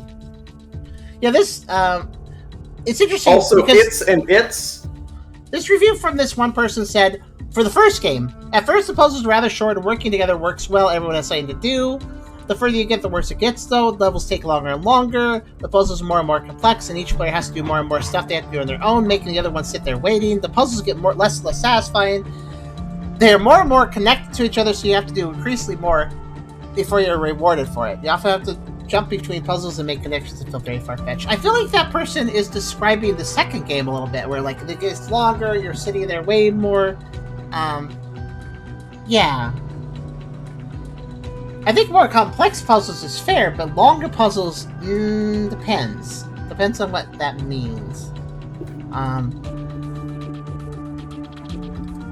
Oh, there's also the really mean one. They also describe the first game's story and cutscenes to be bland and boring. Which again, I feel like the second game here like had some decent ideas, but ultimately the story got kind of bland and boring too. It kind of feels like this sequel hits a lot of the same beats of the first game. I'm reading reviews of the first game, which I realize doesn't apply to the second game, but I'm kind of observing those reviews for the first game and seeing how that stacks up against the second game, you know? And I'm seeing a lot of similarities as I read these.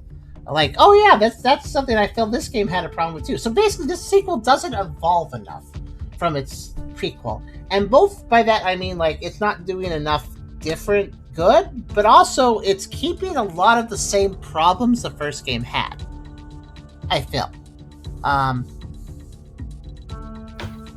But yeah. I think that it's not a bad puzzle game, it's not a bad co-op game. It's got some fun value, but I feel like there's better out there. I keep talking, nobody explodes. Not exactly what I'm thinking of when I say there's better out there. Maybe that's a better game. If it's more focused on its troll objectives and does it well, then sure. But I'm thinking there's probably a serious puzzle game that isn't trying to troll you that you can do with asynchronous multiplayer that's probably better than the How to Escape games. Probably. Yeah, because when you go into Keep Talking, like, you know that is what you are signing up for. But like an actual serious asynchronous multiplayer puzzle game that is less tedious and more focused than these games are, the How to Escape games, that'd be neat to play. I'm sure there's something out there. I'm not sure what it would be. You could do worse than these, though. It's not like these are overpriced or anything. maybe a little much. There are definitely some good puzzles in here. Yeah, it's not a complete wash or anything. It's still worth your time if you enjoy it. Maybe if you're a little about the game, maybe wait for a sale. $13 USD is fine, but if it was under 10, then I feel like it'd be an easier recommendation.